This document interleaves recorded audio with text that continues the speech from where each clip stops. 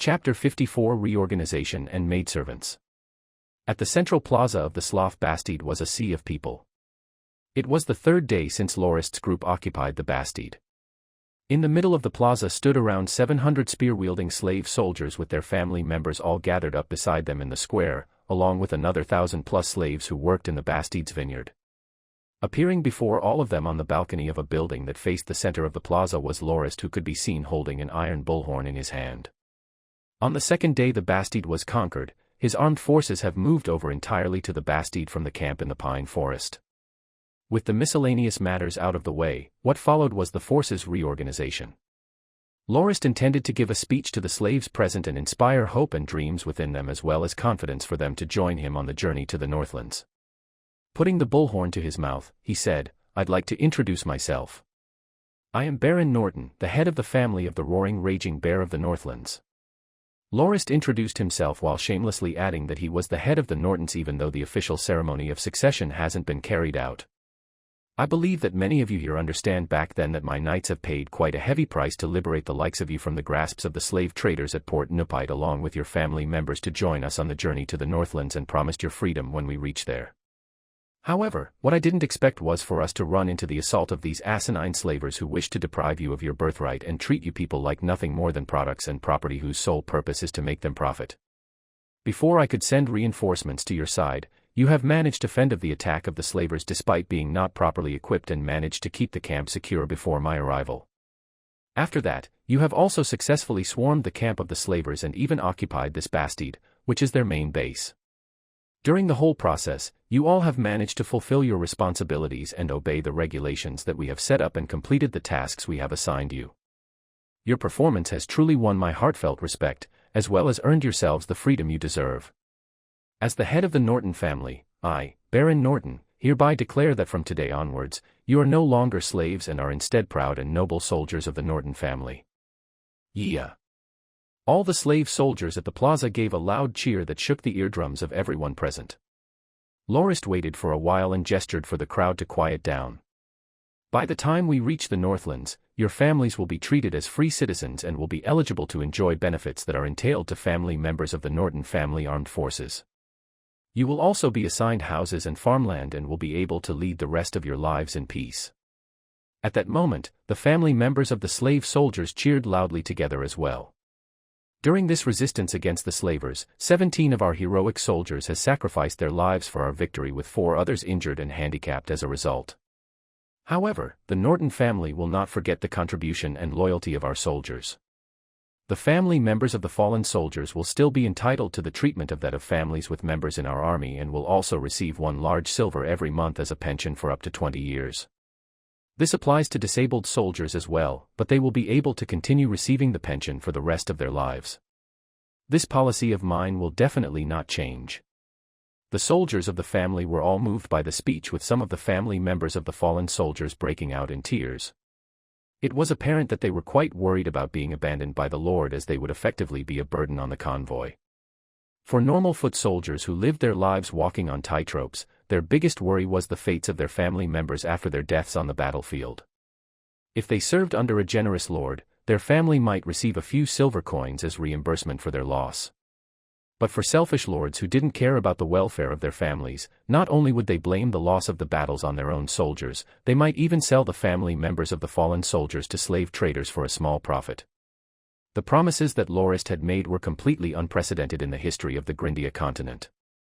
It was common knowledge that as the number of fallen soldiers reached the tens of thousands, the pension fee would add up to a rather large sum which would become an unbearable burden on the ruler.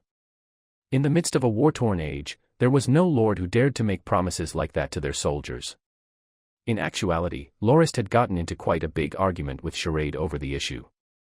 Even Potterfong was against Lorist's decision, citing his experience in the Wittelian Legion that the family members of the fallen soldiers were only paid a year's worth of the soldier's salary in a lump sum and not throughout the span of 20 years like Lorist had decided. Lorist then brought up the battle with the slavers. By the time he had killed more than 30 people alone, which was not even half of the number of people the enemy had, the slavers crumbled and retreated right away. After Terman and Elza's assault, they killed another half of their forces but didn't sustain any casualties at all, apart from the 2 jokers which had hurt themselves from tripping. Loras told Charade and Potterfong back then that he wanted to foster the kind of army that was willing to fight until their last breath and wouldn't give up even during the gravest of circumstances, to the point that they would gladly sacrifice their own lives just to give their own forces the slightest age in battle, unlike the slavers they had fought who turned and ran the moment the battle was to their disadvantage. Only an army like that could become a force to be reckoned with and deter any other powers from preying on the Norton family and make them think twice whether it would actually cause them more loss than gain should they decide to provoke the Nortons. And to build that army, Loras said that the first thing that should be handled was the alleviation of the soldiers' worries and attachments so that they would not hesitate to perish for the sake of their families, which was what the whole point of the pension plan he had in mind was centered around. He also told Charade and Potterfong that the pension fund wouldn't be that big a burden that they had thought. 20 years' worth of pensions for a fallen soldier would only amount to 240 large silvers, which was equal to 12 gold fords in total.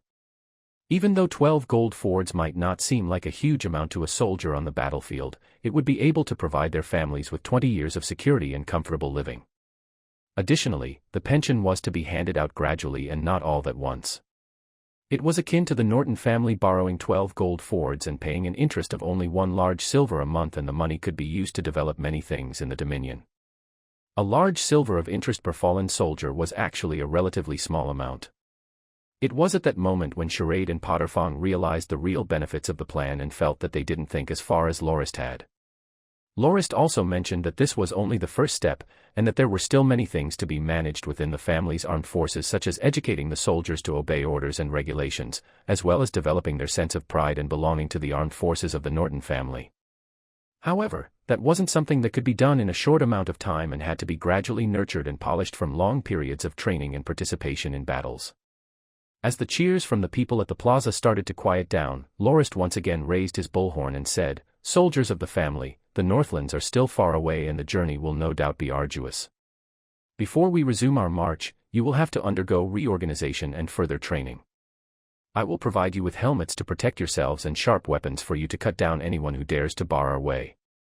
Whether they're bandits or greedy lords who dare to set their sights on us, they will no doubt end up as ash and dust beneath the wheels of our chariots. Nobody can stop us from going home. I promise that I will not abandon any single one of you in the name of the Raging Bear. We will definitely return to the Northlands and live the rest of our lives in bliss." The crowd in the plaza instantly erupted and began chanting, "Norton! Norton!" Once again raising the horn to his mouth, Loras addressed the slaves who had been liberated from the Bastide and the enemy camp.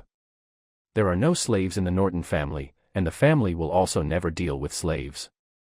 Hence, I am declaring the slaves who were liberated by us from the camp and the Bastide free men and women." Once again the people at the crowd broke into loud cheers. "However, even though you've regained your freedom, you will not be allowed to leave just yet and will temporarily have to remain in this Bastide until the day we depart for the Northlands. At that point, we would also provide the ones who wish to leave with funds for transport and food. If you have nowhere else to return to, we also welcome you to join our army and let your families enjoy the benefits of being one of our soldiers. For those who do not wish to stay, you shall be assigned work and be paid for your efforts before we depart." He then placed the bullhorn down and waved to the crowd, triggering loud applauses and cheers once again before he turned and left the balcony. "Giving a speech in front of so many people is still a first for me. I was nervous as heck," Loras muttered, before receiving the linen cloth shade Camp passed over and wiped his face with it. The lounge on the second floor of the building was currently fully seated with Charade leaning on a soft couch and Turman and Yuri seated beside him. Opposite to them sat Potterfong and his 2 comrades, with the rest of the people in the room being the 38 senior students from the Dawn Academy, some of whom were still wearing bandages from the injuries they had sustained. Els and Pat were absent from the meeting as they were tasked with patrolling the area while Reedy brought Elisa to the park in the Bastide for a walk. Howard, on the other hand, stood beside Loras as his personal attendant with a solemn look on his face. Aside from them, Engelich could be seen leaning on a wall at a corner of the room with his beautiful granddaughter beside him, patiently waiting to hear what Loras had in mind for them. Loras sat down on his seat and Shade Camp stood at his place beside Howard.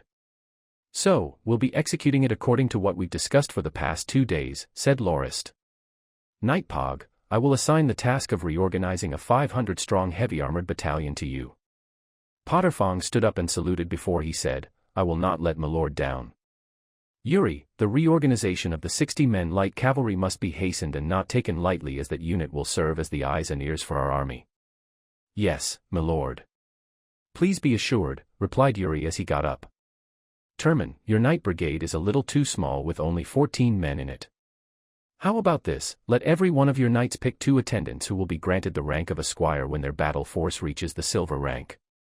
Should they earn an achievement, they will also be allowed to join the ranks of the family knights. Of the 38 senior students from the academy, only 13 others and Terman have formally received training to be a knight. As knights served as the main assault force on the battlefield, Loris decided to add a couple more to their ranks even if they weren't properly trained ones so that the brigade would seem more domineering and threatening on the battlefield. Understood, replied Terman. Dulles, I'll leave the 12 Caraballistas to you. Assemble some people to operate them as soon as possible. Yes, my lord, saluted Dulles. Lundmord, how's the formation of your herbalist unit going? Asked Loris. My lord, I have found a beginner rank herbalist as well as 2 herbalist apprentices from the slave camp. Unfortunately, those 3 were the only ones who had remotely any knowledge in the field. I've already recruited them into the unit. However, there seems to be a man and his daughter in the Bastide who are respectively mid-ranked and beginner rank herbalists who were employed by Slough and are currently in detention. My lord, how about it? Said Lundmord, standing. He was one of the senior students at the academy who had the qualifications of a beginner rank herbalist, but had somehow gotten into an argument with a herbalism professor in the academy, Nate Borg, and had his own status as a herbalism instructor revoked. He was then convinced by charade and joined the northbound journey in the heat of the moment. Go ask the slaves and see if the father and daughter have committed any atrocities towards them like their masters. If that is not the case, then release them and return their belongings before asking them if they want to join us. Should they be reluctant to do so, do not force them and let them leave as they please, said Loris. Yes, my lord. I will do as you will. Sigh, we're still quite lacking in capable people, thought Loris as he started to set his sights on Potterfang's 2 other comrades. Mr. Mons and Lowe's, can I ask the 2 of you for a favor? Asked Loris politely. Lowe's gave a carefree smile and said, Lord Locke, please do not hesitate to state your request. We'll be honored to be able to help you out. Mons Malek also nodded in agreement. Well, the thing is, I want to form another 360-strong company of crossbowmen with another pike infantry regiment. Can I temporarily invite the 2 of you welcome guests of the family to serve as the officers in charge of these 2 units? I believe you also know that many of my mates from the academy have no experience in the army and wouldn't be too appropriate for the role of an officer at the moment. Given that the 2 of you are experienced military officers, would you mind lending me a hand in this matter? Asked Loris. No problem. How about you, Malek? Lowe's answered quickly without hesitation and looked at his partner for his response. Mons Malek merely nodded. How about this, since Malek was originally the military judge of the Wittelian Legion, let him take charge of the crossbowman company. I'll lead the pike infantry regiment since getting up close and personal with the enemy is more of my thing, said Lowe's. Then I'll be relying on you 2 from now on, said Loris with much joy. Currently, we only have about 700 official members in the family's armed forces. But we have liberated over 3,000 slaves just recently and most of them are strong youths whose families have been either killed or captured by the slavers. That's why I hope that you guys will do your best to encourage them to join our army. But make sure you do not force them to join unwillingly, all right? Yes, my lord, replied everyone in the hall. Knight Charade's task will be the heaviest of all of you. He's the chief supervisor of our convoy and all matters large and small must be handled by him. I have also appointed Shade Camp to be his aide. Other than that, I will also have Knight Els recruit some people to form a constable unit that will be in charge of maintaining the order of the people of the convoy, said Loris. He then looked towards Angelic who was leaning on the wall and his granddaughter before waving for them to come over. You guys are really lucky, said Loris as he looked at the pair intriguingly. I have just made an oath publicly that the Norton family will not have slaves, so you 2 are still free people. However, the fact that Angelic had participated in the fight against our forces still stands true. Even though I've spared your life, you must still pay for the consequences of your actions. I have here 2 contracts for you and your granddaughter to sign. Don't worry, they're not slave contracts but servant contracts instead. After 10 years of service, the 2 of you are free to leave the Norton family. Shade Camp came over from the side holding 2 beast-skin parchments and a pen and handed the items to Angelic and his granddaughter. Staring at the contract with his face twitching for quite a while, Englich gave a large sigh before signing his name and putting his fingerprint on the contract. His granddaughter followed suit with a pale look on her face. "So, you're called Molly Zay?" Lorist asked as he looked toward the pale-faced girl. "Yes, milord," replied the girl in slight fear. "Your handwriting is really neat and the battle force manual I had you copy for me was nicely done without any errors. Don't worry, I won't be letting you do menial chores like serving drinks and the such. Do you see that fatty over there? He was hurt by your grandfather and is unable to write due to his injuries. That's why from today onwards, you will be his personal maidservant and act as his right hand. Not only would you have to look after him and attend to any of his needs, you'll also have to write down whatever he needs you to. Your role is to basically be his assistant and secretary, understood?" said Lorist as he pointed at Charade. The girl bowed and said, "Yes, milord. I will do as you wish and serve as his maidservant and secretary." Charade had a stunned look on his face. Milord. Locke, stop kidding around. I don't need any maidservants. Why don't you keep her by your side?" Charade was so flustered to the point he called Lorist by his nickname. Lorist responded with a straight face, "This is my decision and it is final. It's not like I need a scribe following me around anyway. I'm sure you'll appreciate the extra help as you'll get pretty busy soon enough. Also, your tent is as messy and dirty as a pig's sty. You'll definitely need to have someone help you keep the place orderly. Also, you can also use the other slaves who helped you out with the writing to carry out your errands and help you out with the matters of the convoy. Oh, and Molly Zay here also has a maidservant herself. According to what I've heard, her parents were both killed by slavers and Molly Zay was the one who purchased her from the slavers. Right now, she has regained her freedom. Charade, you may also get her to sign the servant contract and have her serve you together with Molly Zay. Englich, please stay by Knight Charade's side for now and obey his instructions." "Understood, milord." "Your will is my command," said Englich as he breathed a relieved sigh. He was satisfied as long as he would be able to be by his granddaughter's side. Everyone had left after the meeting, including Howard who had gone to look for Elisa. Rubbing his temples gently, Loris thought, "Gosh, it's so tiring being the head of the family. I need to manage almost everything. Thank goodness I have Charade helping me out. Otherwise, I'll definitely go crazy from doing every little thing by myself." "Hey, Locke, I heard that you gave a beautiful young lass to that fatty." The only one who dared to speak like that to Lorist was no other than Els. "Ah, you've come," said Lorist as he raised his head to see Els rapidly approaching. "Just now, I heard Yuri and the gang talk about how jealous they were of Charade when I passed by. Surely they can search for their own maidservant, right? I heard from Shade Camp that we have liberated more than 10 beautiful virgin girls from the slaver camp who were originally going to be sold for high prices at Port Napite. Shade Camp even tried to get a few of them to be my personal maidservants, but I've rejected that offer. Later, you can tell Yuri and the others that they are allowed to let any of the girls sign a servant contract, but only if they do so willingly," said Lorist. "Huh? Something's not right. Locke, are you not feeling well or something?" asked Els curiously. What about me?" Lorist was also confused as to why Els asked something like that. "Let's see, there was that one time you did it with Louise on your birthday, and then there were 5 times with Nina over the years, 4 times with Sala, 3 or 4 times with Jumal, and finally, we have the new girl Molly, whom you did it with the most, somewhere around 7 times. You've basically bedded almost every girl in the inn. It's not like you're impotent or against having intercourse with women. But this time, not only did you give such a great beauty to Charade, you also refused to take in the pretty, young girls as your servants. Is something wrong, your junk?" said Els as he looked at his hands and recounted the times Lorist engaged in coitus. Good soul. Lorist really didn't know what to say and freaked out by grabbing hold of Els and gave him a good pummeling. "I'm a man who has needs too, you know. At that time, I've just broken up with my girlfriend, so where else do you think I could have gone for some intimacy? The brothel you've opened. Who asked you to peep, huh? Who gave you the permission?" Needless to say, the fact that Els was so informed about the matter was because he was observing every one of Lorist's encounters in secret. Even Lorist himself wasn't that clear about the number of times he had intercourse with a woman.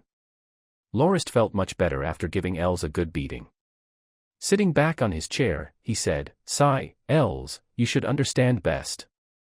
We haven't even started heading north, but we've already run into our first obstacle. Who knows how much tougher it will be on us during the rest of the journey? What do you think others will think of me if I lust after women at this point in time? Wouldn't they be disappointed and leave me in disgust? You've also been the leader of a syndicate yourself. Surely you understand how the people who follow you think. If I'm really that desperate for women, I wouldn't be leading this convoy in the first place. Els stood up again and nodded. You do have a point. But still, a girl that pretty is really a shame to not have by your side. Even though he pummeled Els in the face, Loris didn't use too much force and Els got up looking fine without showing any sign of pain nor injury. Then again, it wasn't the first time Loris hit him like this. That's hardly anything to feel unfortunate about. Beauties are all over the place. During this journey north, I must also make sure the senior students that followed me get some benefits as well. It is my hope that they find their soulmate during the journey so that they may settle down in the Dominion when we finally arrive there. Also, Els. You've reminded me of something. Didn't we also detain the concubines of Sloth and Blade Master Pike? You should go get Lowe's and Mons Malek and let them pick one girl each to be their maidservant. Let the rest of the senior students choose from the remaining ones after that. Actually, you can pick one yourself too, said Lorist. Understood, my lord, Els answered as he bowed and saluted. Chapter 55 Ambush and the Yields. My lord, I really don't have the guts for this. The moment I stand in front of you, I lose all my will and energy to swing my sword. I don't usually feel this frightened even when facing a blade master like Pike. However, the moment I see you, I have the urge of dropping my sword and surrendering right away. I really don't know why I feel like this as well. Stammered Englich. Soul, this old man has had his balls burst from fighting against me that one time and wouldn't spar with me at all. Lorist lazily waved his hand and said, Fine, you can leave. The old man felt like he had been spared a death sentence and left hurriedly after saluting Lorist. Currently, the most important thing on the list was handling Sloth and Blade Master Pike when they returned 10 days later. Lorist was confident that he would be able to take care of gold-ranked combatants, but he's never fought against a Blade Master before, so he still wasn't sure if he would be able to tough this hurdle through. He recalled that time when we went to visit Instructor Claude back when he just broke through to the level of a Blade Master. Back then, Instructor Claude felt the increase in his abilities and confidently stated that should he fight against Lorist in a duel, it wouldn't end up like the last time on the island when Lorist managed to last more than 200 moves. Even though Instructor Claude considered Lorist at the iron rank of power, he was unaware of Lorist's cultivation at the peak of the bright stage when they were on the islands, not to mention that Lorist had already broken through into the dark stage by the time he made his visit, which would make it even harder for Instructor Claude to completely dominate him in battle. During the visit, Lorist asked Instructor Claude about the differences between a 3-star gold swordsman and a blade master. Scratching his head in thought, Instructor Claude then took out a few cups and made a simple demonstration for Lorist. He first placed the smallest cup on the table and said that upon the awakening of battle force, it was as if the body had a vessel that was like the cup which could store and release battle force. He then took out a larger cup and said that if the smaller cup was the bronze rank, then the larger one would be the iron rank. Lorist nodded to signal his understanding. Claude then placed 2 bowls, one large and the other small, on the table. He pointed at the smaller one and said that it represented the silver rank while the larger represented the gold rank. He then proceeded to explain that the difference between the various battle force ranks, bronze, iron, silver, and gold, was a quantitative one rather than a qualitative one. For example, there wasn't a difference between the size of the blade glows at the gold and silver rank, but rather the amount of time the blade glows could be generated. An iron rank could circulate their battle force for tens of minutes while a gold rank would be able to easily reach 1 hour of battle force utilization.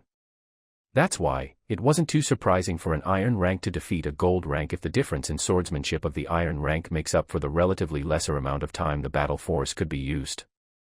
Claude then took out a large plate and said that it represented a blade master.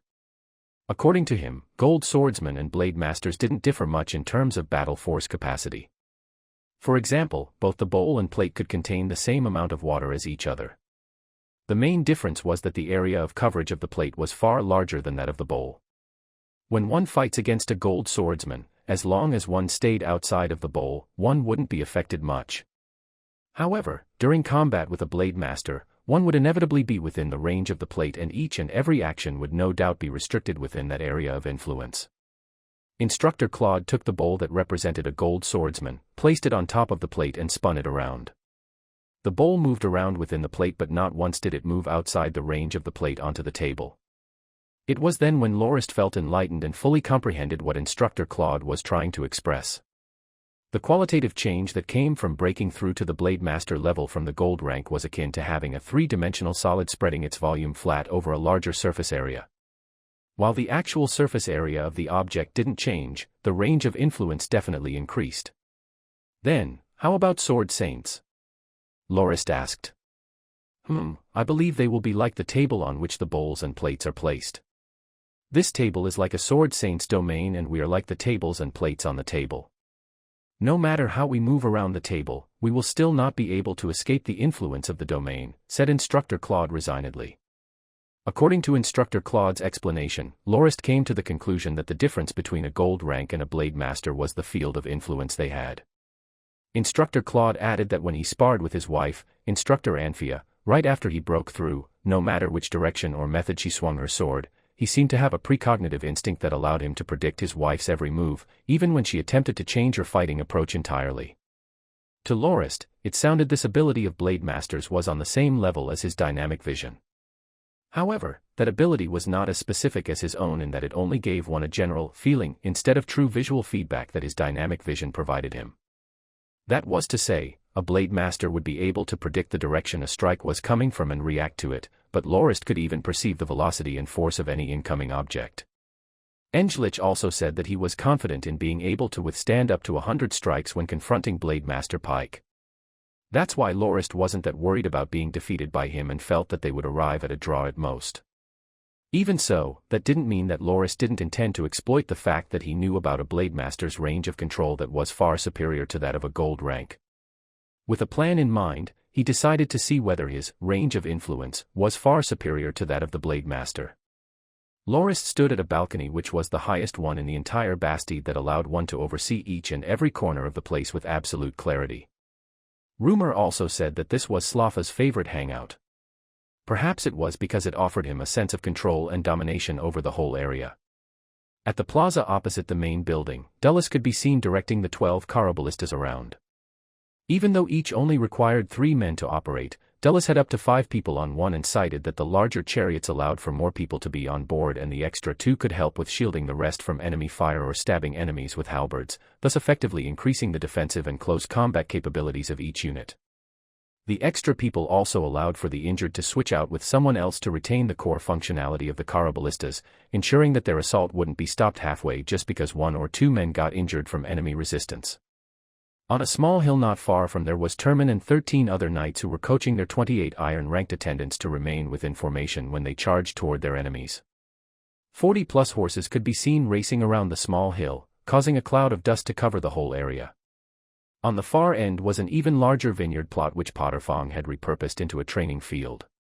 The sight of 600 men who were equipped with black helmets, black plate armor as well as black shields standing within formation seemed like a large black beast from afar and gave others a feeling of danger and distress. Satisfied with the results of the training, Lorist felt that Potterfong was indeed perfect for the job given his military background. Within but a few days, he had managed to train the 600 men which constituted the heavy armored battalion into tip-top condition. The slaves they had managed to liberate this time from the camp and the Bastide numbered around 3,000 and many of them were more than happy to join the armed forces. Other than a few who yearned to return to their homelands, all of the youths and their family members had decided to join the convoy on the journey. The total number of iron ranks including the soldiers they had bought at Port Nupite was around 900 with 400 more being of the bronze rank. That was why Lorist had decided to reorganize the various types of units he had. Firstly, he increased the number of soldiers within the heavy armored battalion from 500 to 600. After that was Dulles's Caraballista unit which totaled around 65 people with 60 assigned to the 12 ballistas and the remaining 5 including Dulles acting as messenger troops which were in charge of relaying orders within the group for them to be able to effectively function as a unit. And then there was Termin's Knight Brigade. While the number of knights didn't actually increase, the 28 attendants they recruited all had 3-star iron-ranked battle force. As for Yuri, he had expanded his light cavalry scouts to 80 people who were each equipped with chain mail and leather armor and were given 2 mounts each. Other provisions included 24 javelins, 1 crossbow with 24 bolts, a scutum shield and longsword, as well as some makeshift tools such as nets or throwing axes which could be used as weapons according to their preferences. Even Potterfong was envious of the equipment the light cavalry scouts were getting. They were far better equipped than the troops of the Widelian Legion back in the day. Most of the soldiers who joined these army units were of the iron rank, with the remaining 100 or so were recruited by Els into the constable unit he led, along with 7 other silver swordsmen who were forced into slavery from being threatened with their family members' lives. The rest of the bronze ranks formed the basis of Mons Malek's 420-men strong crossbowman company, with only a few iron ranks and bronze ranks joining Loz's pike infantry regiment. Loz complained that even though the unit he led was the largest, their actual combat potential was the weakest of them all. They were only equipped with pikes and leather armor, and most garrison troops in other dominions were far better equipped than they were. Lorist apologized for that and said that the main function of the pike infantry regiment was to maintain the order of the convoy during the journey, and that the main force on the battlefield would be the heavy armored battalion, the Caraballista unit, the night brigade and the light cavalry instead of them. The pike infantry regiment's participation was actually only limited to bolstering their numbers to make their fighting strength seem much higher than it actually was, and to clear up the battlefield after each skirmish. The original plan was for Englich to be the officer in command of the pike infantry regiment, as he had experience being a garrison officer back in his day. However, Lorist was worried that the old man wasn't completely loyal to him yet, and decided to hold off giving him a position for a period of time while he observed his behavior and made sure of his intentions. At present time, Yuri had led his light cavalry scouts somewhere outside the Bastide, and their location was currently unknown. In the vineyard far away, volleys of arrows could be seen being fired as the training for the crossbowman company was being conducted. On the walls of the Bastide stood the members from the pike infantry regiment, and the others who were not on wall guarding duty were split into small companies and were training under the instruction of their respective officers in charge. Lorist's armed forces now numbered 2,300 people, with 3,000 others being the family members of the soldiers. If the near 6,000 people convoy were to depart for the north without any training or regulation, chaos and confusion would no doubt ensue. That was the main factor behind Lorist's decision to continue his stay at the Slough Bastide for a couple more days before restarting the journey. That night, the injured Charade brought his maidservant Molise over to report the gains they had acquired during the recent days. Ever since occupying the Slough Bastide, the main supervisor of the place was most reluctant to give out the location of the hidden treasuries. As a result, he was put onto the spinning chair before being spun around on the hollow rotor. After that, the old supervisor confessed the location of Slougha's 2 secret treasuries after he emptied the meals he had that day from his mouth, bladder, and intestines uncontrollably. The 2 treasuries increased their total assets by a staggering amount. The larger one was for the use of the Bastide administration, and it was filled with various coins from different currencies which amounted to around 50,000 gold fords in value. The smaller one belonged to Slough personally, and the gold coins and gold ford notes within totaled up to 70,000 gold fords. The armor and equipment stored within the treasury was also distributed by Lorist to his knights, whereas the other expensive items like rare paintings or treasures were kept just in case he would need them as a gift to improve his relationship with some other party in the future. To sum it up, the convoy gained an extra 100,000 plus gold fords, thus solving their financial bind at the moment. The other resources within the armories, taverns, and food warehouses further replenished their resources. Els even personally suggested to Lorist that they resort to raiding Bastides should they run low on resources in the future. However, that was not all. When Lorist brought Angelica's box of gold coins to Charade, he realized a huge fact that he had neglected the whole time. Charade quickly got all the family members of the slavers and put them through the same process they did to the old supervisor of the Bastide, and had them confess the locations where they hid their gold and other valuables.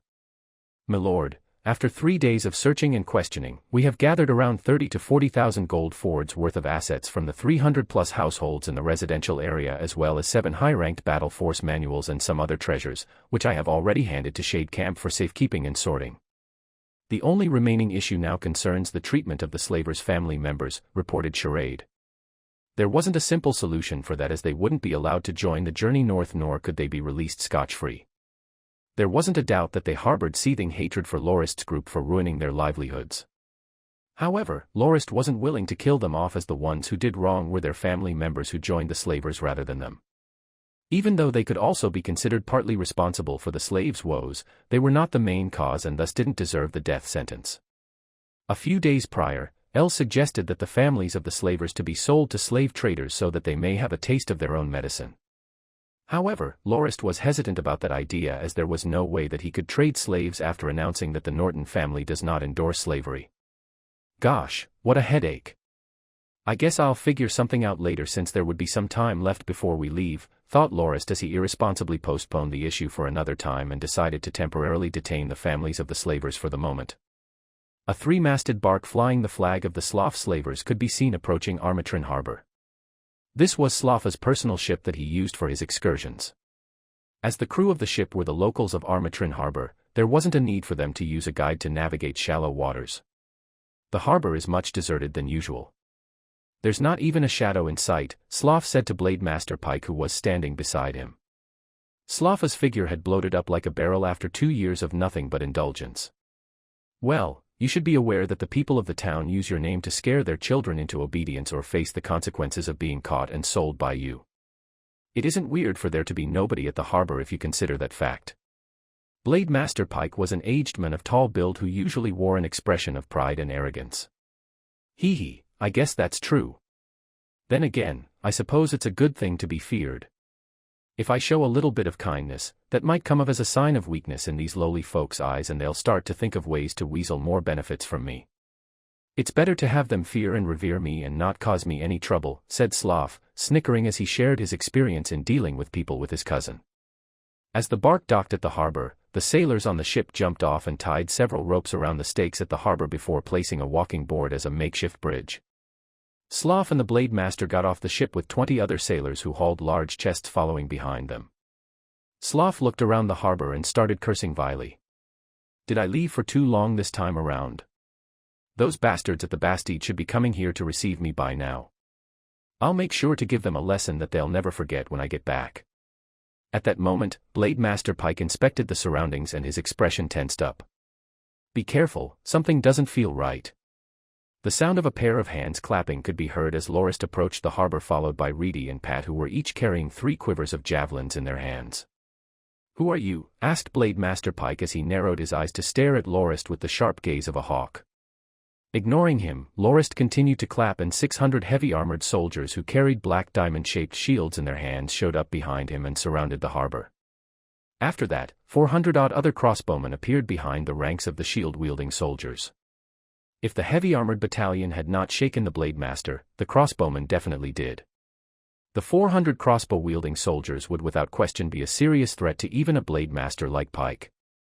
Who are you and what are you up to? Shouted the Blade Master. The fat slob who stood beside him had a pale look on his face. Slough retreated behind 2 of his chainmail-wearing men and revealed a fierce expression. My identity is of no importance. What you need to know instead is that I intend to take your lives, answered Lorist calmly with a tone full of confidence. If you want my life, you'll need to be capable enough to take it, said Blade Master Pike as he drew his sword from his scabbard. Lorist waved his hand and the twangs of hundreds of bowstrings could be heard. Within but an instant, more than 400 arrows were airborne and headed towards Slough's group. The sword in the Blade Master's hand danced frantically, shattering many of the arrows that came its way. The rain of arrows stopped and Blade Master Pike looked extremely haggard. However, not one injury could be seen on his body and it was apparent that he had managed to deflect all of the arrows that threatened to harm him. Taking advantage of the crossbowmen who were reloading, Blade Master Pike let out a loud grunt and dashed towards Lorist with near lightning speed. As the two were only 20 meters apart, Lorist smiled coldly and took out a javelin from the quiver. The sharp sound of the javelin being shot out at breakneck velocity reverberated throughout the area. The javelin's velocity caused the Blade Master to be unable to avoid it and be forced to deflect it head-on. Bam! The javelin was shattered into smithereens with the Blade Master staggering a few steps back from the force of the impact. His expression instantly changed as he had never felt a javelin thrown with that much energy. However, before he managed to complete that thought, Lorist sent a fusillade of javelins in his direction. Bam! Bam! Bam! Series of sounds of javelins being smashed apart could be heard as the Blade Master was forced to retreat from the successive impacts of the javelin. Ack! Cried the Blade Master in agony. Ugh! grunted the Blade Master with much suffering. After all 6 quivers of javelins was expended, Lorist exhaled loudly with his face flush red and his hands and legs relaxing from having used all that energy. He had launched 72 javelins packed with his internal energy in quick succession, and that has sapped up most of his energy reserves and left him in a difficult position. He made a mental note to not perform this kind of feat ever again so that he would have enough stamina for emergency situations. While Blade Master Pike was still alive, a large javelin had found its way through his thigh and another could be seen infused within his right shoulder. The most serious injury came from the javelin that hit his torso and went straight through his body and re-emerged from his back. For him to be able to block off the 69 other javelins was already testament to his abilities as a Blade Master. It was too bad that he wasn't able to do the same to the remaining 3. You didn't give me a chance to utilize my skills," grumbled the Blade Master as blood flowed out of his mouth. "I'm not stupid enough to fight you head-on. That's far too risky and dangerous." Even though the Blade Master's voice was exceedingly soft, Lorist heard it clearly and waved once more to signal the crossbowman to fire. The Blade Master ended up looking like a huge porcupine by the time the arrows stopped flying. As for Sloth and his other followers, they had long perished from the first volley of arrows and died miserable deaths. "Clear up the battlefield and occupy the ship. Also, cut off Sloth and Blade Master Pike's heads and bring them with us," instructed Lorist. Chapter 56 Baron Miranda. At the harbor, the family's soldiers detained all the sailors who manned Sloth's ships and brought the captain and the 3 vice-captains back to the Bastide for vetting. Sloth and Blade Master Pike's heads were impaled on stakes and held up high in the air. Lorist displayed their heads at the town for 3 whole days to let the townsfolk know who's currently in charge. If the same situation where Charade was denied access to weapons and other provisions were to come again, Lorist didn't mind punishing a few of the townsfolk in case his message wasn't clear enough. Sloth's henchmen had carried down 3 large chests and 1 small one from the ship before they died. The first large chest stored various goods such as tea leaves and max. In the second one was Blade Master Pike and Sloth's personal belongings. The third large chest contained cosmetics and clothes for women. It was apparent that Sloth was rather fond of his concubines and often spoiled them with gifts. Too bad he wasn't alive to see that the women had already been distributed among the senior students of the academy back at the Bastide. Lorist opened the small chest and found around 10,000 gold fords within and thought, Charade would definitely be delighted to see this. After that, Potterfong and Lowe's got off the ship and said to Lorist, "My lord, the rest of the stuff on the ship is mostly food, mainly rye flour and bran, that is probably meant for the slaves. There are also a few piles of rough linen and a couple of spears and armor. All right, transport all these stuff to the Bastide. Lowe's, have a pike infantry company stationed here to watch these ships," said Lorist. "Yes, my lord." Potterfong and Lowe's saluted and left. Dulles rode over on a horse and dismounted. He appeared quite downcast as his Caraballista unit didn't get to show off their might. Lorist had originally planned for them to fire at the Blade Master along with the crossbowman company if his javelins weren't having any effect on him. It was a shame that the Blade Master couldn't last until that moment. "Come on, don't look so down. Get these chests onto your Caraballistas. One of them contains stuff for women. Go pick some stuff from it to gift to your maidservants. I'm sure they'll return the favor graciously during the night," teased Lorist. Suddenly, a cavalry scout could be seen riding quickly into the plaza. Stopping in front of Lorist, he said, "My lord, there's an armed group heading towards the Sloth Bastide. Sir Yuri believes that they're the forces of the local Dominion Lord. They number around 1,500 to 2,000 people, with most being civilian farmers and a few knights. Sir Yuri asks if he should attack them. Currently, the light cavalry scout unit is only observing from afar. Tell Knight Yuri not to be reckless and send someone over to communicate with them. If the other party is hostile, use hit-and-run tactics and try to keep the casualties low. If they're not here for a fight, tell their commander that I'll meet up with him and explain the situation right away," said Lorist to the scout. "Yes, my lord." The scout quickly left the way it came. Scratching his chin, Lorist was thinking that the Dominion Lord's reaction to this situation was a little too slow. He had already wiped out the slavers and occupied the Bastide for 8 whole days. And during the last 2 days, he had also enforced a curfew on the citizens at the town to make sure that no word of his ambush spreads out. In normal circumstances, the Dominion Lord should be aware of a situation right away. However, not one of their scouts could be seen during the past few days at the Bastide until after he sealed up Armatrin Harbor. The Lord probably assembled an army to come inspect the situation, as the harbor was probably pivotal to the Dominion's economy. Pat, put those 2 heads into boxes and pack them up nicely. We're going to give the local lord a gift, instructed Lorist. Lorist quickly arrived at a small hill, guided by Yuri and his scouts, who then got into formation and lined up neatly. "My lord, look. If we charge over from here, I'm sure those people would definitely turn into shambles right away." "They're just farmers, not true soldiers," said Yuri, full of confidence in his own unit. At a hill in the distance, groups of farmers with pitchforks and wood-cutting axes as weapons loitered around in a disorderly manner. Yuri must have already sent someone to inform them that they were not the forces of the slave traders but rather the personal armed forces of another baron. That was why they looked so relaxed and didn't bother to get into formation. Some even sat down to rest and chat with the others around them. On the top of the hill were a group of armored knights who looked straight in Lorist's direction. Behind them was a flag that depicted a small white flower. Lorist didn't recognize the family from the insignia, however. "So, tell me. What comes after you beat them into shambles? You want to cause trouble with the rest of the nobles around here and prompt them to form an alliance against us? Here in foreign lands, we have no one else to rely on. From an ethical and legal standpoint, we are in the wrong as this is not our home dominion," said Lorist. "Ugh." Yuri stopped talking right away. He merely felt the unbearable urge to attack the disorganized farmers without thinking too much about the implications. "Pat, bring the family flag with us. Reedy, carry the boxes with you. We're going over there for a bit," said Lorid as he got on his horse and wanted to leave right away. Yuri pulled on the reins of Lorist's horse and said, "My lord, wouldn't it be dangerous for you to go personally with so few people?" "I'm fine.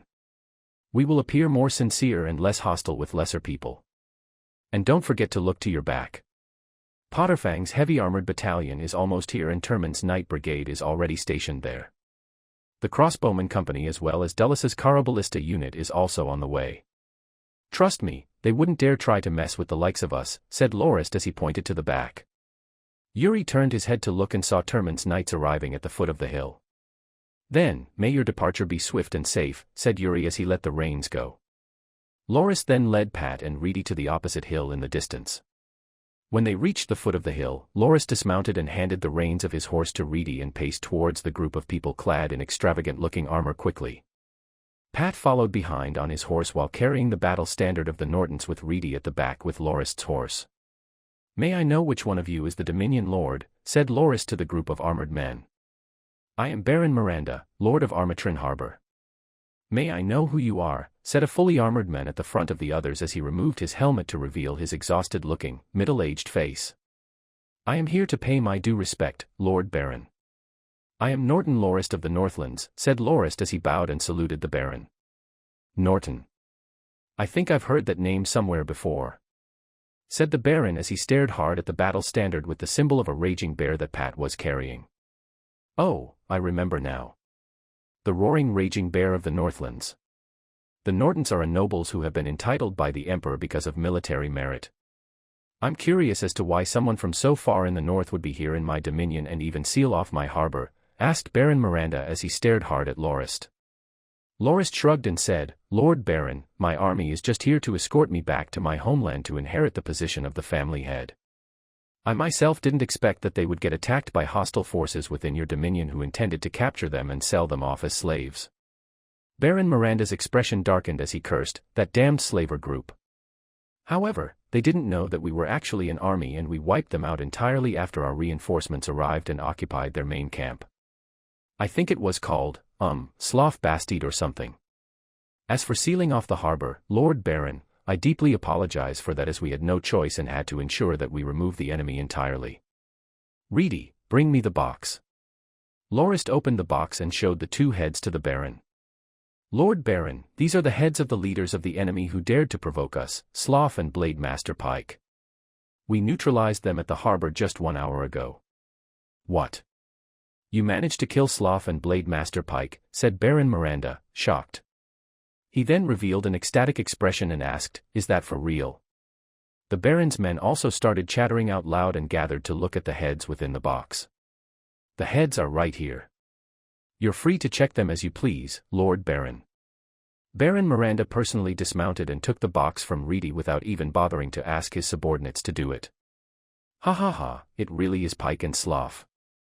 These damned bastards, I didn't expect that they would ever end up like this. Baron Miranda was so elated that he started laughing out loud and lost all composure. It seemed that the rumors and reports that he received about the death of Slough was true after all. At that moment, the Baron's men started a commotion again, as on the opposite hill, rows and rows of heavy armored soldiers, crossbowmen, knights and caraballistas could be seen. The look on Baron Miranda's face instantly changed as he asked, "Is that your army?" "That is right, Lord Baron," replied Lorist.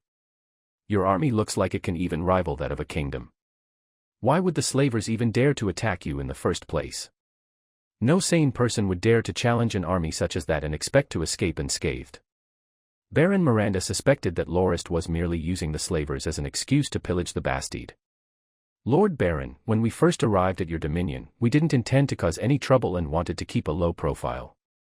That is why I ordered my forces to disarm and not bring any of their equipment over. But that made the slavers think that we were another slave trading group and demanded that we give them half of the people we had. We tried to explain who we really were, but they didn't believe it and even sent people to attack us. I had no choice but to give the order to exterminate them. You can go ask the citizens of the town. We were truly unarmed when we first docked at the harbor." After listening to the explanation, Baron Miranda understood that there was no way that Lorist could be lying, as the truth could easily be discerned by asking the townsfolk. It would seem that the slavers truly did look for trouble themselves this time and ended up being completely eradicated. Looking at the heads in the boxes again, Baron Miranda revealed a smile and waved for two of his knights behind him and told them to ransack 7 or 8 different shops that he listed. These shops are all owned by Slough's relatives. The lot of them completely monopolized the whole market at the harbor to the point that I, the Dominion Lord, couldn't collect even a single copper of tax from the sales they make, causing me to be unable to develop the harbor at all, explained Baron Miranda. Lorist nodded and thought that this Baron did indeed have a knack for business and management. He called Reedy to accompany the 2 knights to the town so that their pike infantry company don't attack them by mistake. "You said that you already took over the Slough Bastide?" asked Baron Miranda. Lorist smiled and understood what the Baron was getting at. "That's right, Lord Baron. Please rest assured, as I will be staying here for another month at most. As there are many family members of the soldiers in my army, it would take quite a bit of time for us to prepare before we can leave. We should be leaving for the north during the new year and will hand over the management of the Bastide to you." The Baron's face reddened with embarrassment, as according to the traditions and customs of nobles, the Bastide rightfully belonged to Lorist, as he was the one who had occupied it and he had no obligation to return it to the local lord. Normally, if the lord wanted to reclaim the place, he would have to pay a sum of gold in return. However, Lorist was prepared to give it back unconditionally and only asked to be given a month's time. This made Baron Miranda feel a little bad for gaining Lorist's favor without paying any remuneration. "How about this? Let me pay for all the resources and expenses you would incur during your stay at the Bastide. I will definitely fulfill my responsibilities as the Armatrin Harbor's lord," said Baron Miranda. "Thank you for your consideration," said Lorist gratefully. "If you have the time, why don't you come over to visit the Bastide and let me offer you some hospitality while I'm here," he offered. Baron Miranda eyed the rows of soldiers on the opposite side and looked back at his subordinates before nodding and saying, "All right, Your Excellency. Let me disband my men before I go to visit you at the Bastide." As Lorist had yet to officially succeed the title and position of the family head, he couldn't be addressed as Lord Baron, so Baron Miranda could only refer to him respectfully as Your Excellency. But it wasn't undeserved given the amount of soldiers Lorist commanded. Lorist saluted respectfully once more and said, "Then I will await your arrival at the Bastide." Baron Miranda only brought 5 knights and 50 other members of his personal guard during his visit to the Bastide.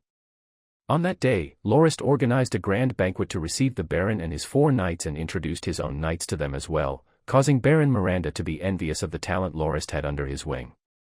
However, he noticed that Lorist's servants behaved quite oddly, specifically, their mannerisms. Lorist laughed bitterly and said that the servants were actually family members of many of his subordinates who only worked for the sake of the banquet. He mentioned that he didn't feel comfortable with handing the task to the servants of the Bastide just in case something goes wrong, and has detained them along with the other family members of the slavers. He said that he would leave their judgment and treatment to the Baron. Baron Miranda was glad at that proposal and said that he would send some of his own servants over to help out within the Bastide for the time being. Lorist also handed the family members of the slavers to his disposal. Whether he sold them or used them, the Baron would profit either way. When the banquet ended, Baron Miranda asked Lorist a question. Given that only 3 of Lorist's subordinates were gold ranks, how did he manage to take care of Blade Master Pike? He mentioned that if Sloth didn't have the Blade Master backing him up, he would have taken the slavers out long ago, as a lord like him couldn't let some other power call the shots within his own dominion. Lorist thought for a bit before he took a silver cup and placed it into a small basin. If one fights against a Blade Master in close combat, one would be like the cup inside this basin and would find it hard to escape the control of the basin. The method I use to counteract that is much easier. He put the basin back on the table and tossed the silver cup towards it. With a clang, the basin shattered into many pieces. It's just that simple, said Lorist. He credited the death of the Blade Master to his crossbowman company. Even if someone is a Blade Master, when faced with a fully equipped and properly trained army, he wouldn't even stand a chance. Baron Miranda nodded incessantly with a look of understanding on his face. Chapter 57 Various Preparations for the Journey. Lorist really required the help of Baron Miranda, as without his permission, no matter how strong his army or how wealthy he was, he wouldn't be able to gain the support he needed from Armatrin Harbor in terms of human and material resources, and that would have a huge effect on restarting the journey north with so many new people in their convoy. Lorist, Charade, and his other knights have carried out various discussions and came to the conclusion that the largest tribulation for the northbound journey was the 1,000 kilometers route they had to take through the Redless Kingdom. If Lorist only crossed the kingdom with 10 or so people, that wouldn't pose much of a problem. However, he now had 6,000 plus people in his convoy, as well as a huge amount of precious resources. The Redless Kingdom was founded by the former first prince of the Chrisen Empire. During the days when the empire still existed, the first prince had already been known to be a violent, untrustworthy, and avaricious person who has had his right to succeed the imperial throne revoked by the emperor himself and was relegated to the Bodalger province, which was very distant from the imperial capital. However, that seemed to work in the first prince's favor, as he quickly managed to gain control of the military forces of the province and plundered the citizens of their wealth and the masses to form his own personal army. Sometimes he even had his soldiers masquerade as bandits to rob traveling merchants, making him the prime suspect for the demise of the Norton family's merchant convoy. When the emperor passed away, the first prince was also the first one to fly the flag of rebellion and effectively plunged the empire into chaos and civil war. Currently, only 1.5 years after the peace treaty was signed, the first prince started to look for an excuse to start another conflict with the foreign duchy, as that used to be one of the wealthiest provinces during its days under imperial rule. Fortunately, the various powers in the central part of the former empire's territory, the Farkle Duchy, the Handra Duchy, the Foreign Duchy and the Shabbage Duchy, were aware of the first prince's intentions and have since formed a military alliance to resist the Redless Kingdom's invasion. Various skirmishes were already going on at the mid-southern area of the border between the 4 duchies and the Redless Kingdom. What Lorist and his knights were worried about was now that they were at Armatrin Harbor, which was a territory of the Lormo Duchy. They would have to enter the border of the Redless Kingdom to be able to reach the Northlands. Given the amount of people and resources the convoy had, there was little doubt that they would become a target for the first prince. Though, the first prince didn't have it easy either, as after he had plundered his own territory clean, bandits groups have mushroomed in response to the hard times the citizens were experiencing. Additionally, with the incessant conflict between the Redless Kingdom and the 4 duchies and the frequent plundering of the duchy's citizens by the first prince's forces, not one of them did not hate the first prince to the bone. That was why even if the first prince were to retreat back into his own territory, the allied army wouldn't let him off that easily and would fight their way beyond the Redless Kingdom's borders. There were even rumors that the first prince was relying on loans to keep his army operational so that the front lines do not crumble. Charade believed that if they were to take the main highway to the north, no matter how strong their army, they would no doubt be targeted by the first prince's forces. Given that the first prince had a grudge against the Nortons, he would probably want to use that opportunity to wipe the northbound convoy out and also take all the resources they had. Potterfong and Charade both suggested that the convoy take a roundabout route to the northwest that was 150 kilometers longer than the main route and pass through various other dominions of other noble families. The reason for that was because they would easily be able to suppress the various smaller nobles and force their way through with military might if necessary. The dominions were also plagued with bandits, and that would serve as decent training for their soldiers as well as earn the favor of the nobles. Potterfong also said that if they wanted to escape the fangs of the Redless Kingdom, they would have to travel at a rate of 25 to 30 kilometers per day. That way, even if the first prince were to receive word of their presence, his soldiers wouldn't be able to catch up to the convoy. If we manage to occupy this place, then we will no longer have anything to worry about, said Potterfong as he pointed to a spot on the map. That place, Ben's Citadel, was at the border between the Third Prince's Andanak Kingdom and the Redless Kingdom. Potterfong was quite well informed about that area because he used to participate in battles over there back in the days when he was in the Widelian Legion. He mentioned that the Widelian Legion had defeated the First Prince's army before at that place, but due to the support in the form of resources the prince had from the Ford Trade Union, they managed to siege the place and wait until the Widelian Legion ran out of provisions and had no choice but to retreat, causing the crucial citadel on the border to go to the hands of the First Prince. Potterfong said that ever since that event, both nations couldn't afford to keep fighting and were forced to sign a peace treaty. The Widelian Legion was subsequently disbanded. As the First Prince wanted to focus his forces on the central area of the former empire's territory, he only left 1,000 or so troops to defend the citadel. Potterfong discovered half a year back when he was passing through the area with his 2 children on the way to Moronti City that the security at there was extremely lax. If they could take advantage of that situation and attack the citadel, they will be able to easily conquer the place without sacrificing too many of their soldiers. Lorist understood Potterfang's intentions. If they manage to conquer the citadel and hand it to the Third Prince, they would be able to gain his favor and will also be able to avoid pursuit from the First Prince's forces and continue their journey to the Northlands without worry. After deciding on which route to take, the next issue was to think about how they would be able to let the convoy travel at least 25 km each day. It seemed that they had no choice but to rely on carriages. Otherwise, the children and the elderly among the family members of the soldiers wouldn't be able to keep up with the speed. According to Charade's plan, they would group 4 to 5 families together and fill up each carriage with around 12 to 13 people each, totaling up to 250 carriages solely for the use of non-combatants. Including the carriages for the main convoy, Charade concluded that they would require at least 600 carriages before they would be able to start the journey. During the course of their stay at the Bastide, Charade utilized the manpower of the non-combatants to the maximum and categorized them according to their various skills to start building their own carriages. However, the most they could build within a month was estimated to be only 200. Including the ones they already had, they would only have 300 by the time they had to leave. The horses required to pull the carriages was also lacking. A 4-wheeled carriage required 2 horses to pull, so 600 of them needed at least 1,200. However, even after taking over the Bastide, Lorist only had around 600 horses. Lorist really didn't have much time to spare.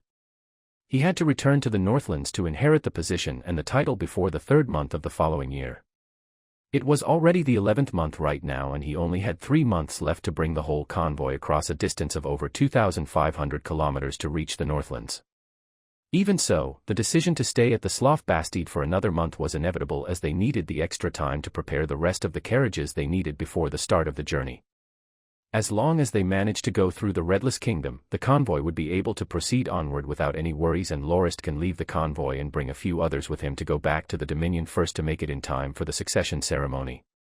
That was why Lorist really needed the aid of Baron Miranda. As long as the Baron agreed to let the citizens within his dominion help out with the construction of the carriages, they would be able to leave on time within a month. Originally, Lorist was still troubled over thinking of a way to convince the Baron to help. What he didn't expect was for Baron Miranda to offer aid of his own accord, much to Lorist's delight. The act of giving up the Bastide for free as well as the families of the slavers to the Baron was probably the main factor for his decision to help out. During Baron Miranda's stay at the Bastide, Lorist announced that he would rename the place into the Miranda Bastide, much to the Baron's delight. He then pledged that he would aid Lorist however he could and agreed to have his citizens help out with the carriage building and also provide up to 1,000 horses for the convoy. Though, the main motivation behind the Baron's actions might have been because he wanted the convoy to depart as early as possible so that he can truly take over the Bastide. The Baron told Lorist candidly that he intended to make the Miranda Bastide his new home and headquarters of the Dominion, as its location was strategic and easy to defend, but incredibly hard for people to siege given the advantageous surrounding terrain as well as the defensive fortifications within. Secondly, he believed that his control over the Armatrin harbor would be strengthened even further and expressed his intention to invest and develop the place further. He said that he could already smell all the coins that would be rolling into his pocket in the near future. Loris truly admired the Baron's eye for business and thanked him for his kind favor of providing the carriages and horses for free. He presented the 3 ships that belonged to Slav to the Baron as a gift in return, thus fulfilling the Baron's long dream of owning his very own small fleet. In actuality, the price of 300 carriages as well as 1,000 workhorses was about the same price as the bark that Slav came in. But the nobles usually wouldn't engage in trading that straightforwardly like merchants would because it was considered uncouth. That was why the Baron offered what he could for free and Loris reciprocated by returning the favor. As promised, 3 days after Baron Miranda left, he sent his main supervisor and almost 100 servants to help out at the Miranda Bastide and specifically sent 2 young and beautiful maidens to serve Loris personally. The supervisor even told him that the girls had already consumed the Mishla elixir so he wouldn't have to worry about leaving behind any unintended offspring. Naturally, Loris quickly had his knights move out from the central building of the Bastide to some of the other vacant houses so that the supervisor could start planning the renovations as that would be Baron Miranda's mansion in the near future. Baron Miranda was quite impressed at Loris's ability to read between the lines and thought that if Loris didn't have to go back to his homeland to inherit the title, he would definitely love to have him as his subordinate. Probably due to having gained quite a bit from ransacking the shops of Slafa's relatives, the Baron also signed a contract with Charade during his stay. The clauses of the contract were as follows. First, Loris will have to help Baron Miranda train a 720-men personal guard, a 120-strong heavy-armored soldier unit, 240 crossbowmen as well as 360 pikemen within a month. Second, the personal guard will be assembled within 3 days and stationed at the former slavers' camp south to Armatrin harbor and the equipment of which shall be provided by Loris. The fee for the equipment and training of 20,000 gold fords will be paid by Baron Miranda. Third, Loris will offer the extra weapons the convoy didn't need for sale at 60% of the market price to Baron Miranda. Fourth, the Baron will provide Loris with 300 cows and 2,000 sheep, the fees of which will be deducted from the sum he had to pay to Loris. After signing the agreement, the Baron left the Bastide to collect the funds and conscript people into his personal guard.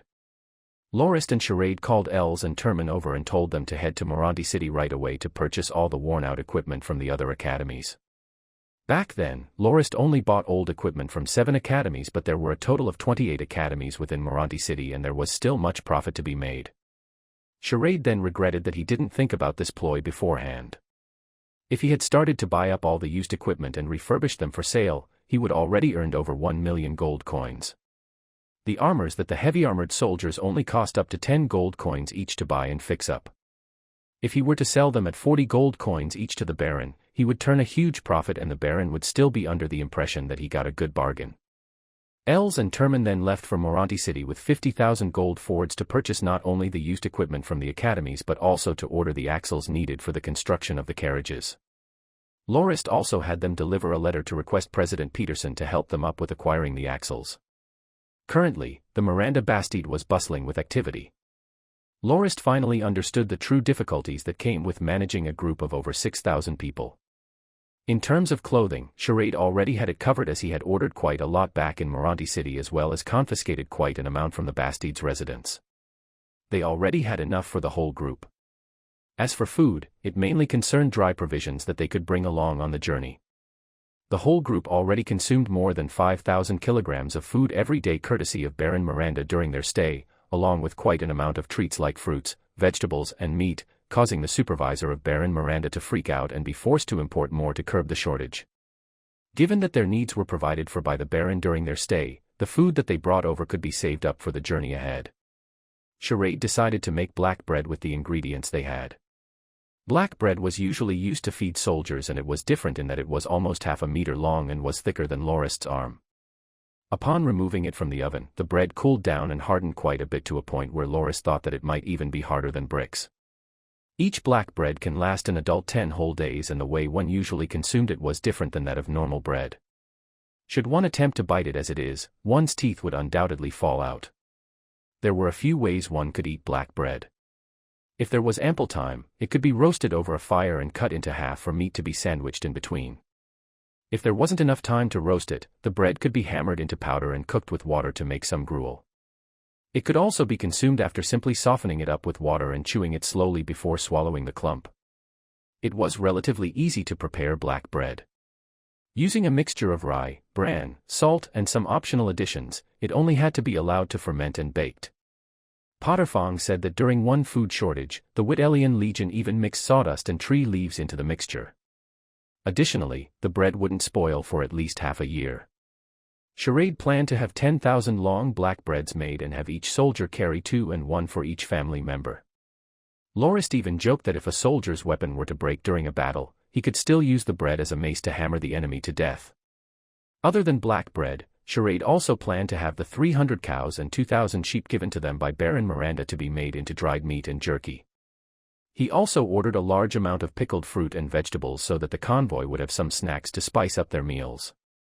When it came to shelter, there was only one solution: tents.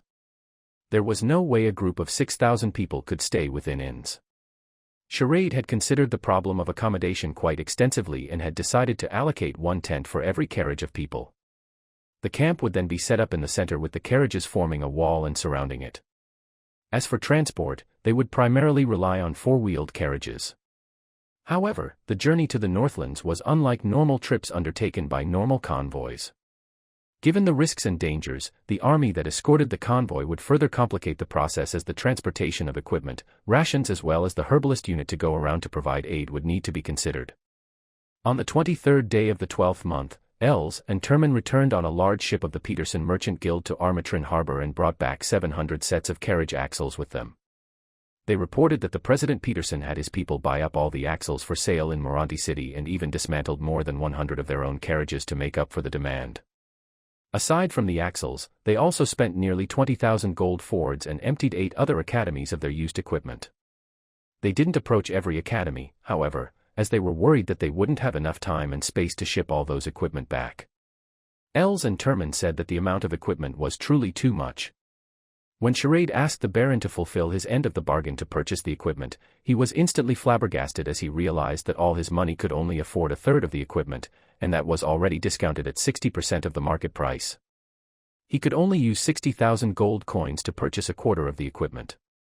However, he still managed to turn a profit in the end by selling them to the neighboring nobles at a higher price. That prompted Charade to realize that the number of carriages needed for the convoy would have to grow again to 800 to accommodate the increased baggage of the equipment. Thus, he decided that he would offer the equipment up for sale to the other nobles on the way to the Northlands and use the profit they would earn for the development of the Dominion in the future. Time passed quickly and it was already the new year. All the preparations for the journey had already been completed and the convoy would depart within another 3 days. To celebrate the coming of the new year, Lorist announced that he would give every soldier 1 gold ford and every one of their family members 1 large silver. He also decided to organize a large festival, causing everyone of the convoy to cheer with excitement. It was already getting late into the night and Lorist found it difficult for him to fall asleep. He took a walk outside the yard and looked towards the stars hanging high up in the heavens, subsequently losing himself in his thoughts. Now that the northbound journey is about to begin, I wonder how I will fare as a lord when I finally return to my homeland. Chapter 58 The Journey North begins. On the 3rd day of the 1st month, Lorist bid farewell to Baron Miranda and began his journey. The massive convoy used the main road and traveled up to 60 kilometers within that day. On the 4th day of the 1st month, the convoy traveled another 20 kilometers before noon and left the main road for a forest path detour. Having just crossed a small hill, they arrived at the territory of the nobles of the Redless Kingdom. On the 3rd day of the journey, just when the convoy was about to start moving again, Yuri sent someone over to report that the local Dominion Lord, a Viscount, has led more than 20 knights to the convoy and said that they would attack the convoy should they not leave 10% of whatever they had as toll. Lorist merely laughed and asked the scout who made the report, "Did Knight Yuri tell the Viscount that this is the army of the Norton family and we're only making our way back to our dominion without doing any business on the way?" The scout replied, "Sir Yuri has already told the Viscount many times, but he refused to listen and stubbornly insisted that we are a smuggling group that is pretending to be a noble family. He even said that if we were going to impersonate nobles, we would be better off if we used a flag from some well-known one and not the flag of the Norton family, a family that he hasn't heard of before at all." Loris turned to his back and called out, "Terman, go forward to invite that Viscount over. I'll let him know personally what our family is made of." Without delay, Turman came back with the Viscount as his prisoner. Turman said that when he led the night brigade on a charge, the Viscount's men either turned back to escape or got off their horses to surrender, leaving the Viscount himself staring in disbelief as Turman and his knights took all 27 of the Viscount's men prisoner. However, the Viscount still retained the proud, unyielding demeanor that was expected from a noble. Even though he was taken prisoner, he still held his head up high and cursed, "You actually dare to go against me, the family head of the Mestre family. Are you looking to start a war with us?" However, he also said that if Lorist was willing to reimburse him for his loss and apologize, he would be willing to let the convoy off too since he was a benevolent and forgiving person. "You are to offer a huge tribute to me as an apology, Anne." "Oh. This maidservant looks pretty decent." He was referring to Molise, who was standing by Charade's side. Lorist gave a bitter laugh and turned to Potterfong and said, "I suspect this guy doesn't have a brain." The stuck-up and arrogant Viscount was instantly strapped onto the hollow rotor on the orders of the enraged Charade. Reedy had him go through more than 10 minutes of the excruciating vertigo-inducing experience, after which the Viscount was let go. He then answered every single question Lorist's group had with tears and snot all over his face. It appeared that Viscount Mestre was in the midst of a war with a neighboring baron. Just yesterday night, the Viscount and his men had intended to raid a small village nearby, but they returned empty-handed. As they were on their way back to the castle, however, they saw the northbound convoy and the Viscount tried to make up for his loss by demanding for a toll fee to be paid. He also mentioned that his castle and the rest of his forces was only 30 kilometers away at a lake nearby. Lorist said happily, "Oh, so the Viscount has come over to invite us to his castle as guests. Turman, bring this Viscount Mesthingamajig to his castle and have his men surrender. Otherwise, have him hanged right outside his castle. Also, have Dulles and his Carabalista unit accompany you as well. If they refuse to surrender, besiege the castle right away. We're going to lodge there tonight." Currently, Viscount Mestre felt extremely cold. Having just opened his eyes and still feeling a little woozy, he thought, "That cursed fatty, he actually dared to treat a noble personage such as me in that fashion. When I get back to the castle, I will gather the citizens of my domain and teach them a lesson." "Wait, where is this? It seems quite familiar." The Viscount gave his face a pinch and felt much more conscious of his surroundings. He found that he could oddly recognize that place. Finally, he noticed that this was his castle and the room he was in seemed to be his bedroom. But why had his bedroom changed so much? The Viscount propped himself up from the floor and noticed that he was stark naked with not one piece of garment on his body. "What is this?" thought the Viscount as he inspected the piece of cloth that was covering him when he was unconscious. It seemed to be a rough linen bag that was used to store wheat. Ridiculous. What did they do to me? The Viscount cursed and walked quickly towards the empty spot where his bed once was and pulled on the bell rope to summon his maidservant to help him dress up. However, when he pulled on the rope, it merely slipped downward with the other end having fallen on the ground. The rope was disconnected. Pinching his nose at the smell of the linen sack, he brought it up to his waist and used the rope to fasten it and walked towards the exit barefoot. Looking along the walkway, he couldn't see a single soul. The Viscount called out loudly for his servants, but no one answered. Going over to an adjacent room, he noticed that it was completely empty, just like his bedroom, without a single article of clothing, furniture, or footwear left behind. All that remained was an icy cold wall. He checked the other rooms only to find that the furnishings and decorations that used to be there all but gone. Wandering around his castle, the Viscount noticed that even the torches on the walls were all missing and started fearing for the worst. What in the world happened? Where is everyone else? He then rushed towards the balcony and felt the sunlight warming his skin up before breathing a sigh of relief. From the balcony, he swept his gaze over the rest of his castle and noticed that it was surprisingly clean, so clean that not even a single carriage, metalware, textile, livestock, or person could be seen. The castle was only left with nothing but the stones and wood that it was constructed from. "Is anyone around? Is there anyone left?" cried out the Viscount in despair from the balcony. "My lord, you're finally awake. That's great." A silhouette could be seen leaning on the castle walls from afar. The Viscount narrowed his eyes and thought, "Isn't that my loyal butler? Why is he half naked with nothing but a sack covering him like me?" The Viscount quickly made his way to the yard where his butler was at and was met with the butler's emotional ramblings. "Milord, you're finally awake. You have been out cold for 2 days already." The Viscount rested his hand on the butler and asked, "Where is everyone? What happened to my castle? I can't see a single thing anywhere." "Milord, did you forget? 2 days ago, a group of bandits threatened that if we do not surrender and let them in the castle, they would have you hanged. We had no choice but to comply for the sake of your life and surrendered without resistance. The bandits said that they were the army of some Norton family and complained that you have delayed their journey and also caused them to suffer a blow to their morale. They demanded that we pay them back for their losses. But, milord, you understand too that our family doesn't have much gold coins left. The bandits then consumed all the livestock within the castle and took every single thing within it, not leaving even a single piece of cloth behind, and also dismantled all the doors and took it with them," explained the butler. The Viscount was already going crazy with rage. "Then, what about the servants? Why don't I see anyone here?" "They have all left with the bandits, milord. Before they left, they gathered everyone in the castle and a fatty asked all of us whether we wanted to leave with their group.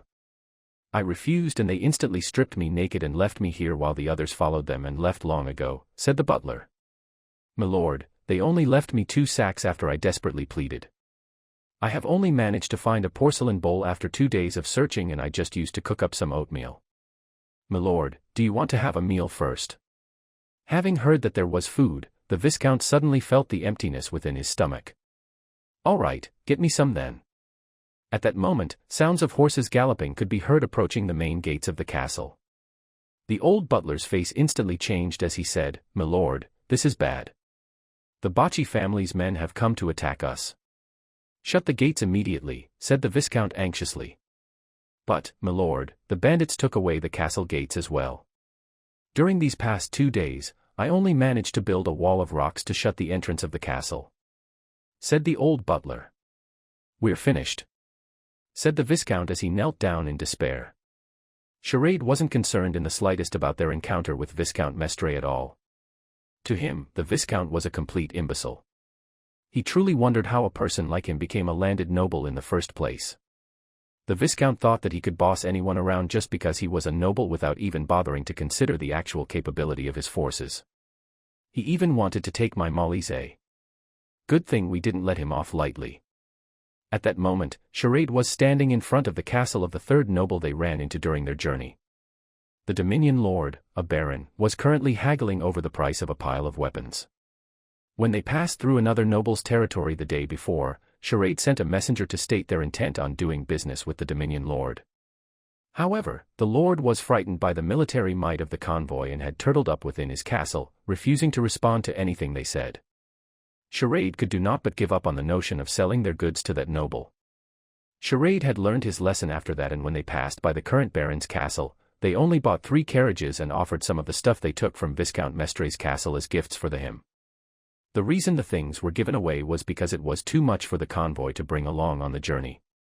Seeing the gifts dangling before his face, the baron appeared on the walls of his castle and asked Charade of his intentions. Charade made a knight salute and stated that he came to represent the Norton family's convoy and asked whether the baron would be able to offer their group with some provisions in exchange for some weapons and equipment. Upon hearing about weapons, the baron quickly got out of his castle to take a look and picked 100 pikes, 20 chain mails, 20 round shields, 20 two-handed greatswords as well as 3 full sets of knight armor. All the items totaled up to around 500 gold fords, but since the baron did not have that much money at hand, he decided to offer some other resources he had for trade. In the end, the baron spent 100 gold coins and 10 carriages with 2 horses for each, all filled up with wheat, as well as 5 cows with another 50 pigs to be exchanged for the weapons.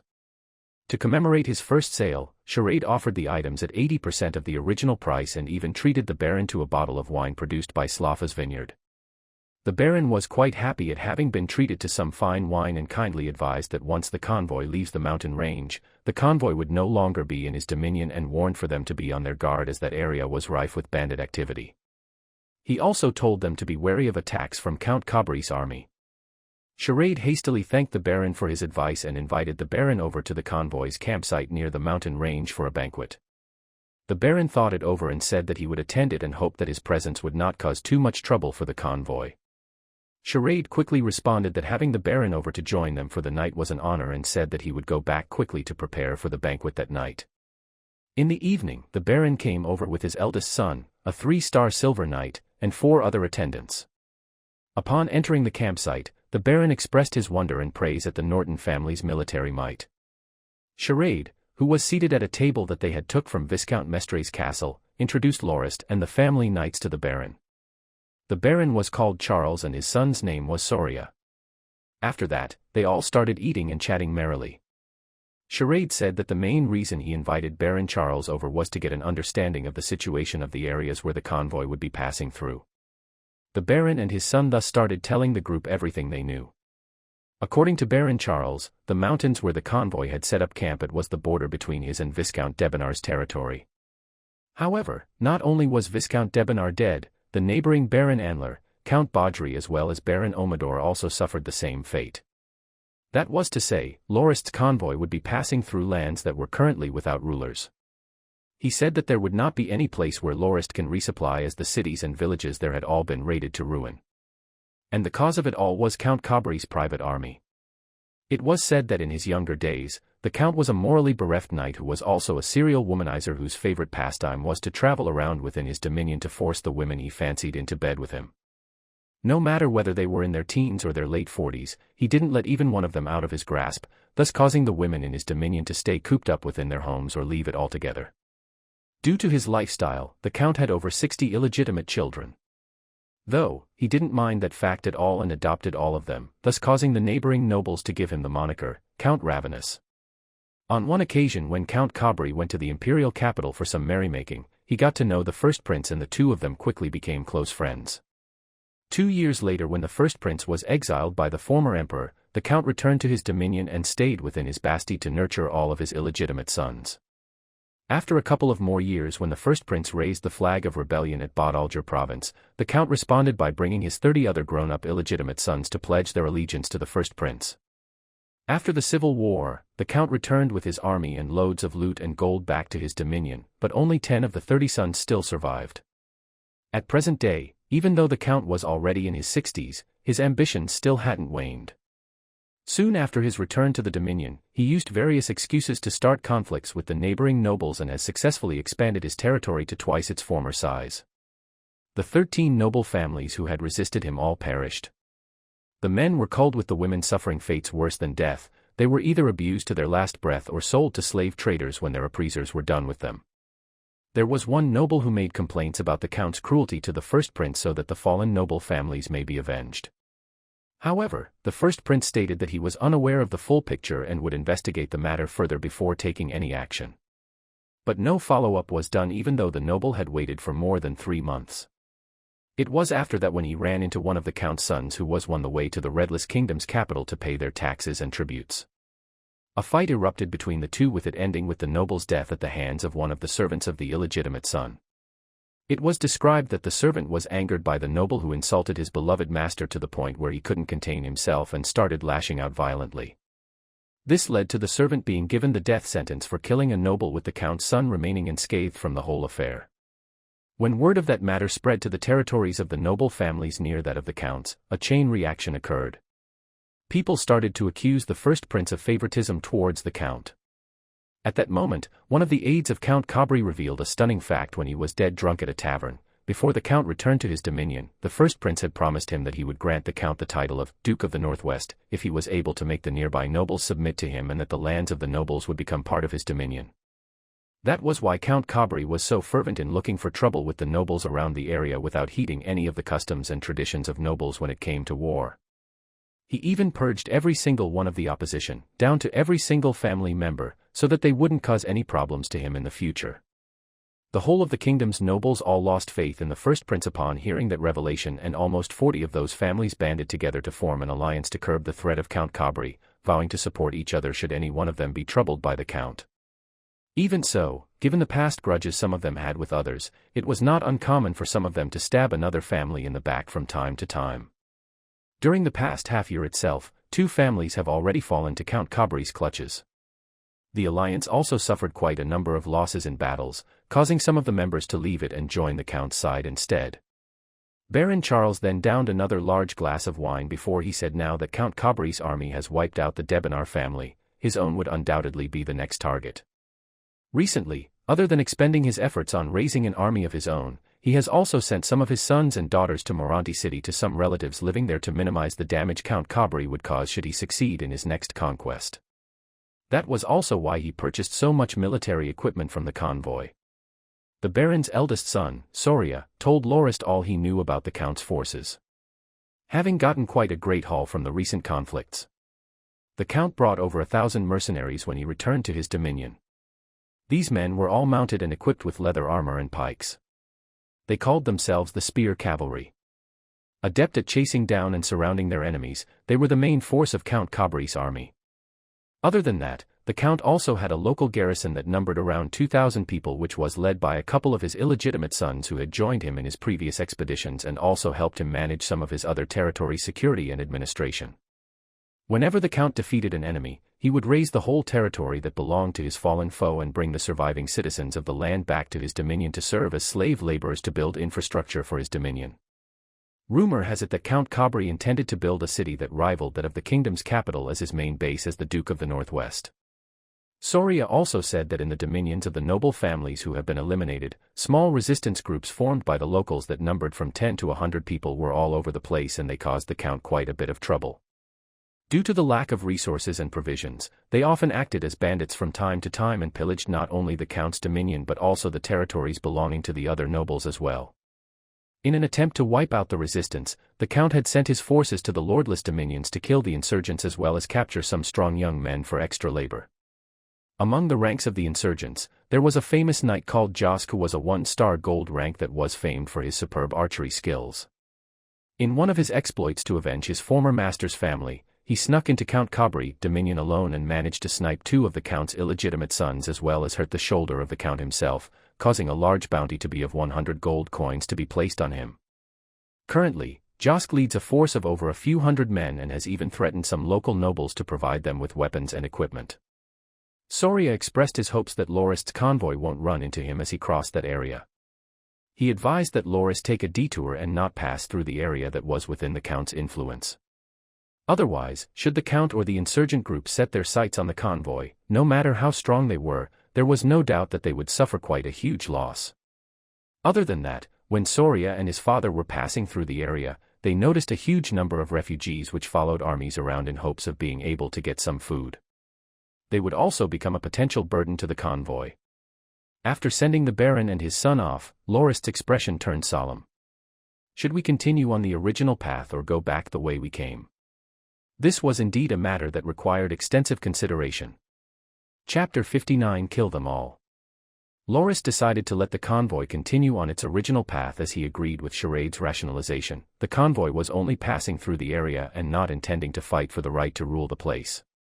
Besides that, the convoy was being escorted by an elite military force. Based on the military might they had, Count Cabri would definitely think twice about whether he would attack them, as, if he ended up being crippled from all the casualties he would get, wouldn't that open up an opportunity for the other scheming nobles to cause him even more grief? They believed that the Count wouldn't make such an irrational decision. Charade also said that if the Count didn't give them any trouble, they could also trade weapons with him so that he may be able to unify the lands under his rule more swiftly. As for the livelihood of the other nobles, it didn't have anything to do with the convoy. No matter what kind of person Count Cabri was personally, it didn't matter much to Lorist and his gang as they were only passing through the area. That reasoning had Lorist convinced to take the original route that they had planned.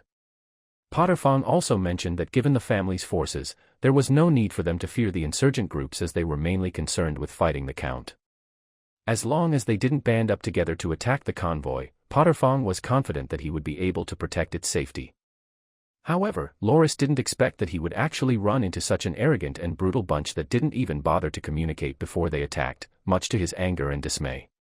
The convoy was divided into 3 battalions, namely, the Vanguard Battalion, the Main Battalion and the Rearguard Battalion. The Vanguard Battalion had up to 100 carriages with Yuri's Scout Cavalry Squad and a company of pikemen traveling ahead of them. Their task was to ensure the safety of the area in front of the convoy and notify the ones behind them about the best road to take or where to set up camp as well as prepare the appropriate measures for the defense and safety of the convoy. The main battalion had 600 four-wheeled horse carriages that transported the convoy's provisions, weapons, and equipment as well as the family members of the soldiers. It was guarded by Terman's Night Brigade, a company of crossbowmen, the heavy armored battalion, a company of pikemen as well as 160 other guards. The rearguard battalion had up to 100 carriages with only Dullus's caraballista unit and a company of pikemen guarding it. The main reason for that was the condition of the muddy road they traveled on. To prevent any damage to the caraballistas, such as having their wheels stuck in a pit, the former two battalions served to stamp the roads flat and sturdy by traveling ahead of the rearguard battalion. The main role of the rearguard battalion was to provide support for the carriages that needed maintenance and transport some miscellaneous baggage, such as the stuff they had taken from Viscount Mestre's castle. The people from the Viscount's castle were also escorted by the rearguard battalion. Having crossed the hills that marked the border between Baron Charles's and the other nobles' territories, Lorist instructed the convoy to be on high alert. On the first day, the journey went smoothly, but there were reports from pikemen that stated that some people have been sighted inspecting the convoy's campsite from afar. Lorist ordered for the crossbowman company to make defense preparations and kill anyone who entered the camp. Fortunately, no such incident occurred during that night. Noon on the second day since leaving the border, Dullus, who was stationed at the rearguard battalion, reported that there was a group of people who followed the convoy from behind. Lorist instructed him to ignore them if they had no hostile intentions and let them do whatever they want. On that day, the convoy traveled more than 30 kilometers. The third day since their departure, they passed through an abandoned town along the way. The buildings were noticeably burnt with many walls broken down and stained with soot and blood. From time to time, pieces of rotten body parts and shattered bones could be spotted on the grassy ground by the roadside. That day afternoon, when the main battalion was passing through a forest, 100 mounted men equipped with leather armor and pikes charged straight towards them. The main battalion with its 600 carriages stretched around 1.5 kilometers from head to tail with Lorist at its front. Upon hearing about the approaching horsemen, he brought Turman along to the encounter site right away. This happened the moment they were about to travel across a small hill. Given that the main battalion was the middle section of the convoy, its security was managed by one of the senior students of the Dawn Academy. Seeing the 100 men galloping towards them, he brought 3 others on horseback and signaled for them to stop so that they may engage in negotiations. To show his sincerity, he didn't even bring his sword with him and ordered his attendants to not be in defensive formation. Usually, when one was met with such a situation, one would stop and get off one's horse and send a representative, given that the convoy wasn't their enemy and there was no need for them to engage in conflict. The group of horsemen slowed down, much to Lorist's relief. However, when he was about to get off the horse to get closer, something unexpected happened. The horsemen quickly arrived before the senior student and a loud whistle could be heard. 2 large nets were tossed by some of the horsemen and the senior student was trapped and was pulled off his horse. The hundreds of men then continued riding forward, stamping the senior student into meat paste. The 3 attendants of the senior student were also caught off guard and got impaled to their deaths. The horsemen let out a loud cheer and started killing everyone within their sights. As there were only around 10 pikemen who were patrolling that section of the convoy, they were all obliterated within seconds. The whole place was pure chaos with a few carriages that carried the family members of the soldiers banging into each other. Screams of terror and cries of agony constantly echoed in the air. One of the horsemen grabbed onto the hair of a girl on a carriage and pulled her out savagely, before stripping her naked, pinning her on the ground and taking his pants off. He was actually about to commit such a bestial act in broad daylight. Another horseman grabbed a baby from its mother's embrace, causing the mother to leap forward in a desperate attempt to save her child. The horseman merely laughed and tossed the baby to another one of his mates, who readied the tip of his pike and let the baby land onto it, before letting out a wild, ghastly laughter, obviously elated at his accurate catch. The baby stopped crying right away and the young mother stood there unmoving, as if she couldn't believe that which had just happened before her eyes. It was not until the horseman who took her baby grabbed her when she snapped out of it and gave his arm a huge bite. Screaming in pain, the horseman lifted his pike and nailed the mother down to the ground with it and trampled all over her body on horseback with his mate. Another white-haired old man could be seen desperately shielding his grandchild from harm. One of the horsemen rode over and used his pike to nail both of them to the ground before brandishing his sword and lopping off the head of the old man. The actions of the 100-odd horsemen had managed to create what many would consider a hell-like scene within minutes. Lorist, who was still on his way from the small hill, was so enraged that he felt like his blood was boiling as he prompted his mount to go faster, leaving Turman and his knights far behind.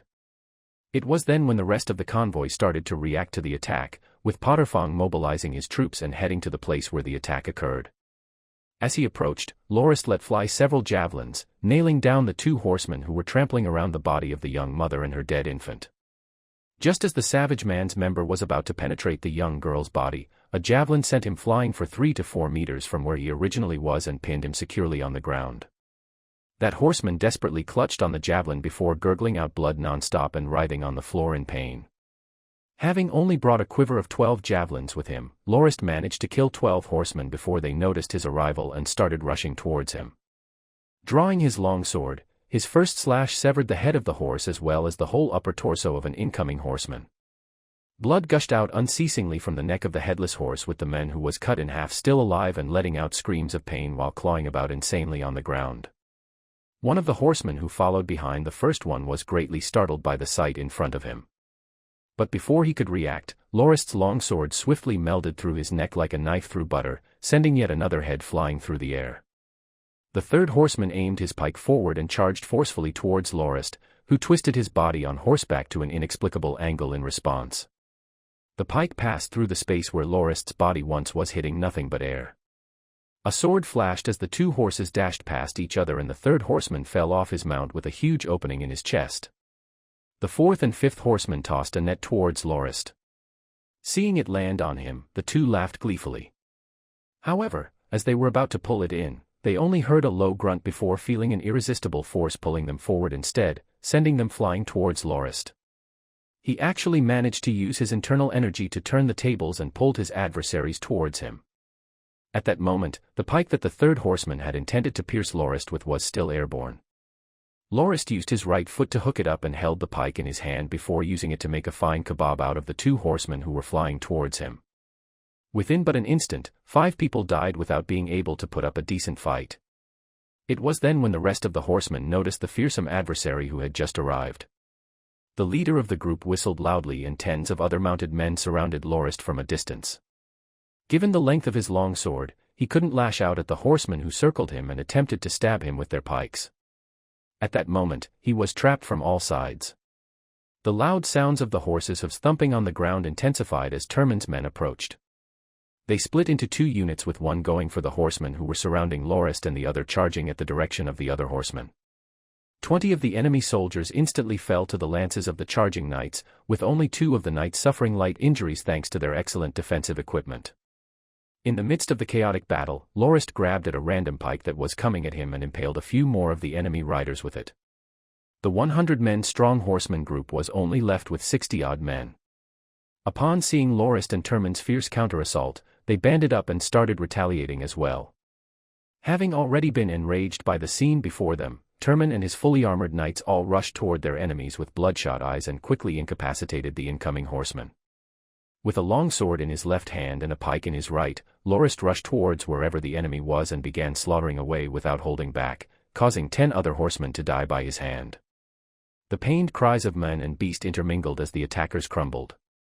Never did they expect for the convoy's forces to be that powerful. In only a few moments, only 30 of the original 100 were left. The remaining foes understood that they have run into an insurmountable wall and quickly turned to retreat. At that moment, Yuri's scout cavalry squad came over with Reedy, Charade, and Pat to offer their support. With a dark expression on his face, Lorist got off his horse and jumped onto another one that Reedy had brought over. He instructed Charade, "I'll let you handle this place. Let Turman and his knights help you out." "Where are you heading to?" Charade asked. Lorist responded by pointing towards the 30 men who were escaping as he radiated a murderous killing intent. "I'm going to kill off every single one of them, even if I have to chase them till the ends of the earth." He then rode towards the escaping men without waiting for a reply. Charade shouted towards Reedy and Pat, "What are you guys waiting for? Go follow him quickly and bring a few more horses and javelins with you. Also, get Yuri and his scouts to go support him as well." The chase only lasted within half an hour before Lorist managed to catch up to the escaping horsemen as they were slowing down due to their mounts having run out of stamina. While they could still travel at a slower speed, it was far from their maximum performance when they were in their peak condition. Having just gotten on a fresh mount which has yet to be tired out, the distance between him and his prey narrowed ever so gradually. It was at that moment when a few of the horsemen who were lagging behind decided to turn over and face Lorist. Either they had already accepted their fate and wanted to put up a last fight, or they had not seen Lorist in action on the battlefield moments before. Even though there were 2 quivers worth of javelins hanging by his mount, Lorist didn't intend to use them as he felt that killing these fiends with those would merely be giving them a swift, painless death. Within his mind flashed the images of a head that was full of white hair flying through the air and a despairing young mother looking at her child impaled upon a pike, along with the numerous other corpses that laid unmoving back at the convoy. Lorist's eyes were currently bloodshot. Now that the fiends were slowing down, he felt an uncanny patience as he prepared to make these humanoid demons regret that they were ever born into the world. "Ack!" cried a horseman as both his upper limbs were sent flying through the air with his body tumbling down his mount, contorting in agony. Lorist carefully maneuvered his horse around the corpse so that he wouldn't die instantly from being stepped on. "Ugh!" Another horseman's voice rang out as Lorist forcefully parried his pike and used his own pike to pierce through the horseman's chest. Lifting him up from his horse with the pike, Lorist carefully lowered it so that the impaled man wouldn't slip off the tip and dragged him along the floor, causing him to continue letting out ear-piercing wails. Another 2 horsemen flanked Lorist from both sides with their pikes aimed straight at his body like insidious vipers. Within an instant, Lorist's silhouette vanished from the horseback and the pikes only pierced through air. Under the impression that Lorist had already got off his horse, the 2 horsemen turned their heads downward to look, only to see Lorist appearing on horseback yet again like a phantom. With an explosive slash, the horseman on his left was severed into 2 at his waistline and screamed in sheer terror. The horseman on the right let out a more heart-wrenching shriek after both his legs parted from his body with his horse also cut into 2. The blood gushing out from the stumps of the slashes dyed Lorist and his horse crimson red.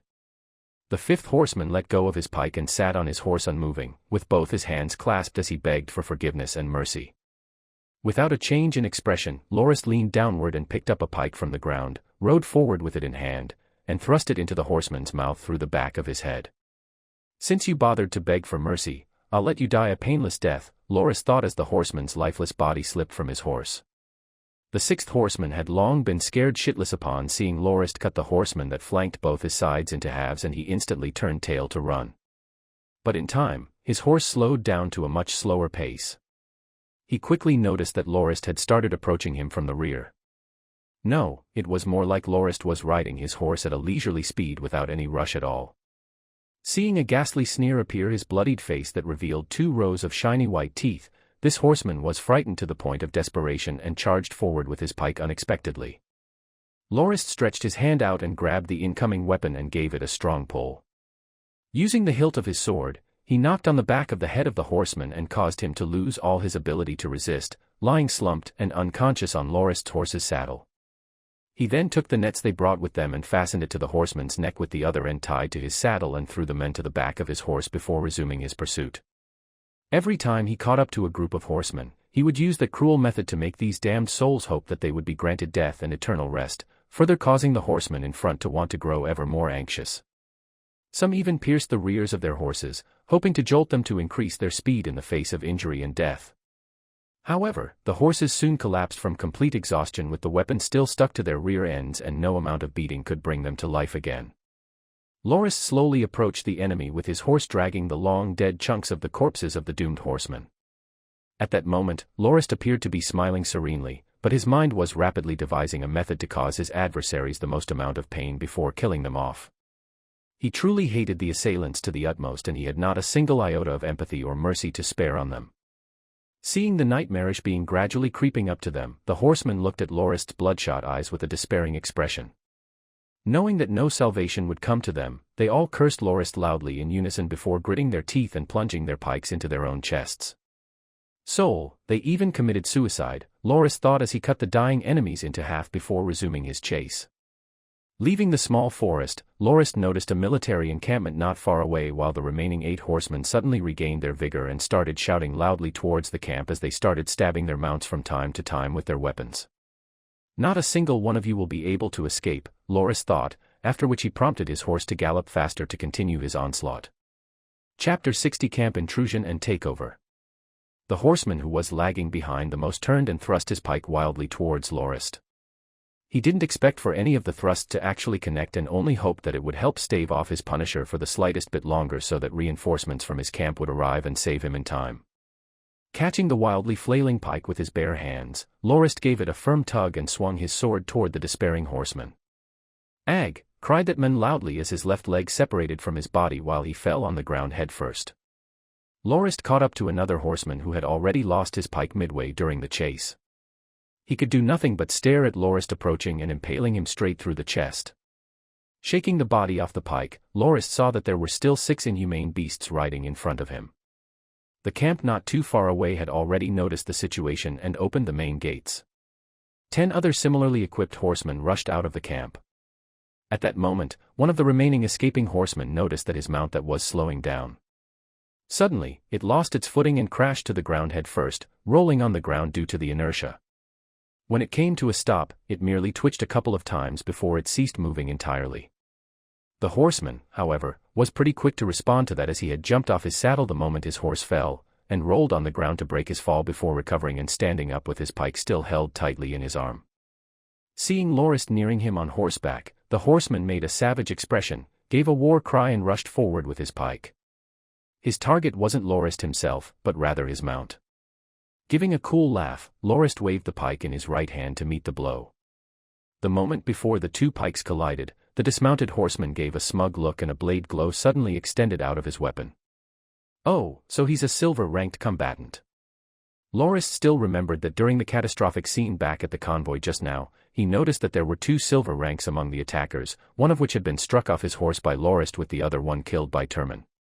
He didn't expect that there would be another one among the escaping horsemen. However, his intention of hitting Lorist's horse with his blade glow was a futile one when Lorist gave his pike a flick, causing it to collide against the other pike and knocked it out of trajectory.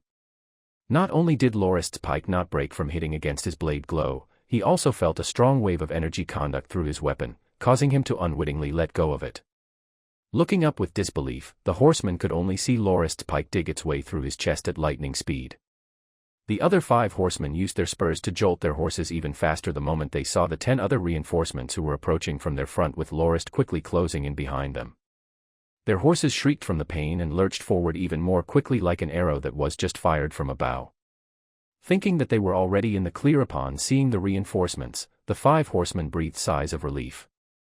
Just as they were about to greet the incoming soldiers, some of them noticed the stunned expressions of those coming to aid them and turned to their backs. Much to their surprise, Lorist had already caught up to them. Drawing a large arc in the air with his pike, Lorist swung it towards one of the horsemen and caused him to fall soundlessly off his horse with the back of his skull fractured. The shadow of the pike moving at high speeds could barely be seen as it swished around while making an audible sound in the air. Another 2 horsemen had their backs sliced open 7 or 8 times with Lorist and fell off their horses right away. The remaining 2 horsemen lowered their bodies to lean on their horses to avoid being hit while the reinforcement soldiers cursed and charged at Lorist upon seeing 3 of their comrades slain so easily. The first one of the reinforcement soldiers who had made his way in front of Lorist, a silver-ranked combatant, raised his pike that radiated a blade glow and pointed it towards Lorist's upper torso. After swinging his own pike to misdirect that of the enemy's, Lorist traced the weapon back to the horseman's neck and decapitated him. Raising his pike and spurring his horse, Lorist rushed towards the 10 incoming horsemen. Loud booms rang out as the pikes collided, with Lorist's occasionally finding its way into some of the horsemen's bodies, causing various shrieks to echo and mix. Within just one exchange, among 7 of the 13 horsemen reinforcements, 2 were on the ground struggling in pain with the other 5 already long dead. The remaining 6 of the reinforcements got back into formation, however, none of them dared to rush forward to attack. Seeing 2 of the remaining horsemen that initially attacked the convoy distancing themselves from him, Lorist quickly continued his chase while the 6 other horsemen behind him felt insulted that they were totally ignored and started cursing loudly as they followed behind Lorist. But Lorist paid it no heed as if he wasn't aware of the rest approaching him gradually from behind at all. When one of them finally got near enough and prepared to stab him with his pike, Lorist suddenly twisted his body and hooked that man up with his pike and swung it towards another horseman. Before the second horseman could decide whether he should catch his incoming comrade, he noticed Lorist suddenly change direction, and within a flash, 2 other of his comrades had fallen off their horses. The horseman was greatly startled and could no longer care less about his approaching ally. As he dodged the airborne body, a sudden flash of the blade of the pike could be seen enlarging before his very face, followed by the feeling of cold metal on his nose before everything turned black as he lost all awareness. Without taking too much time, Lorist had successfully dispatched the 6 horsemen who were chasing him.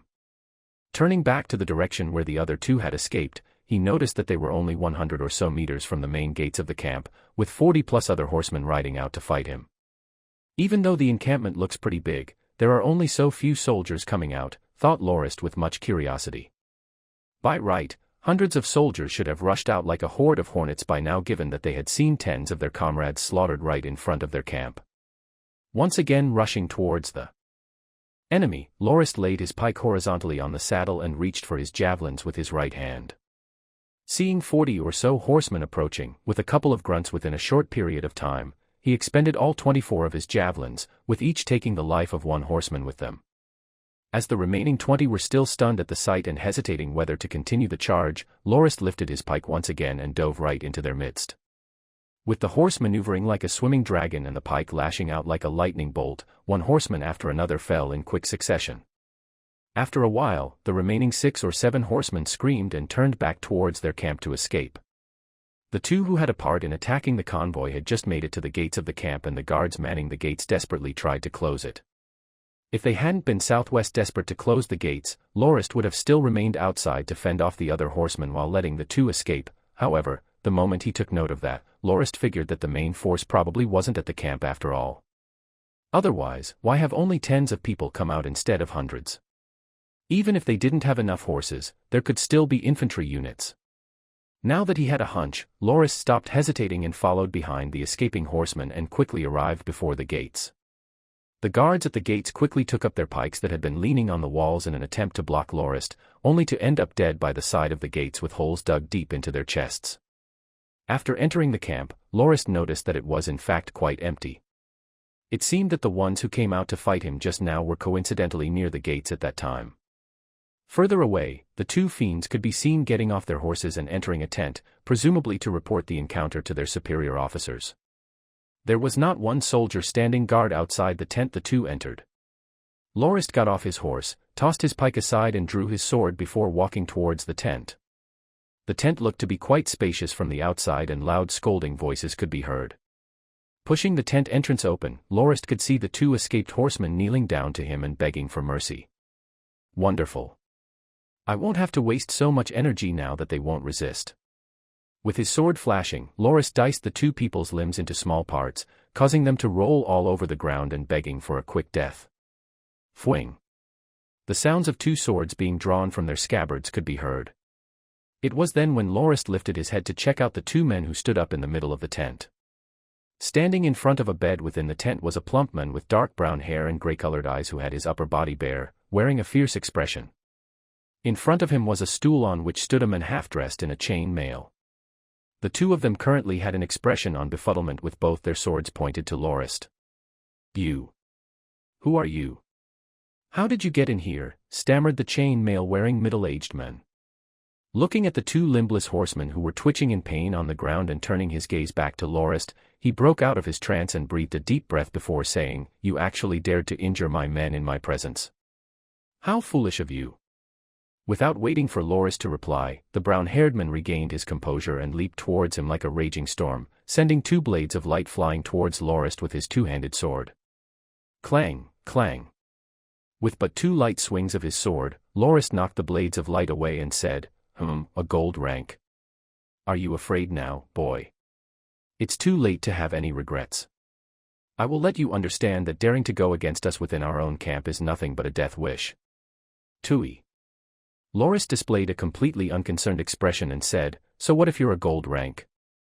It's not like I've never fought one before. Since you said that these 2 fiends were your subordinates, then I guess you should be their leader. Then I guess I'll have to make you pay for the sins of your men who actually dared to attack my people. Even though they've already been wiped out by me, you still hold responsibility as their leader for not disciplining them well enough. How do you intend to make up for my loss? What? You want me to pay you back even though you've killed my men? Let your mother roll in hell, what impudence. I will not rest until I skin you alive," screamed the brown-haired man. With a heavy kick, he sent the brazier that was on the ground flying towards Lorist and rushed behind it with his sword readied. Soul, Lorist cursed in his mind. Even though the man looked brutish and slow, he was in fact really quick-witted and sharp. While he looked like he was rushing towards Lorist in a fit of rage, it was actually a deviously calculated move that aimed to catch Lorist off guard by using the flaming hot brazier as a distraction. The men equipped with a chain mail had also moved to Lorist's back and prepared to engage in a pincer attack with the brown-haired men. So you think that by shouting, you can draw my attention to you and I wouldn't notice that guy behind me? As the red-hot charcoal was flying towards him, Lorist noticed a 30-centimeter-long blade glow emerge from the sword behind him. That plain-looking man was actually a peak silver rank combatant. With the burning brazier and charcoal as well as the brown-haired men on one side and the silver-ranked chain mail-wearing men on the other, Lorist seemed like he had his escape routes sealed and had no choice but to face the full brunt of the force head-on. Both the assailants revealed a sly smile as they thought that Lorist would definitely lose to them if he dared to take their strikes head-on. After all, they had even successfully killed gold-ranked fighters with their plots and tricks before. However, Lorist slumped downward suddenly and stuck close to the floor as he moved out of the attack range of both the men before standing up again almost 2 meters away. Now that he was no longer between the two of them, their attacks headed towards each other, much to their disbelief. The brown-haired man desperately retracted his arm, but that had disrupted his circulating battle force and the backlash caused him to breathe heavily as a result. On the other hand, the men with the chain mail managed to cut the brazier apart, but he wasn't able to deflect each and every one of the charcoal pieces, some of which landed on his face and hissing sounds could be heard accompanied by a smell of burnt flesh drifting in the air. Having been scalded right in the face, the man tossed his sword away and clawed at the spots where the charcoal had landed while letting out a ghastly shriek. Flashes of the light reflecting off the blade could be seen within the tent as Lorist suddenly creeped up to the gold-ranked fighter and stood straight up. Thinking that the brown-haired man's shadow had suddenly come to life, the silver-ranked man who had been jumping around just a moment ago pointed his finger towards the gold-rank's back wordlessly with his mouth agape. Still not recovered from the backlash he received from suddenly retracting his battle force, the brown-haired man could only leap behind the middle-aged man in hopes that he would be able to buy himself some time to regain his composure. However, his movements couldn't match the speed of Lorist's sword. 3 sword swings flashed and both the arms of the brown-haired man fell to the ground with another one of his legs parting from his body. With a loud thump, the man landed flat on the ground and still managed to roll behind the men with the chain mail as he had wished. But when he noticed his missing limbs, he started crying out in pain uncontrollably. The middle-aged man stammered, 17th. 17th brother. However, the brown-haired man had long lost consciousness from all the blood he had lost. The middle-aged man once again picked up his sword and a blade glow quickly manifested. Under the impression that the middle-aged man would fight to his death, Lorist witnessed him swing the sword twice before he dashed out of the tent right away. Soul, do you think you can escape? Lorist followed the men out of the tent quickly, only to find the middle-aged man swinging his weapon towards him rapidly with a loud grunt. Lorist lightly groaned in dismay. He had often experienced such desperate attempts when he was dueling all those competitors back at the Dawn Academy. However, now that he didn't have to hold back unlike the days when he was dueling, he raised his sword, aimed it carefully and moved into the rain of sword strikes like an agile fish swimming swiftly in a pool filled with blades. Ugh! The sword pierced the man at his left chest as he voiced out his pain and slumped onto the ground with both his eyes opened wide in disbelief. Lorist only used one sword strike. Without parrying any of the middle-aged man's strikes, he thrust towards the opening amidst the storm of swords and killed that man with only one move while only sustaining a few light scratches on his shoulder. As he pulled his sword out and was about to head to the larger tent, Lorist detected sounds of people breathing from the tent before. Turning back and re-entering the place, he pushed the curtains around the bed aside and saw 2 naked young girls huddled together, shivering in fear. Trails of tear stains could be seen on their faces with numerous bruises all over the rest of their body as a result of the abuse they had received. Lorist sighed and let go of the curtains and searched the tent for the girls' clothes, but he couldn't find them.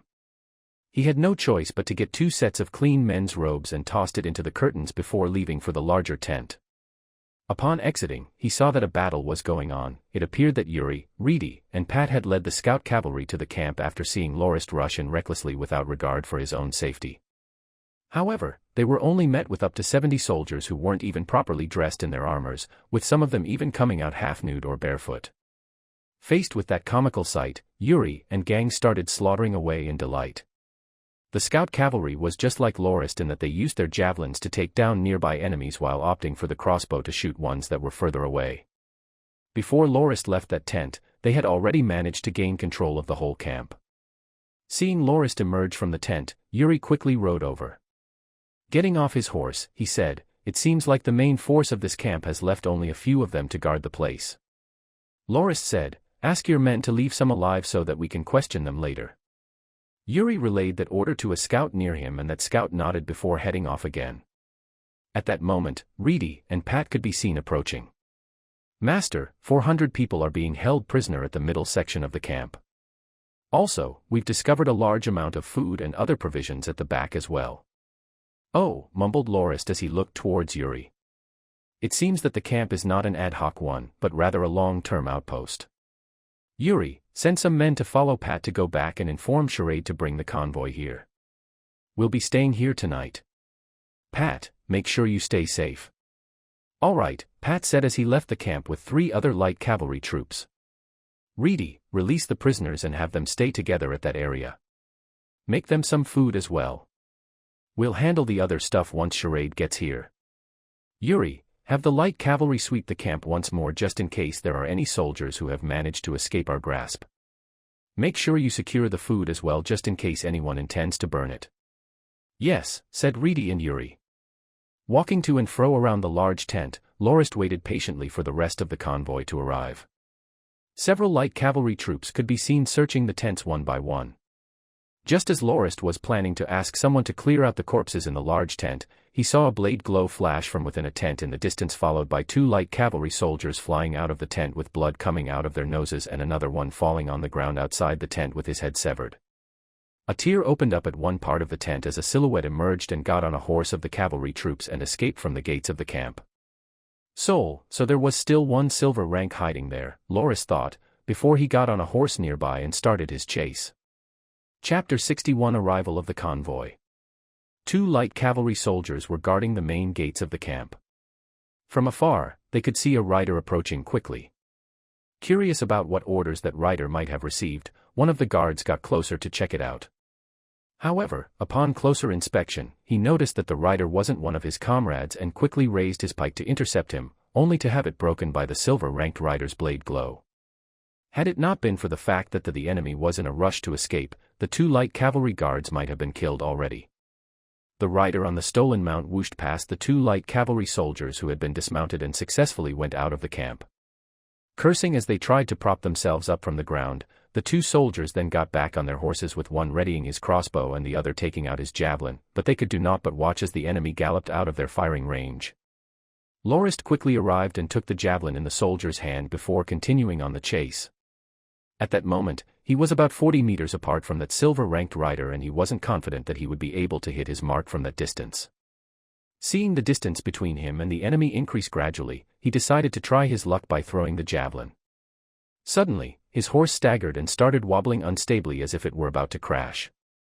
Greatly startled, Lorist quickly got both his feet out of the stirrups, jumped and somersaulted in the air before landing and rolling on the ground, escaping the fate of tumbling to his death with his mount.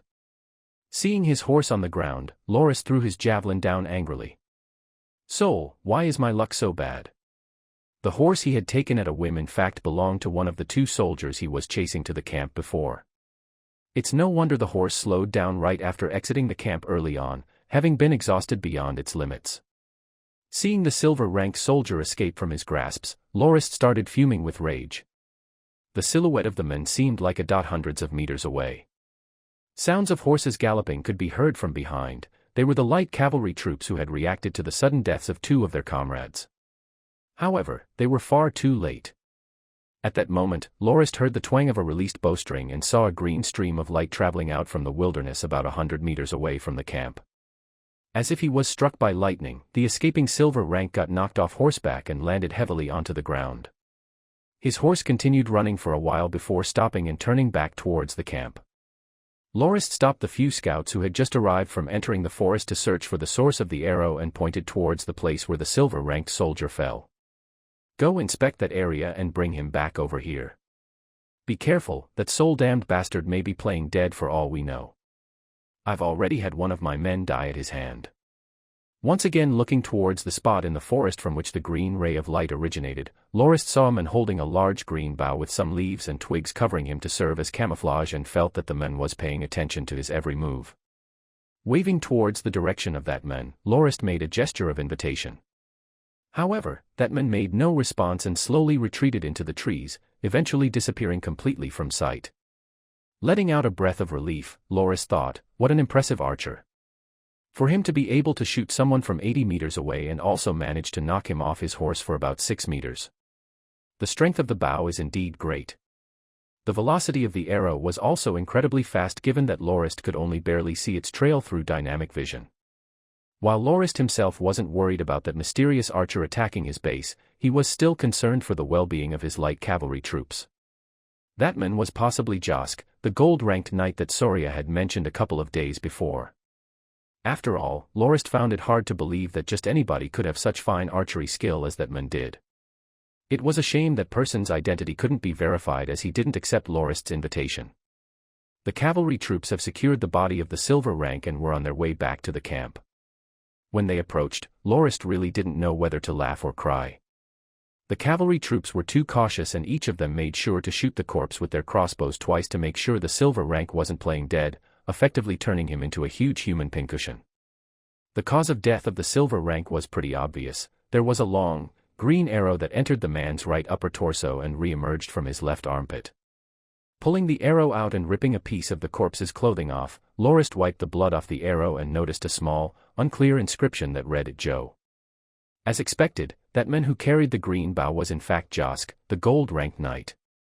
Once again looking at the arrows embedded in the corpse, Lorist sighed and said, "Gosh, don't you guys have eyes? He's already long dead, yet you wasted so many crossbow bolts on him and even ruined his armor. Oh well, just cut his head off and display it by the road of the main camp entrance.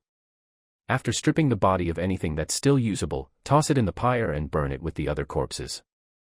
After returning to the large tent in the middle of the camp, Yuri came over and reported that he has already swept the camp once more with his troops and discovered 3 more enemies who have been hiding, 2 of whom was captured alive with the other 1 killed. There were no casualties apart from 2 of the troops incurring light injuries, including the one who died and the other heavily injured from being ambushed by the silver-ranked rider as well as those who got hurt from the initial assault. The whole of the light cavalry troops only have 3 casualties, 7 heavily injured with 10 others with light injuries in total. However, Yuri mentioned that they also discovered quite a number of women who were badly abused during their search, numbering around 30 of them in total. There were 2 completely nude women who had their necks snapped from the tent the silver rank rushed out of previously. Nodding silently, Lorist pointed towards the large tent behind him and said, "There are 2 others within. Ask the prisoners who are locked up in the middle of the camp about the women's origins and have someone assigned to look after them. When Charade and the rest of the convoy arrives, we'll have some herbalists take a look at them and save the ones who can still make it and end the suffering of those who are already beyond saving. Other than that, cut off the heads of the enemy horsemen and put them up on stakes to be displayed all over the camp outside. Strip them of their equipment and burn their corpses after that. Make sure to note the number of people we have killed. Bring the prisoners we captured alive over here, I want to question them personally." Lorist's interrogation method was pretty straightforward. First, he stripped them naked and had Reedy bring a hammer over. Those who refused to answer each time would have one of their toes hammered flat. After the first stubborn one was made an example of, the remaining 5 were so terrified that they answered whatever question they were asked with swift cooperation.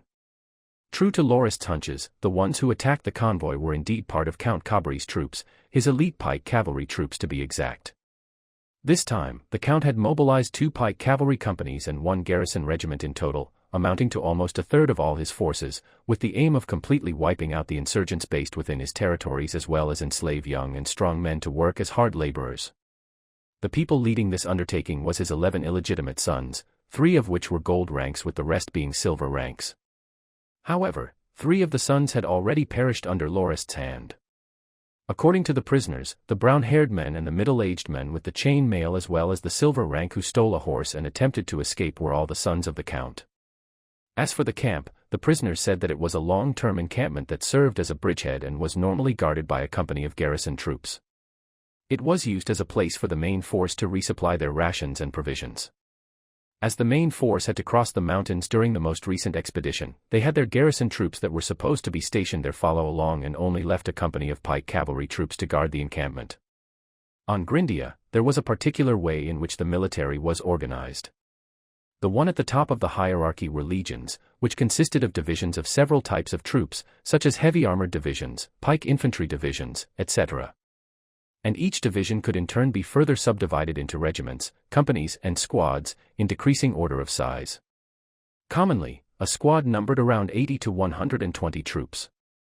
4 to 5 squads formed a company, and 4 to 5 companies constituted a regiment, with a division containing at least 4 to 5 regiments in total. For example, in the Widelian Legion, one of the 3 main armies of the former empire which Potterfong used to serve in, the total amount of soldiers numbered up to 80,000. The forces of Count Cabri were mainly bolstered by the pike cavalry troops, which have received quite a generous amount of support and funding. In total, there were 5 companies of pike cavalry troops, each consisting of 4 squads of 120 soldiers each. For 2 of the companies to be sent out for the expedition was already quite a large force. The prisoners also mentioned that the main force that had went to wipe out the insurgents would return in a day or 2 because they only brought 15 days' worth of supplies with them and it was already the 13th day. The brown-haired commander even sent 1 squad of pike cavalry to receive them when they returned with the 2 other squads that having left to hunt due to having nothing better to do. The hunt that the prisoner referred to was the patrolling of the surrounding area to capture refugees to force them into labor. The 400-odd people who were kept locked up in the middle of the camp was the result of such hunts. However, never would the pike cavalry have expected that Lorist's convoys' military might far outrank their own, leading to their total demise as well as the ones who stayed guard at the camp, resulting in the camp being captured by the convoy.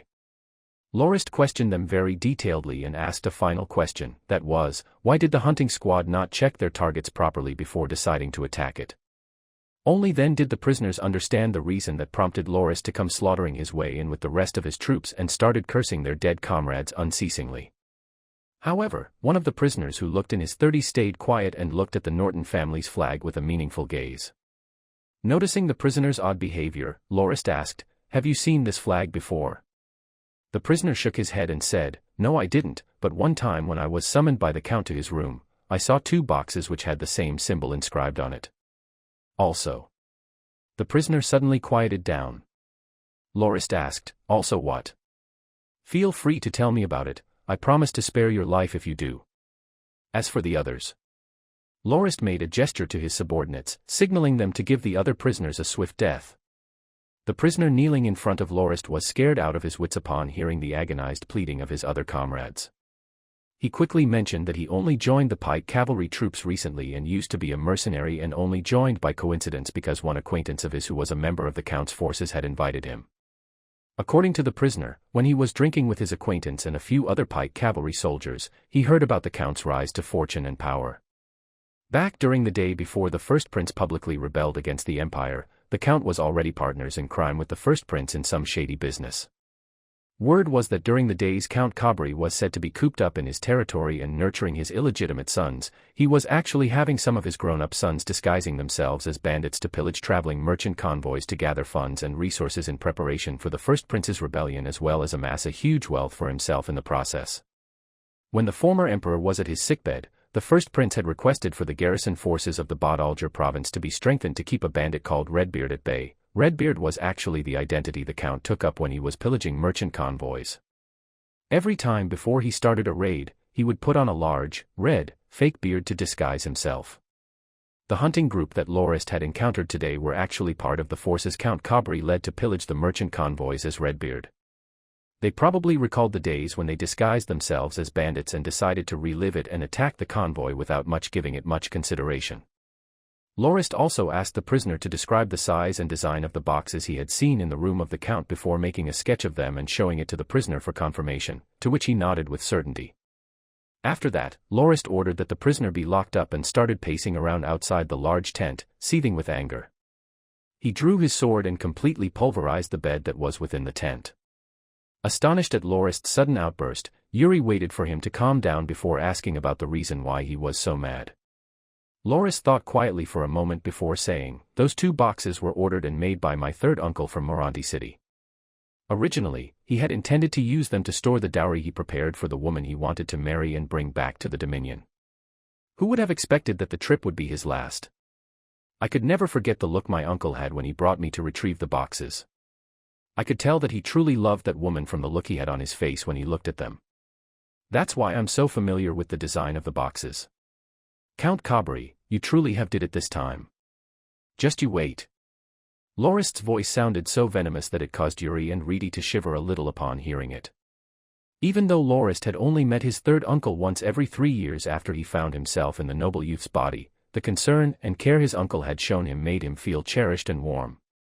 It truly saddened him that the first piece of news he got of his uncle after 7 years of silence had been that of his death. Now that he was certain of the main perpetrator, there was no way that he would let that person scotch-free. He decided to put the journey to the back of his head and focus his priorities on settling his grudge with Count Cabri. At that moment, a light cavalry soldier came to report that Charade and the rest would be arriving soon as the Norton family battle standard was visible from the camp from afar. Yuri and Reedy breathed a sigh of relief and led Lorist out of the large tent towards the main entrance of the encampment. Charade came to Lorist with another piece of bad news the moment he arrived. He said that the Pike Infantry Company of the convoy vanguard had encountered another attack from a squad of Pike cavalry troops after Yuri and Reedy had left with Lorist and the light cavalry scouts to storm the camp. It was fortunate that the senior students realized that they wouldn't be a match for the enemy if they faced them head-on and got the convoy into a defensive formation by arranging the carriages into a circular defensive perimeter to buy time until Terman's knights arrived to reinforce them. Coupled with the crossbowman company under Malik's command, the convoy successfully fended off the enemies with only 30 of them managing to escape. However, the Pike Infantry Company had lost 22 people with the remaining 100 injured. Sounds of chatter and curses erupted from within the camp. Lorist handed the other matters for Charade to handle and instructed Reedy and Pat to boil him some water so that he may take a bath and wash off the coagulated blood on his body that was causing him much itch and discomfort. After dinner, the large main tent was brightly illuminated with the whole main cast of the convoy present within. 47 of the soldiers' family members died with another 130 of them injured. All 21 of the pikemen who were in charge of the security of that part of the convoy perished as well in Chivos. Charade's voice turned deep at the mention of that name. Chivos was one of the senior students of the academy that had been sent to communicate with the enemy's pike cavalry squad but only ended up trampled to death after the ambush. Including the second assault we suffered, a total of 43 infantry pikemen died with 58 others sustaining heavy injuries, 7 of which ended up handicapped and will be unable to recover fully with the remaining 86 sustaining light injuries. Yuri reported that the light cavalry troops suffered 3 casualties, with 7 heavily injured and another 13 lightly injured with none of them crippled. Terman's knights on the other hand only had 6 people who got light injuries with no casualties in their unit. That concludes the report on the damages and losses of the troops. Lorist followed up with introducing the rest at the meeting about the situation of the prisoners as well as the possibility that Count Corby was possibly the one who had caused the demise of Lorist's third uncle and the rest of the Norton family's merchant convoy. I believe that you guys are well aware that the original plan of crossing this area without getting into huge conflicts will no longer be possible. Based on the modus operandi of the Count and his troops, it can be seen that they are nothing but inhumane fiends who cannot be reasoned with and have nothing but thoughts of slaughter in their heads, as can be seen from the death of our beloved comrade, Chivos. For his sake, and those of the innocent family members and the brave soldiers of the family who perished, I have decided to avenge them. We will not rest until we stomp the Cabri family flag under our feet, said Lorist resolutely. The whole tent was silent after Lorist stopped talking, but quiet chatters and murmurs gradually built up. Some of them approved of Lorist's decision while others were still a little hesitant. According to the testimony of the prisoners, Count Cabri's forces could possibly far exceed that of the convoys. Was this truly a battle the convoy could afford to fight in? Just as the group of people within the tent were discussing the matter, a light cavalry soldier rushed in from outside and reported to Lorist that a knight called Josk wanted to meet him and said that he came at the invitation of the new master of the encampment. Lorist slapped on his thighs and said, "Quick, invite him in." "No, let me go out to receive him." Chapter 62 Offense and Defense. Marksman Josk looked to be in his 30s. With his head of blonde hair and well-defined physique, he looked exceedingly handsome and wore a resolute expression on his face. However, Lorist could detect a faint hint of grief between his eyebrows. After receiving him from the entrance and introducing him to the rest of the family knights, Lorist gave a brief summary of the convoy's situation and told Josk about how he captured the camp out of retaliation from the attack earlier that day. He also asked Josk the main reason he decided to visit them. Knight Josk also spoke rather frankly and said that he had come to check whether the military might of the convoy could withstand the attack from the Count's regiment of garrison troops as well as another company of pike cavalry. His original intention of lurking around the area in the afternoon was to sabotage and burn the Count's supplies as the security was more lax than usual and force the Count's army to retreat to their main base to resupply and give the insurgents of the Western Mountains some time to rest and recuperate. Now that Lorist had conquered the camp, he had unintentionally helped the insurgents out.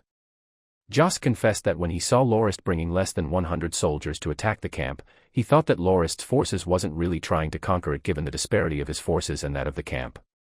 He also said that he was anticipating the arrival of the other company of pike cavalry to come back to defend that place before he met Charade and the rest of the convoy when he was leaving the forest and understood that the pike cavalry unit had probably clashed with the convoy already. Worried that Lorist wouldn't be able to handle the full brunt of the Count's forces and incur a huge loss, Josk felt that he should warn them just in case.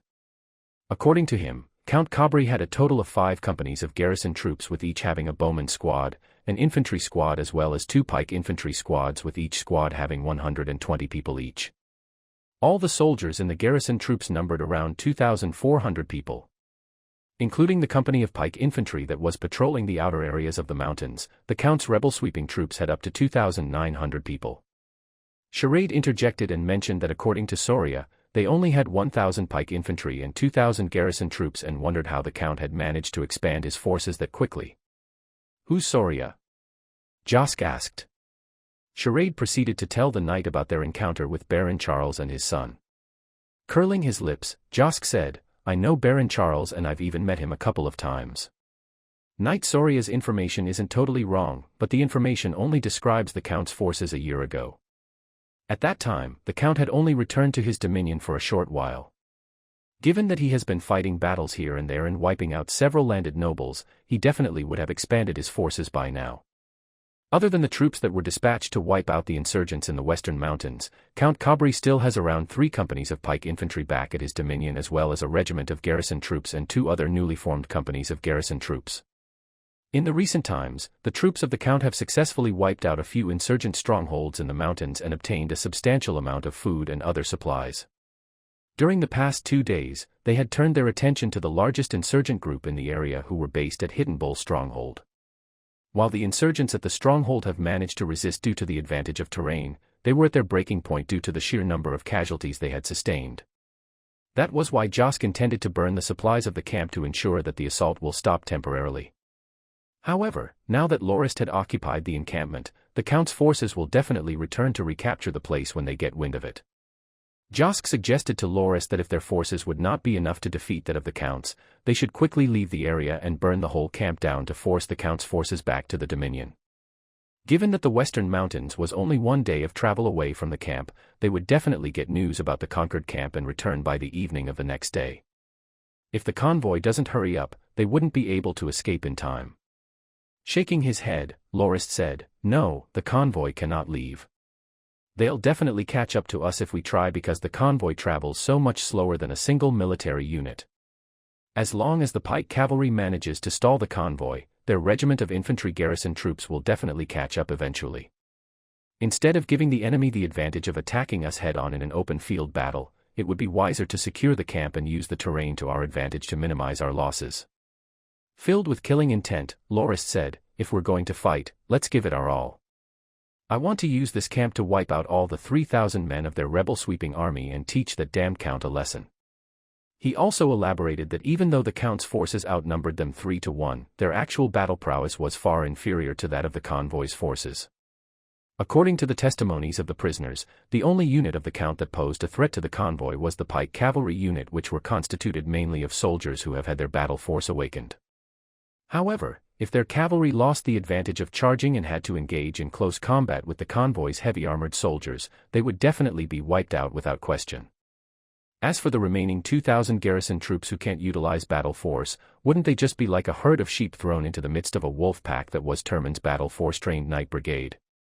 As for Yuri and his squad of light cavalry scouts, they will ensure that not one of the Count's soldiers managed to escape. Lorist also mentioned that they also had crossbowmen, pike infantry as well as a caraballista unit, and he couldn't imagine how in the world the convoy would lose to the Count's forces. As for how we would bait the enemy into our trap, that's easy. Knight Josk has mentioned that even though the sweeping troops have breached a few mountain strongholds and have gotten a hold of a batch of supplies, it would only last them for up to 6 days at most. After receiving news of their camp being conquered by us, they will only be left with 2 choices. Either they return to the Count's dominion or come here to try to recapture the camp. I'm sure they will choose the latter, because if they choose to return to the Count's dominion, they would definitely be severely punished by the Count for the deaths of 3 of his illegitimate sons. The officer in charge will have no choice but to try to recapture this place to make up for the losses he has incurred. When we defend the camp, we must lure them into a false sense of security and let them feel that they have a chance at taking the camp back. After 2 days of stalling, we'll open the gates and let all of their forces in and use various obstacles to limit their efficiency and deploy the heavy armored soldiers to give them a fatal blow and wipe them out entirely. Everyone in the tent looked as if they had been struck by enlightenment. All of them knew that there was no way to avoid this conflict and agreed with Lorist that they would fare better by defending the camp rather than being pursued on an open field. To Lorist's credit, he also came out with a rather viable plan that could potentially cause the enemy a loss of 3,000 men. Bringing the map of the area surrounding the camp over, Charade started to discuss with the rest about how they would set up their traps and contraptions to shave down the enemy's forces. Josk seemed like he was a little envious of Lorist and his knight's solidarity. Seeing the group talking about how to set up the defensive fortifications, he turned to Lorist and offered to lend a hand in the upcoming battle. Lorist naturally agreed to that proposition and told Josk that the Norton family's convoy will definitely be sparing no resource in the battle to come, and that if Josk was able to gather some people to ambush the enemy's rearguard, he would definitely be a huge help to the convoy. Upon hearing the suggestion, Knight Josk agreed to it excitedly and said that he would head back to rally up the insurgents and trail the Count's rebel sweeping forces from behind their backs and launch their ambush when the forces are being lured into the camp. He then left the camp hurriedly. Evening on the day after, Count Cabri's forces appeared nearby the camp as expected, with the pike cavalry company leading the charge. When they arrived at the camp entrance, the soldiers witnessed the display of severed heads that were impaled on stakes, with the head of the brown-haired man placed at the foremost front. The pike cavalry all started freaking out and cursed loudly towards the encampment. Some of them even tried to rush to the entrance directly, only to be shot down by the crossbowmen stationed at the walls, causing 10 casualties to their side in the opening volley. When the garrison infantry arrived, they sent out 4 squads that were fully armed with shields to protect them from the crossbow bolts while they retrieved the heads before setting up their camp in the distance. Standing on the walls and nodding, Lorist commented, "The officer in command seems pretty level-headed and his troops are pretty disciplined. Fatty, let's go. Els, there won't be any more attacks tonight. The real show starts tomorrow."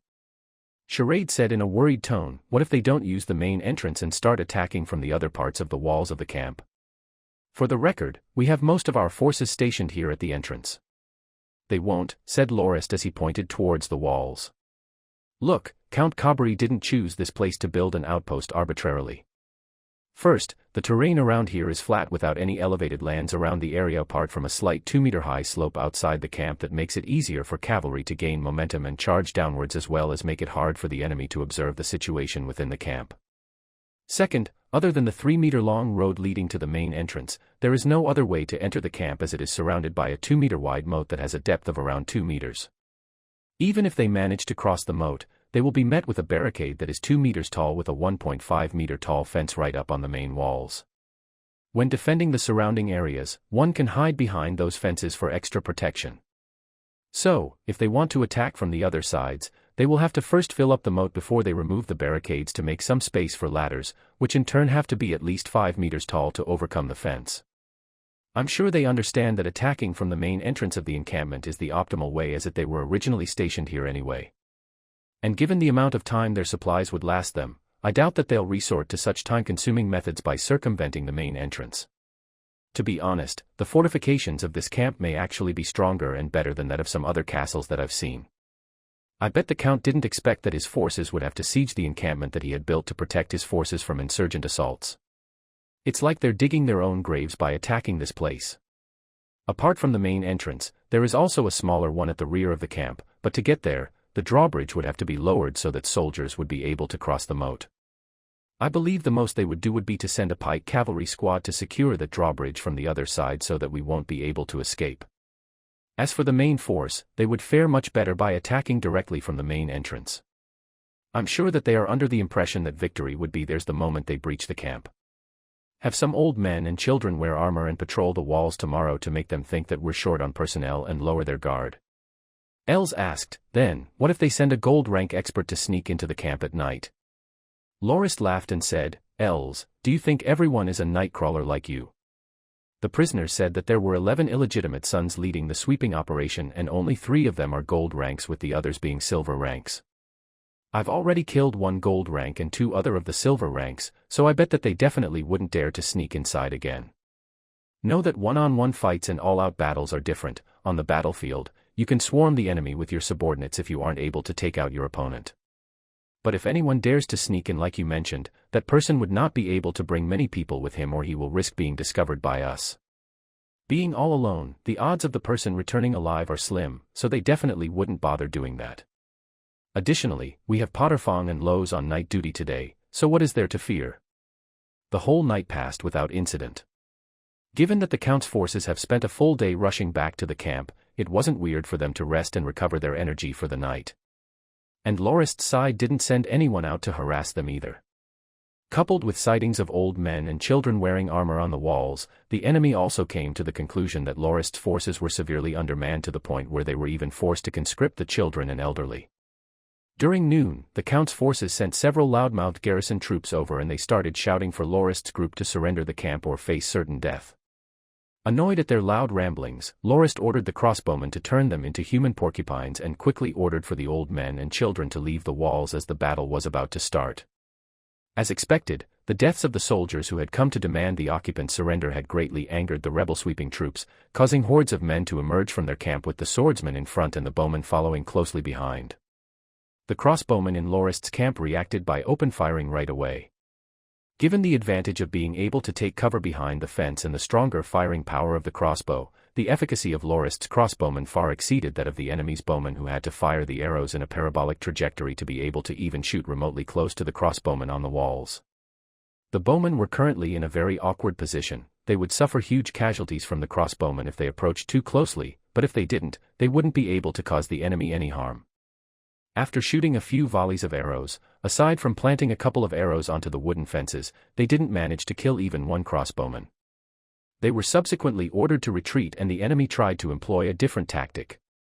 They sent their shield and sword infantry troops forward to attract fire from the crossbowmen in an attempt to cause them to waste their crossbow bolts. At that moment, Lorist ordered the crossbowmen to stop firing and let the enemy's infantry arrive at the main gates before he ordered for it to be opened. Terman's Night Brigade that had been standing by beyond the gates instantly charged towards the enemy's infantry troops like a tiger pouncing towards its prey. Chaos ensued and blood was spilled with only 50 of the 200-odd infantry soldiers managing to return to their camp alive. The pike cavalry units of the enemy had wanted to intercept Terman's knights, but they were fended off by the constant firing of the crossbowmen. By the time the Count's forces mobilized their bowmen in response, Terman's Night Brigade had already returned to the camp. That exchange alone caused the rebel sweeping troops a loss of over 150 infantrymen whereas Terman and his knights weren't injured in the slightest. Even though the enemy had incurred quite a loss, their commander believed that it wasn't for naught. According to the reports of the pike cavalry soldiers who had attacked the convoy while it was on its way to the camp, the convoy's forces was estimated to have around 100 crossbowmen who were currently guarding the camp from the walls, the 40-odd knights who had rushed out just now and only a few hundred other infantry pikemen. Seeing the old men and children on the walls of the camp earlier that day, the commander's belief that the convoy had lost quite an amount of soldiers when they fought against the forces that were stationed at the camp was reaffirmed once again. In the afternoon, the enemy stopped their attacks and only sent some pike cavalry soldiers to spy on the convoy's movement from afar. The rest of the infantry soldiers were sent to fell some trees in the forest and move the logs back to the camp. Lorist could see the soldiers working together to make large wooden shields and battering rams out of the wood they have obtained. It seems that the main attack will be launched tomorrow. Are the fuel jars ready? Asked Lorist to Charade who was standing beside him. Yeah, we have 55 of them in total. I wonder if they're enough, said Charade in a worried tone. That's more than enough. "Tomorrow, we'll burn down their siege engines and initiate our counterattack," said Lorist as he laughed. Just as Lorist was about to wipe his body of his sweat after completing his training routine in the morning of the next day, Charade ran over and said that the enemy has started their assault. "Soul, it's still so early. The sun's not even out yet." Lorist looked towards the sky and discovered that the weather was rather dark and cloudy. It seemed that there may be snowfall coming either in the afternoon or the evening. It was currently the first month, so a number of heavy snowfalls was to be expected. The rebel sweeping troops might have picked up on the change in weather as well and decided to launch their attack earlier. Looking at Charade, Lorist said, "Go check on the family members of the soldiers and make sure they have enough to wear to accommodate for the changing weather. I don't want any of them falling sick due to the cold and cause us any trouble. I'll handle the matters concerning the battle, so don't worry about it." Standing on the walls, Lorist could see the enemy soldiers lining up side by side behind rows of wooden raft-like shields and marching forward step by step. Behind the rows of shielding were 3 simple battering rams that were pushed by tens of other soldiers. The whole group traveled along the road rather slowly. Lorist, standing beside Potterfong, who had been on night guard duty during the night, laughed out loud. It would appear that today's battle will turn out to be quite ferocious. They seem so desperate. Potterfong nodded and said, "The change in weather must have affected their plans as well. If they were to stay there for the next few days amidst the snow, they would be better of retreating right here and now. They probably have no choice other than trying to recapture the camp given that their resources wouldn't be able to sustain them for long. They must have no other option aside from forcing their way through without regard to their casualties for the sake of taking the camp back. I believe that we will be able to launch the trap without having to wait until tomorrow." Lorist replied, "All right. If they continue the assault with full force, open the gates and lure them inside. I doubt postponing it for another day would make much of a difference. With the weather looking like this, even if they want to retreat, they wouldn't be able to go far. Reedy, notify the rest that we'll be giving our foes there a huge surprise."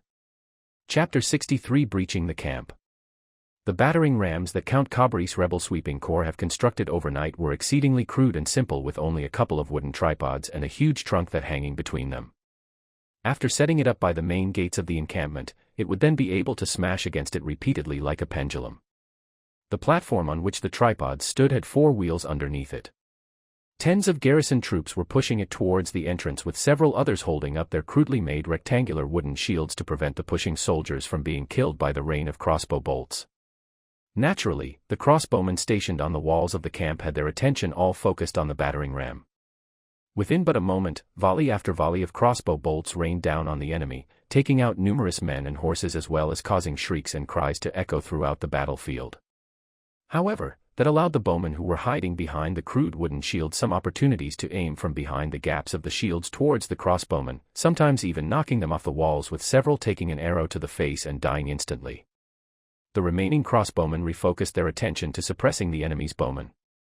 With one side using wooden shields while the other ducking and using the walls as cover, they were currently in stalemate. Now that the bowmen had managed to reduce the distance between themselves and the defensive walls, they posed quite a huge threat to the crossbowmen.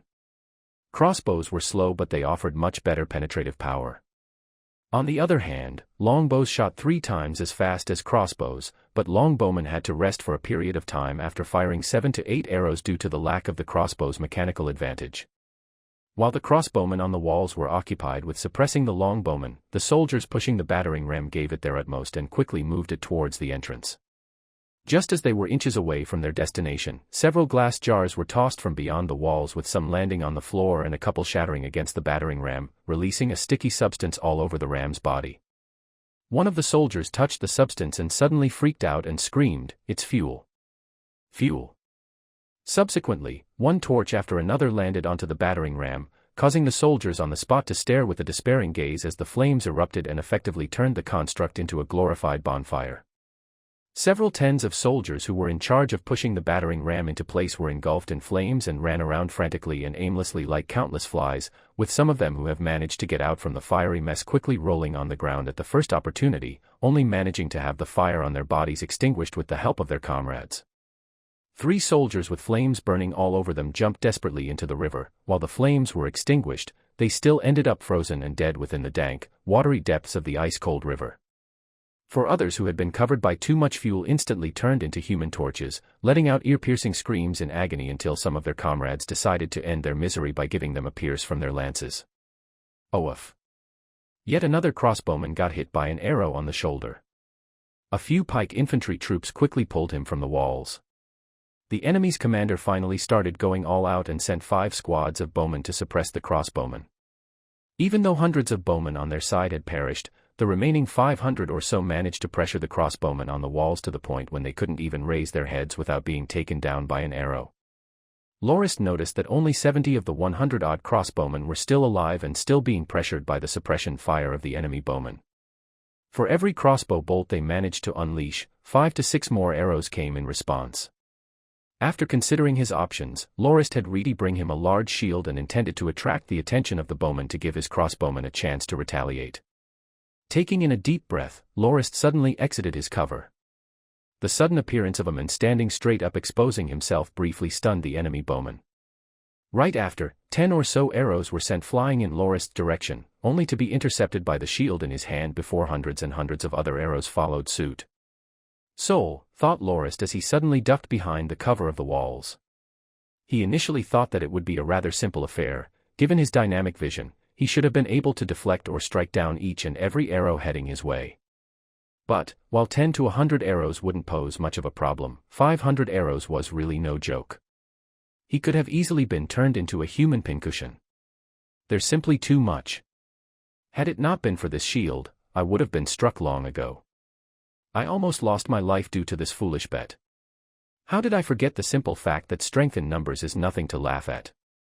Looking at the shield that had over 100 arrows embedded within it, Lorist could still feel his hand shaking. The combined energy of the arrows passing through the shield to his hand was hard to defend against even when he used his internal energy. He was practically dancing with death on a tightrope just now. The only thing that he could be happy about was the fact that he managed to buy some time for his troops who have just managed to take out another 40-odd enemy bowmen. The rebel sweeping corps sent out some infantry troops to throw some mud onto the burning battering ram and quickly pushed it aside when the fire was extinguished to make way for the second and third battering rams that were being pushed over. The second battering ram was slightly modified in that it had wooden barriers on both sides where the soldiers who pushed the battering rams were positioned. There were also a couple of soldiers who were prepared to extinguish any fires with their buckets of water and mud. Within 30 minutes, the second battering ram was pushed to the front of the entrance, rumbling as it went along. 10 infantry troops ran over and started pulling onto the rope fastened onto the ram and let it go with a unified cry. The humongous log smashed towards the gates of the encampment, causing the walls to shake from the savage vibrations. As Reedy was passing a fuel jar to Lorist, he was unaware of the impending strike and fell off the walls from the vibration. Had it not been for Pat who grabbed his arm in time, Reedy might have suffered severe trauma from a fall from that height. Soul, thought Lorist as he hurriedly steadied his feet. The moment he threw the fuel jar just now, a number of bowmen noticed it and shot the fuel jar in midair, causing its contents to fly all over the place and covering his face. Not having expected that to happen, Lorist could only stand there stunned and wasn't able to react in time to the incoming fuel. Pog, I'll leave this part to you. I have to go wash up for a bit, shouted Lorist. Currently, it was of utmost importance that he remove the fuel from his face and body, otherwise he might just end up as a human candlestick. Lorist hastily got off the defensive walls with Reedy and Pat and sent the former to bring a basin of hot water with some soap over for him to clean his face up. He also removed his scale armor and grabbed a pile of mud to rub it on the parts that was stained by the fuel. After that, he took a piece of linen cloth and started wiping the fuel off. Pat quickly headed towards the large tent on horseback to retrieve a change of clothes for Lorist. The sound of the camp gates being hammered rang out at a steady rhythm. Lorist seemed to be unable to accept the incredulous situation of him practically bathing and changing into a fresh set of clothes in the midst of a siege. "It's on fire," cheered Lowe's from the walls. Turning his head to look, Lorist could see clouds of soot and smoke rise from outside the walls. However, the sound of the hammering continued incessantly. Wiping his face dry and getting his new clothes on as well as donning his cleaned-up armor, Lorist quickly got back to the walls and saw that the battering ram was indeed aflame, but that didn't stop the infantry who were operating the ram from behind using the rope that was fastened to the hammering log. "Reedy, get me 2 fuel jars." "Pat, hold a torch ready for me," instructed Lorist. This time, Lorist aimed for the infantry troops at the back of the battering ram. Hurling both of the fuel jars to the midst of the soldiers and following it up with a torch, a choir of agonized cries rang out in unison as the smell of charred flesh once again wafted through the air. The hammering sound finally stopped due to the rope of the ram having been burned away.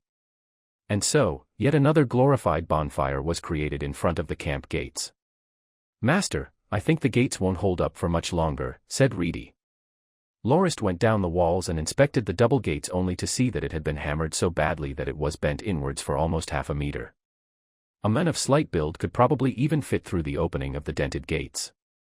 The top one of the 3 iron bars that held the gate shut was the most malformed, having been bent into a bow-like shape. The rod in the middle had a slight dent while the bottommost rod still looked perfectly fine. "Let's stop defending the gates. It's not like we need it to secure the camp anyways. To be honest, I doubt that it would be easy for us to even open it ourselves. Just look at that distorted shape. I'm only worried that the enemy will stop attacking and leave us trapped within here," joked Lorist. It was fortunate that the enemy still wasn't willing to give up after that. They sent yet another group of garrison troops to extinguish the burning battering ram and moved it aside to make way for the third one this time. The third battering ram was fortified even more meticulously. It seemed almost like a wooden longhouse given its roofing and the wooden barriers that surrounded it by the sides, offering protecting to the soldiers within. A layer of thick, moist mud was also covered all over the wooden surface to help with fire resistance. This battering ram moved even slowlier than the former 2 and took almost 2 hours of pushing before it arrived at the gates, giving Lorist and his men enough time to rest up and have their lunch. Potterfong and Lowe's even managed to take a short nap during that time. Worried about the situation with the camp gates, Charade went over to the walls with Els. Seeing its miserable state, Charade asked Lorist with a pale face, "You're just gonna let them push the battering ram all the way here without bothering to stop them at all?" Lorist felt like laughing out loud on the spot as he thought, "Charade, based on your martial prowess at the 3-star silver rank, you'll be a peak silver ranked fighter soon and will break through into the gold rank in the near future." Even though Charade was currently swamped with all sorts of tasks and also had to accompany that pretty little maidservant of his at night, he still managed to find some time to train in his battle force.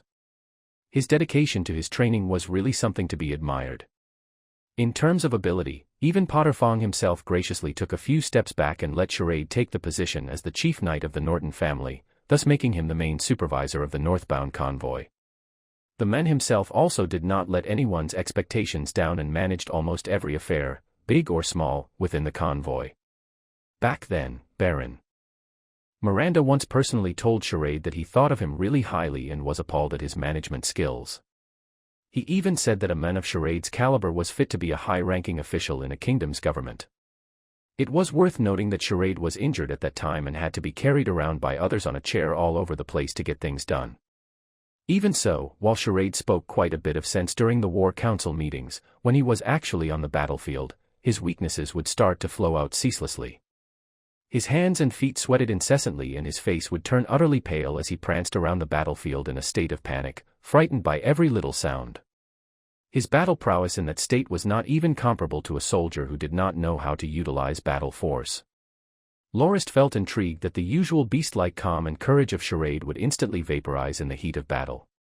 It wasn't like he was not accustomed to seeing dead bodies, he had taken quite a few lives himself. Why, then, was he like that on the battlefield? Charade could only sigh in exasperation. He said that for some reason, seeing so many people die at once and hearing the savage cries of the warriors made him feel nauseous for some reason. Potterfong and Lowe's, however, didn't feel that it was a weird thing and concluded that it was because of Charade's lack of exposure to large-scale skirmishes such as these. One time, they said that if Charade were to use corpses as stools and dip his bread in their blood before biting into it, he would eventually stop feeling so affected by the surrounding atmosphere. Urg. Charade quickly ran away to throw up upon hearing that comment. Poor Lil Charade. He knows that he can't stand being in the front lines of battle, yet he still comes over to mingle in spite of that. Lorist patiently responded, "There's no need to do that. When it comes to defense, we must not only focus on one aspect and must look at the bigger picture. We would be able to stop the battering ram from approaching the gates, but it would come with a heavy price. It isn't wise to do so when we have a better alternative. Look at the fortifications they have made to the battering ram. You will soon be able to see how it would actually work in our favor later. However, that did not transpire as quickly as Lorist had mentioned. With but one strike of the ram, the iron bars that held the gate shut were knocked flying, leaving behind a large hole that revealed the surprised faces of several garrison troops. Lorist ordered a few of his crossbowmen to shoot volley after volley of projectiles towards that hole, causing screams to echo from outside the gates. Only after a few moments were the enemy able to close that hole up with several shields. There was no activity for the later half hour as the enemy was presumably adjusting the position of the ram before the hammering started all over again. Lorist's brows started to twitch with impatience when the hammering begun once more. This time, it only took 20 impacts for the gates to crumble, causing its hinges to go loose. The gate has fallen. The soldiers within the wooden barriers surrounding the battering ram all cried out in joy. At the same moment, Els and Lorist rushed like raging storms towards the wooden barriers that flanked the battering rams. The soldiers who were in charge of pushing the whole siege engine and operating the hammering log were truly in a pinch as they did not have even one weapon on their hands due to having been preoccupied with operating the war machine. More than 60 of the soldiers perished from Lorist's and Elsa's massacre, with only a couple at the back of the ram somehow managing to make a run for it. Corpses were littered all over within the enclosure of the wooden barriers, with a large amount of blood leaking out, forming a small, crimson stream. The main reason why Lorist refused Potterfang's offer to go with him and brought Els instead was due to the fact that Elsa's dark attribute battle force was best suited for tight spaces like the inside of the barriers of the battering ram. The night vision his battle force granted him also put him at more advantage in the low light conditions within the barriers, allowing Els to efficiently chase down each and every foe without accidentally harming his allies. While Lorist and Els were keeping themselves busy within the barrier enclosure, the people in the camp were not slacking off either. Reedy and Pat brought a few thick ropes and fastened one end of each of the ropes to the battering ram and the other ends to several stakes that were hammered flat into the ground, effectively turning that battering ram into yet another obstacle for the enemy. Upon seeing that, Charade finally understood what Lorist had meant previously. The enemy commander was instantly enraged at seeing that happen. This really is going too far. Why aren't they abiding by the common conventions of warfare? Don't people usually assemble their soldiers in formation while waiting for the enemy to move the battering ram away after the gates have been breached? Why did they use it to bolster their own defenses instead? This is truly beyond reason. And so, the enemy's garrison troops started operating the ram again to clear out the remnants of the gates while removing the corpses of their comrades. However, the battering ram was still stuck firm on that spot. A pike cavalry company could be seen assembling at the battering ram facing towards their own camp and tying their own ropes onto the ram. Before long, a game of tug-of-war had begun between the two sides.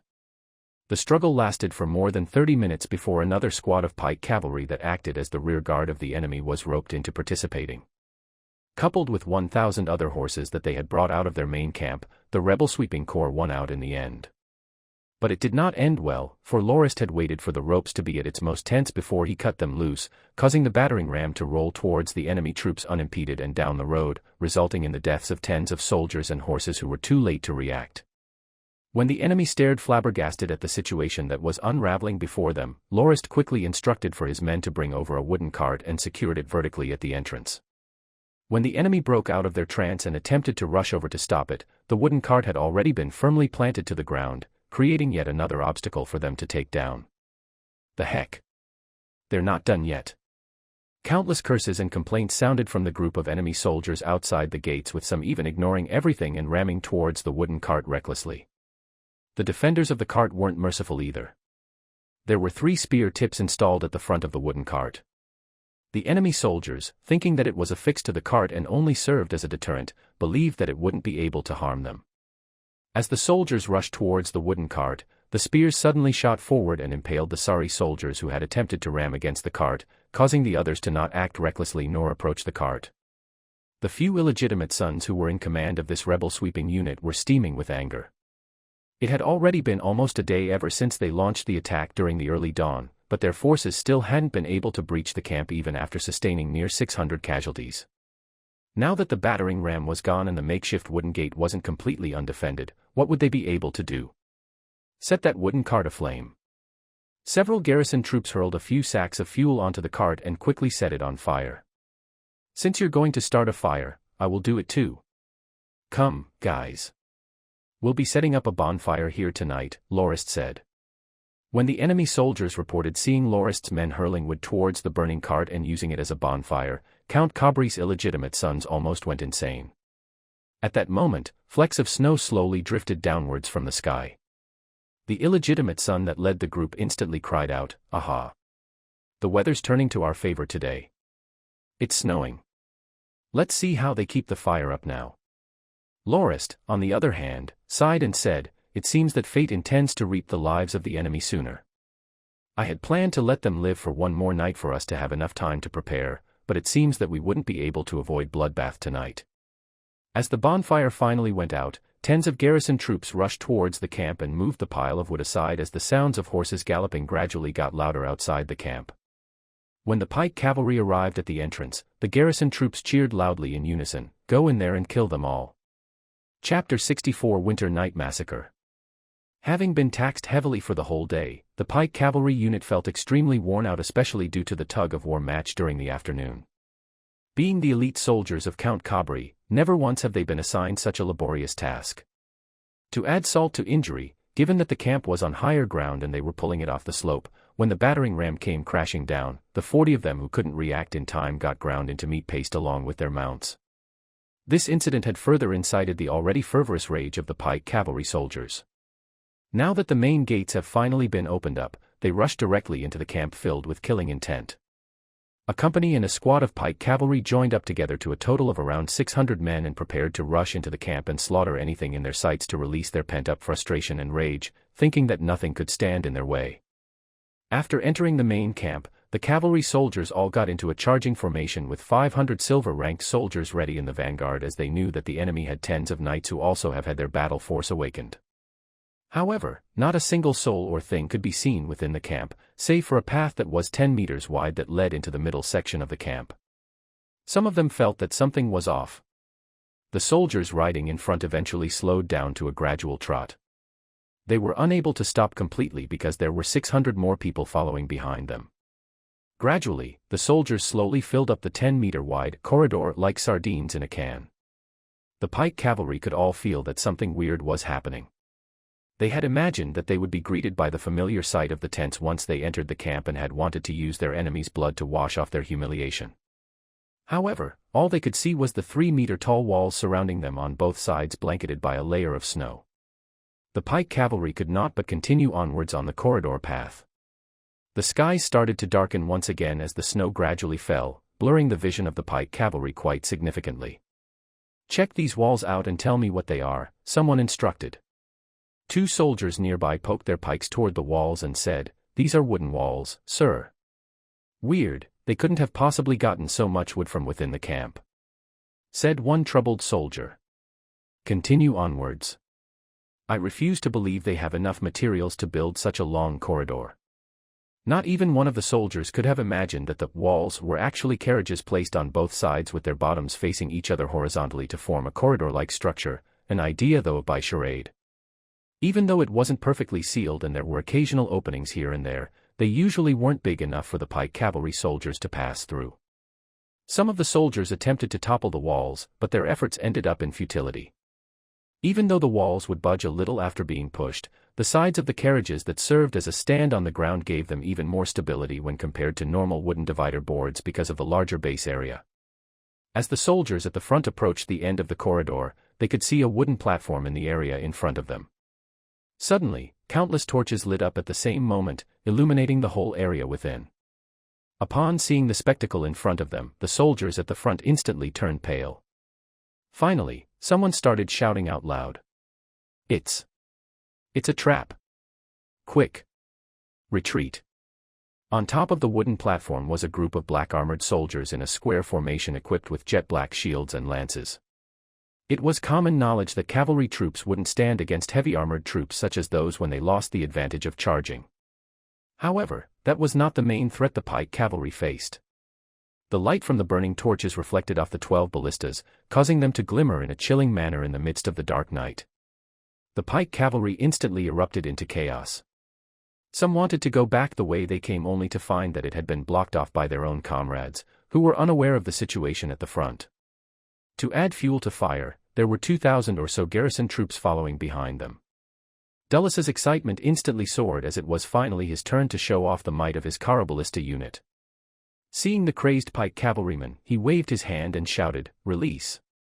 Initially, the 6 ballistas on the second floor of the wooden platform let out a thunderous sound as their strings snapped forward to propel the ballista darts at breakneck speeds towards the enemy, instantly skewing them alive and causing a wave of blood to surge out of their impaled bodies. After that, the other 6 ballistas on the lower platform fired while the ballistas above reloaded. The cycle then repeated itself. The 12 ballistas fired 20 volleys in total before they stopped due to their strings being overly worn out. The last volley completely paled in terms of power and accuracy of that of the first. Standing on top of the wooden platform, Dullus himself was stunned at the effectiveness of the unit he commanded. He could smell the thick iron-like smell of blood that lingered in the air and see the corpses of the cavalrymen and their mounts clustered together. The 12 ballistas have fired 240 darts in total, wiping out the majority of men who emerged from the carriage corridor. The first darts even pierced through 5 to 6 men in one shot. Currently, only tens of the enemy were still alive and standing amidst their fallen comrades. Urg. That was the sound of a soldier of the heavy armored unit vomiting from witnessing the bloodbath that had just occurred in front of his eyes. Heavy armored troops, onward, ordered Potterfong. Having long been baptized by the blood and corpses battle after battle, the sight in front of Potterfang's eyes did not disturb him in the slightest. Urg. Barf. More soldiers of the heavy armored unit started vomiting one after another. Heavy armored troops. Charge forward, shouted Potterfong again. He was suddenly reminded that his current heavy armored unit was comprised of mostly new recruits and was far inexperienced than battle-hardened soldiers that he had once commanded in the Widelian Legion. If he allowed them to take their time, it was entirely possible that more of them would start vomiting and decrease the overall efficacy of the whole unit. Most of the troops did end up rushing forward in the end, only leaving behind several who were still in the puking their guts out. In actuality, there wasn't a real need to deploy the heavy armored soldiers as the remaining cavalrymen had already lost all their will to resist. Potterfong also lost interest in the battle after 10 or so of the enemy were killed and ordered that the remaining soldiers be captured alive instead and relieved them of their equipment. After that, he led his units towards the corridor where sounds of battle could be heard. While the pike cavalrymen suffered such a huge loss from the ballistas, the garrison troops that followed behind them did not fare much better either. Initially, they were assaulted by 400 or so crossbowmen without being able to fight back as their bowmen could not grasp the location of their enemy. The convoy's crossbowmen all hid behind the carriages and fired their bolts through the small openings. Being shot at a close range, the bowmen couldn't retaliate at all. The remaining garrison troops could only surround themselves with their shields, but that did not stop them from the incessant torrent of crossbow darts. The ground between the carriages was littered thoroughly with corpses. The snow that fell from the skies eventually froze the blood on the ground, creating a thin layer of bloody ice. Having nowhere else to go, one of the Count's sons who commanded the garrison troops ordered them to retreat immediately. At that moment, the walls near the entrance of the camp quickly collapsed. These were made of normal wooden separators instead of carriages. Turman and his night brigade quickly rushed in and barred the way of the garrison troops. And behind him were hundreds of pike infantry troops who brought with them many wooden barricades and quickly erected a simple defense perimeter around the area. At that moment, Lowe's was already in combat with the gold-rank commander and both of them were quite evenly matched. Turman on the other hand led his knights on a rampage through the corridor, causing many soldiers to fall beneath his lance. Several garrison troop soldiers attempted to escape from the spaces between the walls that could fit a person in, but shortly after they did that, their pained screams resounded throughout the area. Even one of Count Cabri's silver-ranked sons suffered the same fate. What they did not know was that 2 senior academy students and several pikemen had been stationed there just to take care of the soldiers who slipped through the gaps. When Potterfang's heavy armored troops rushed to the middle of the corridor, the already battered garrison troops finally despaired, with some dropping their weapons and kneeling down to await the inevitable and others struggling desperately to make their last stand. They were either killed by swords and spears or shot to their deaths by incoming crossbow darts. Lorist gave the order to Reedy and Pat, pass down the order to spare anyone who drops their weapons and surrenders and kill the rest who resist. Without delay, multitudes of garrison troops within the corridor quickly let go of their weapons and kneeled down in subservience. The battle was already over. Lowe's had managed to take the head of the gold-rank illegitimate son by countering after taking a sword blow to his shoulder. However, he was still energetic enough to wave that head around while laughing heartily. Potterfong, on the other hand, was worried, as there should have been another gold rank within the ranks of the enemy just now.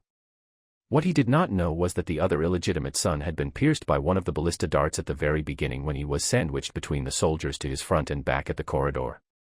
At that moment, smoke could be seen rising from outside the walls of the camp, signifying the rebel sweeping corps' camp being set on fire from the assault launched by Yuri's light cavalry troops. Not long after, Yuri sent a messenger back to report that the enemy camp had already been taken over, and also mentioned their discovery of over 2,000 prisoners who lacked food and other basic necessities. He was currently awaiting Lorist's order on how to deal with them. How did the 2,000 prisoners come about? After questioning a few of the surrendered garrison troops, Lorist came to know that the prisoners had been captured by the rebel sweeping corps after they had taken down a mountain fort that belonged to the rebels to be used as slave laborers. What should I do with them? Thought Lorist as he shook his head with a bitter laugh. I guess I can only bring them here for now, since they wouldn't be able to survive given the night there without resources. They might just freeze or starve tomorrow in the snow if I leave them be. Send Reedy and Pat to go look for Charade and inform him about this issue. Let Turman and his knights as well as a company of infantry pikemen escort the people here, and don't forget to collect the wooden boards they used as shields on the way. They will make good firewood to warm us up during the night. He also instructed Charade to set up a couple of more tents at the northwestern area of the camp and start a bonfire there, so that the 2,000 captive youths would be able to keep themselves warm throughout the night and be provided with some wheat porridge. After that, he also got them some garments to stave of the chilling winter night air. The northwestern area of the camp was originally intended for the 400 captives they liberated within the camp and the people who came over with them from Mestre Castle, as well as the vagabonds that had ended up tagging along with the convoy. There would be nowhere more appropriate for the 2,000 captives to be allocated to in the camp other than there. The mutters of the men could be heard as they entered the gates of the camp. However, they eventually quieted down, with nobody daring to even take a loud breath, as the first thing that had greeted them was the grim sight of the blood-stained roads. Beside the path were multitudes of bodies stacked up together. The enemy soldiers who had already surrendered were currently stripping off any usable equipment from the bodies and stacking them on top of each other after that. The 2,000 young men crossed the crimson-red path without uttering a sound and only managed to regain their vigor after they arrived at the northwestern area of the camp. Lorist was satisfied with the shock the men had been given from seeing the corpses, as he was worried that the prisoners would make a ruckus and cause trouble for the convoy. The snowflakes continued to fall gently to the ground, covering it with a snow-white veil of tranquility. Within the camp, bonfires were burning bright all over. Standing in front of the large tent, Lorist looked at the falling snow before exhaling deeply. Now that the Slaughterfest was over, he wondered what other battles the convoy would have to partake in on the way to the Northlands. Chapter 65: Conclusion and Reorganization. The snow continued to fall. However, it wasn't like the feather-sized flakes like before, but rather tiny flecks of white that gradually painted the ground white. It was as warm as spring within the tent, as a large brazier had been placed in the center of it with a piece of burning charcoal within that let out wave after wave of heat. On the brazier was a large bronze kettle with steam coming out of its spout.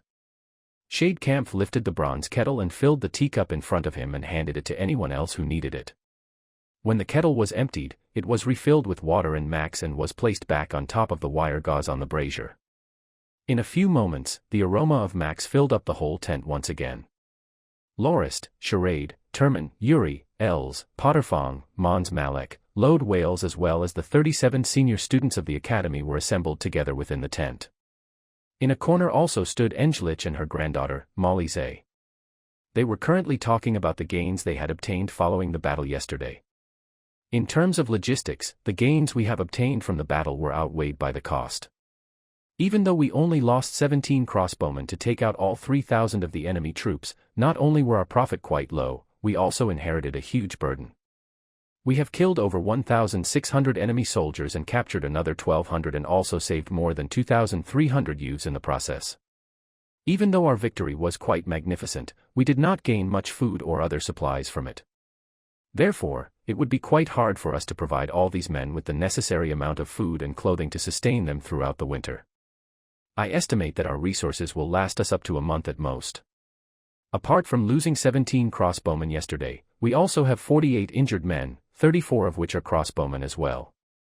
Others include 4 from Turman's Night Brigade, 7 from Yuri's Light Cavalry Scouts, as well as 3 from the infantry pikemen.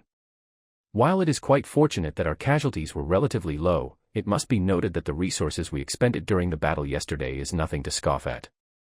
For example, of the 20,000 ballista darts we have prepared, we are only left with 8,000 of them, and that includes the ones we managed to salvage from the battlefield after they have been used once. The rest were all damaged beyond repair and must be reforged. Also, Dulles' Caro ballista unit also wore out all their ballista strings. While we do have some reserves of that, we still lack ballista darts nevertheless.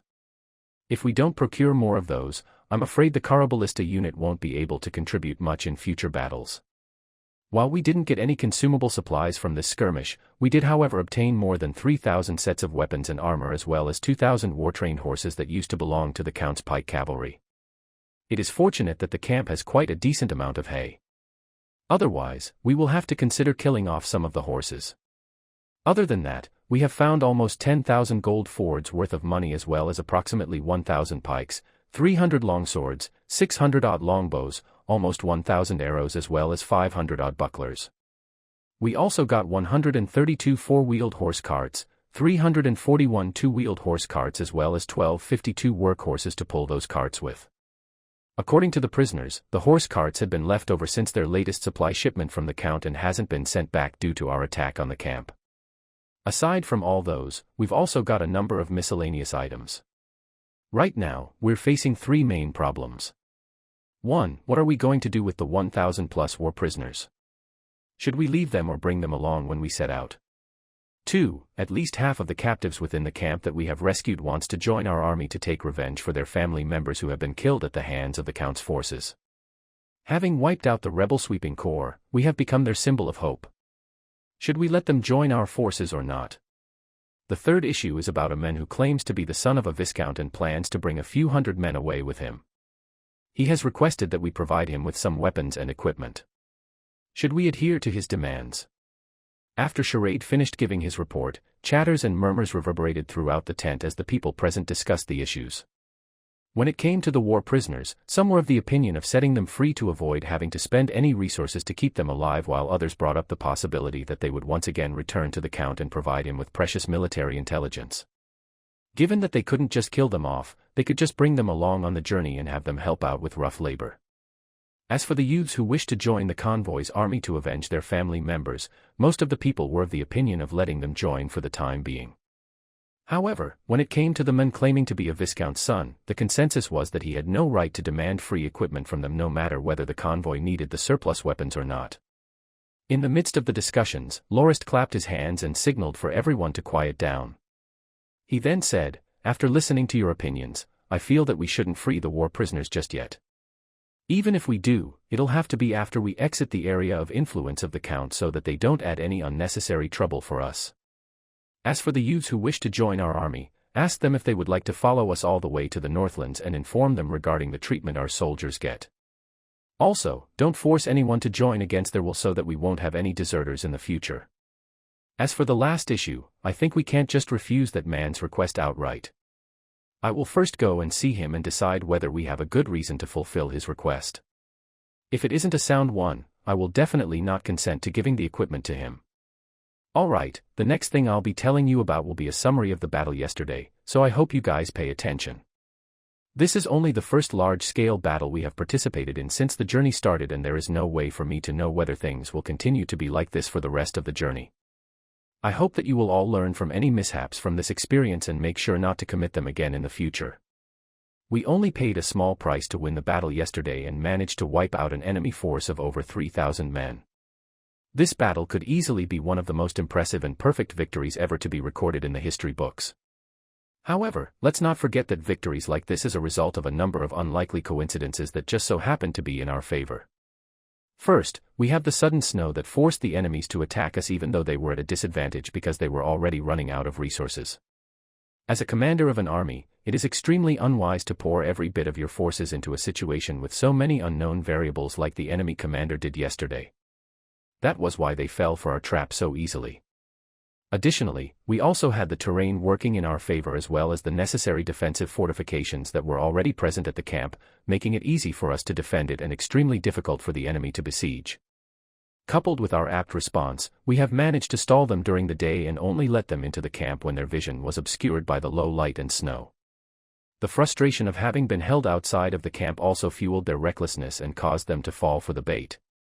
Had they managed to breach the camp during the day, what do you think they would have done when they encountered that wooden corridor? Would they have let their troops rush straight into it in that situation?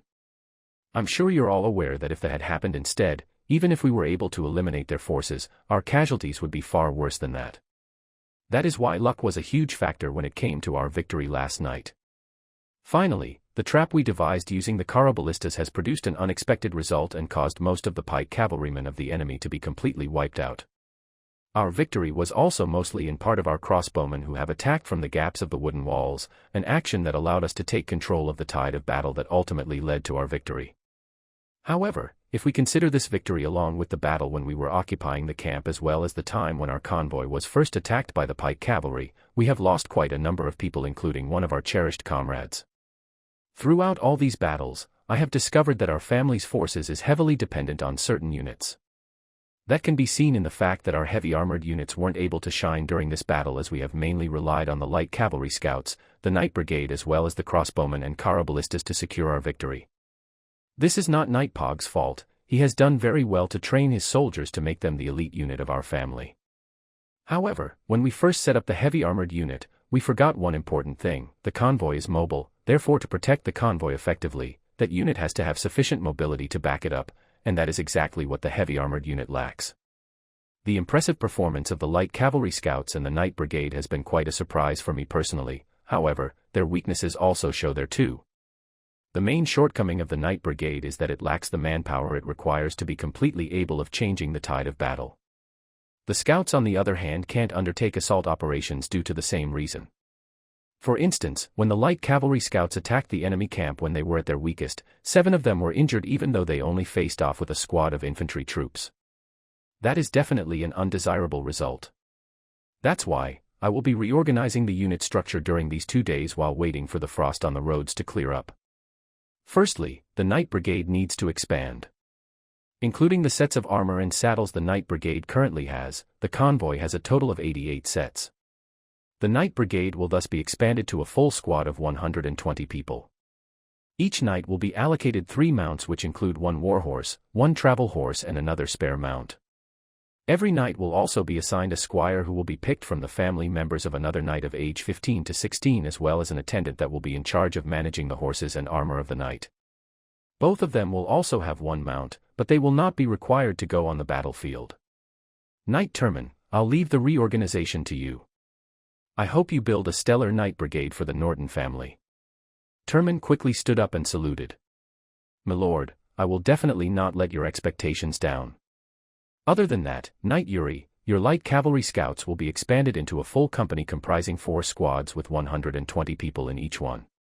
Each scout will be assigned 2 mounts, a crossbow, javelins, a pike, a long sword, a shield as well as mail and leather armor. There will also be another squad of attendants accompanying the scouts that will be responsible for managing the mounts and equipment.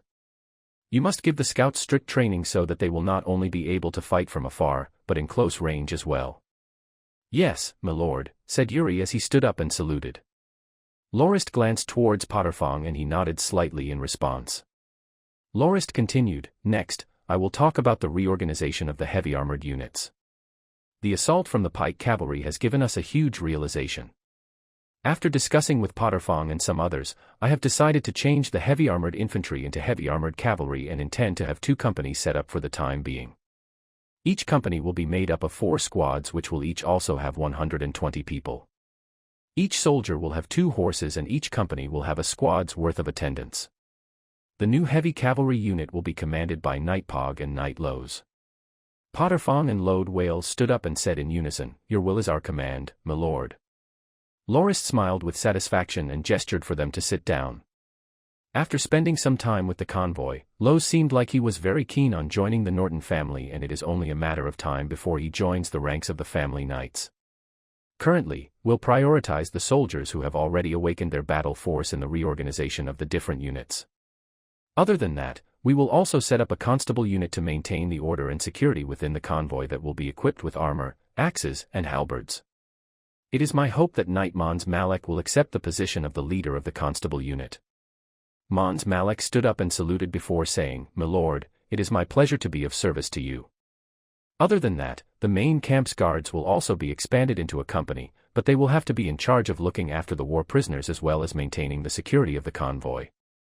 Els, I'll leave that part to you. Understood, my lord. Lastly, I have decided to fuse the crossbowman unit with the pike infantry regiment. Every company will be made up of 5 squads, namely, 1 swordsman squad, 1 crossbowman squad, 1 longbowman squad and 2 pikemen squads. Every squad will have 120 members. I will leave the command of this reorganized regiment to. Lorist's gaze fell on Englich before he continued, "Englich, it'll be your responsibility." Englich didn't expect that Lorist would actually nominate him to be the commander of the pike infantry regiment, which has the most amount of people when compared to the other units of the convoy. With his face flushed with surprise, he said, "My lord. I don't think I can." "Why not?" "Not only do you have the necessary experience, having been a commander of a city defense garrison before, you have nothing better to do around the convoy other than leaning outside of Charade's tent to eavesdrop. Don't bother denying it, I've seen that a couple of times. As a gold rank, you can't just sit around doing nothing. As for your granddaughter, don't worry. Knight Charade has told me that he intends to marry her once we get back to our dominion. For your granddaughter's happiness and safety, you'll have to put in your part as well."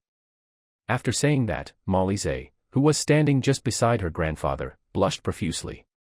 Charade on the other hand walked up to her and pulled her in his embrace, causing the men in the tent to laugh out loud.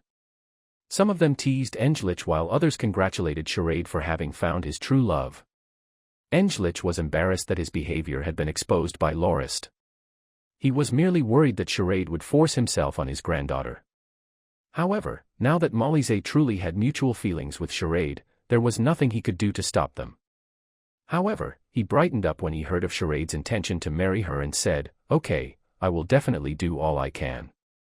Lorist faced the rest of the men in the tent and waved his hand. "All right, meeting adjourned. We're rather pressed for time and we only have 2 days to carry out the reorganization. Make sure to make the best use of your time and cooperate with one another. Pat, ask that guy who claims to be a viscount's son to come over. I'd like to hear what he has to say." Chapter 66 Mr. Tim. The one who followed Pat into the large tent was a man who looked to be in his 40s that wore a loose-fitting gray cloak that did not quite fit his physique as well as a set of brown breeches. They were obviously the clothes the convoy provided for the people to withstand the winter cold. Even though this middle-aged man wanted to present himself as a noble, his eyes that looked all over the place unnervingly gave his nervousness away. Lorist had a bad impression of that man on first glance. Even though he seemed rather sharp, he lacked the refined air of a noble and seemed more like a merchant or a butler, as could be inferred from his eyes that kept on moving non-stop as if he was plotting something in his mind. "I, the heir of Viscount Tebri Tim, give you my congratulations on the victory, great sir," said the man as he bowed deeply to Lorist, who still remained seated. Lorist started laughing out loud right away. No descendant of nobles would address oneself as the successor when making an introduction and would only state their family name and their dominion's location.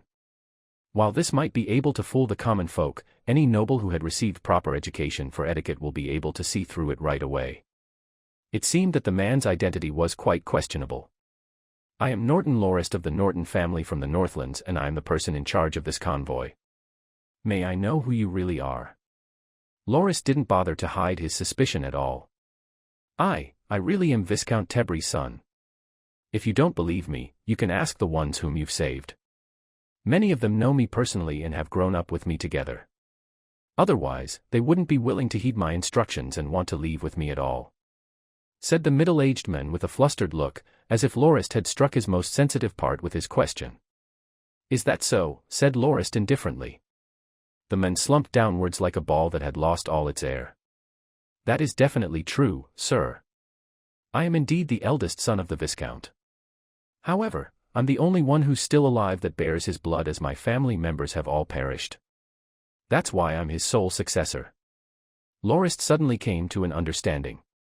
That man was in fact an illegitimate son of the Viscount, whose family had probably been wiped out by Count Cabri just recently.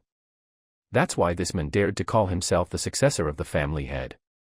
"What kind of post did Viscount Tebry assign you?" asked Lorist. "The Lord Viscount had me manage the business of the 3 orchards within his dominion. Due to spending most of my life among the common folk, I haven't had much interaction with people of noble standing," said the man honestly without hiding a single thing. "All right, how about this? Mr. Tim, I'm not the least bit interested in whether you're truly the heir of Viscount Tebry. I heard that you requested us to give you some weapons and equipment for free. Let me ask you this then, why do you think we have the obligation to fulfill that unreasonable request?" Lorist said as he stood up and stared at the middle-aged man. "Yes, sir. Isn't there an obligation between nobles to help each other? And I also want to equip my men to go up against the Count's forces." From Tim's point of view, Lorist's aggressive speech and gestures pressured him greatly and made him forget all the arguments and excuses he had thought up before. Flustered, he could only resort to that traditional reasoning. "Haha, Mr. Tim, first things first, you are not yet a noble. Don't think that just because you're his son and heir that you will automatically become one. You must have the recognition of at least 3 other landed nobles to be able to officially lay claim to the position of the Viscount's heir. Only then can you go to the capital to obtain a birthright certificate from the senior noble that the Tebry family has pledged allegiance to. The aforementioned method is the proper, more traditional route to ensure one's noble status.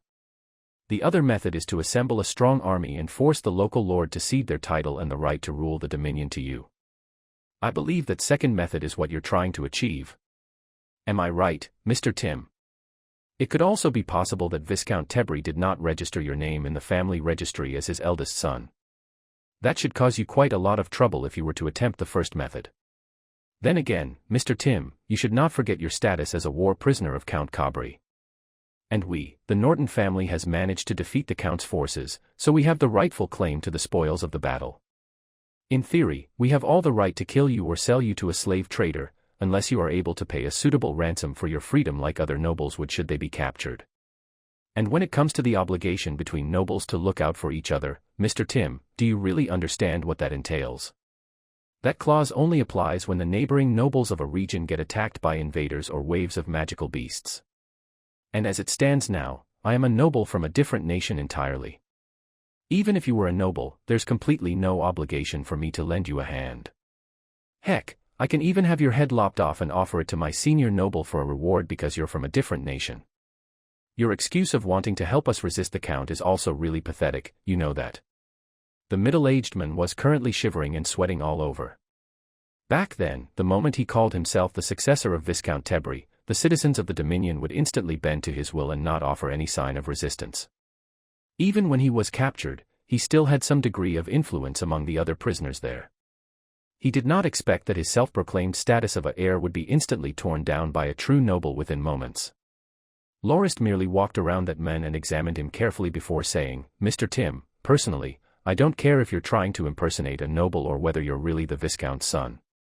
It's a good thing to have ambition, it helps motivate one to strive hard for one's goals. If you can offer a favor of equivalent value to me, then I will forgive your ignorant transgressions. However, if you think that you'll be able to take from me without offering anything in return, then I will really have to consider how I should punish a charlatan like you. Should I hang you or behead you? You're free to make the choice." Tim instantly slumped limply to the ground as he recalled how his father, Viscount Tebry, so casually ordered someone to be beaten to death with a gentle and smiling expression, as well as how his other brothers who were the legitimate sons of the Tebry family caned some of the Dominion citizens to death for having startled their mounts. From a young age, he had been taught how to live his life humbly given his status as an illegitimate son and slowly gain his father's trust to become an official in the Dominion by his mother, who was one of the Count's maidservants. He was also instructed to take advantage of his status as the illegitimate son of the Viscount to glean some advantages for himself from the dumb common folk. But when his father and brothers were all killed by Count Cabri's forces, he was struck with the sudden revelation that he was the only person who still carried the blood of the Viscount. Even though he hadn't received any etiquette lessons for nobles nor awakened his battle force, he had been allowed to learn how to read and write as he had gained the favor of his father. But his hardships didn't stop him from building his reputation as the sole heir of the Viscount among the Dominion citizens, and he capitalized on his experience and wit from his days as a traveling merchant as well as his skills as an orator to form an insurgent force by recruiting the citizens of the war-torn land, and had managed to erect a stronghold within the western mountains. However, that all ended when the Count's forces crushed his own and made him their captive. Originally thinking that there would be nothing more waiting for him other than death, he was quite surprised to discover that the powerful rebel sweeping forces would actually be defeated by a convoy's military escort, thereby liberating him from his predicament. After having his fill of food on the night of the camp's occupation, he went around to ask about the convoy and suddenly realized the potential benefits he could gain from that opportunity.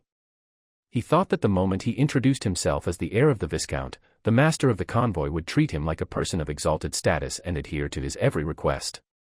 At that time, he had already thought up a number of proposals and even planned to use the convoy to crush Count Cabri and fantasized about his glorious return to the Viscount's dominion with a large military force and become the noble that everyone admired and respected. But when Lorist prompted him to choose the way in which he would be put to death, all those fantasies vaporized within an instant. So this is what a real noble is like. Sociable, yet cruel, and having subordinates that would be willing to do anything for him, unlike my own who can only be swayed by fear or the promise of a reward. To Tim, Lorist reminded him of the fearful side of his father that had the life of the common folk at his fingertips. Shriveling up on the ground and crying out loud, Tim pleaded, "Sir, please have mercy on me. I shouldn't have ever dreamed about gaining the title for myself. Please spare this pathetic life of mine. To you, I am but an existence that only compares to that of an ant. I'm not worth your attention at all." Loris took a step back and said, "Please get up, Mr. Tim. If you would like to become a noble, you should at least have some degree of self-respect. No noble would ever humiliate oneself like what you just did. A proper noble would never submit to anyone, even in the face of certain death. Perhaps, you have misunderstood my intentions. I've mentioned that I don't care whether you're the Viscount's son or not. What I want to know is what status were you assuming when you made that request of me?" Seeing the dumbfounded look on the kneeling men, Lorist gave a bitter laugh before proceeding with his explanation. "Mr. Tim, if you think that you will be able to get what you came for without any reciprocation, then I can kill you for being a fraud and liar, because that act would have insulted the Norton family name. You should know that nobles hate nothing more than petty tricks and being insulted." Tim felt a chill down his spine and once again had a flashback of the moment he witnessed his father ordering for a fisherman to be hanged for attempting to hide his catch in order to avoid paying his fair share of tax. That fisherman lost his life just because he dared to try to trick the Viscount. He could clearly recall what his father had said back in the day, "I don't really care about the fish you were trying to hide from me. But I can definitely not forgive those who dare to lie to my face." Tim nodded in agreement to Lorist's previous statement. "Mr. Tim, if you're not approaching me as a conman but as a noble, then I should offer you a helping hand as well. However, nobles don't give their help without expecting anything in return. Are you prepared to pay the price for my assistance?" Lorist asked. "I can help you form an army, take the dominion back for you and even give you the proper training and lessons necessary on the customs and traditions of nobles so that you will act and behave like one and not embarrass yourself in front of other nobles. However, this will not come cheap, Mr. Tim," Lorist said. I have some money and supplies that I can offer you for your help." Tim was gradually getting the drift of what Lorist was hinting at and he was even more excited after Lorist said that he would provide him with the training necessary to become a proper noble, or at least, behave like one. "That's the spirit, Mr. Tim. It's great that you intend to cooperate with me.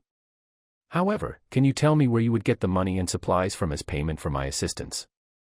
Tim then told Lorist with absolute honesty about the location of the funds and resources he had. He mentioned that when Count Cabri's initial assault began, Viscount Tebri had brought Tim along with him to bury a stash of gold coins in a secret location so that he would one day be able to use it to regain his power. He also instructed Tim to not return to the castle and head to the areas within the dominion that had yet to be taken over to move the food and supplies to a cave within the mountains which he had discovered when he went out on a hunting trip with Tim. It was an abandoned bear cave that only the two of them knew of. Having carried out the Viscount's instructions properly, he returned to the Dominion only to find that the castle had already been taken over and the Viscount as well as all the rest of his family had all been put to death. Tim said that there were almost tens of thousands of imperial gold coins as well as enough food to last 3,000 people for up to 6 months.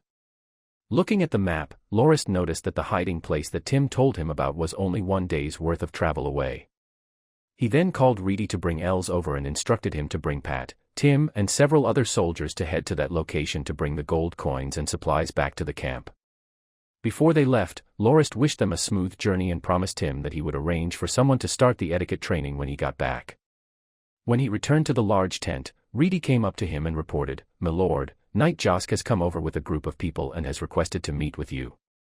Chapter 67 Josk's Wish.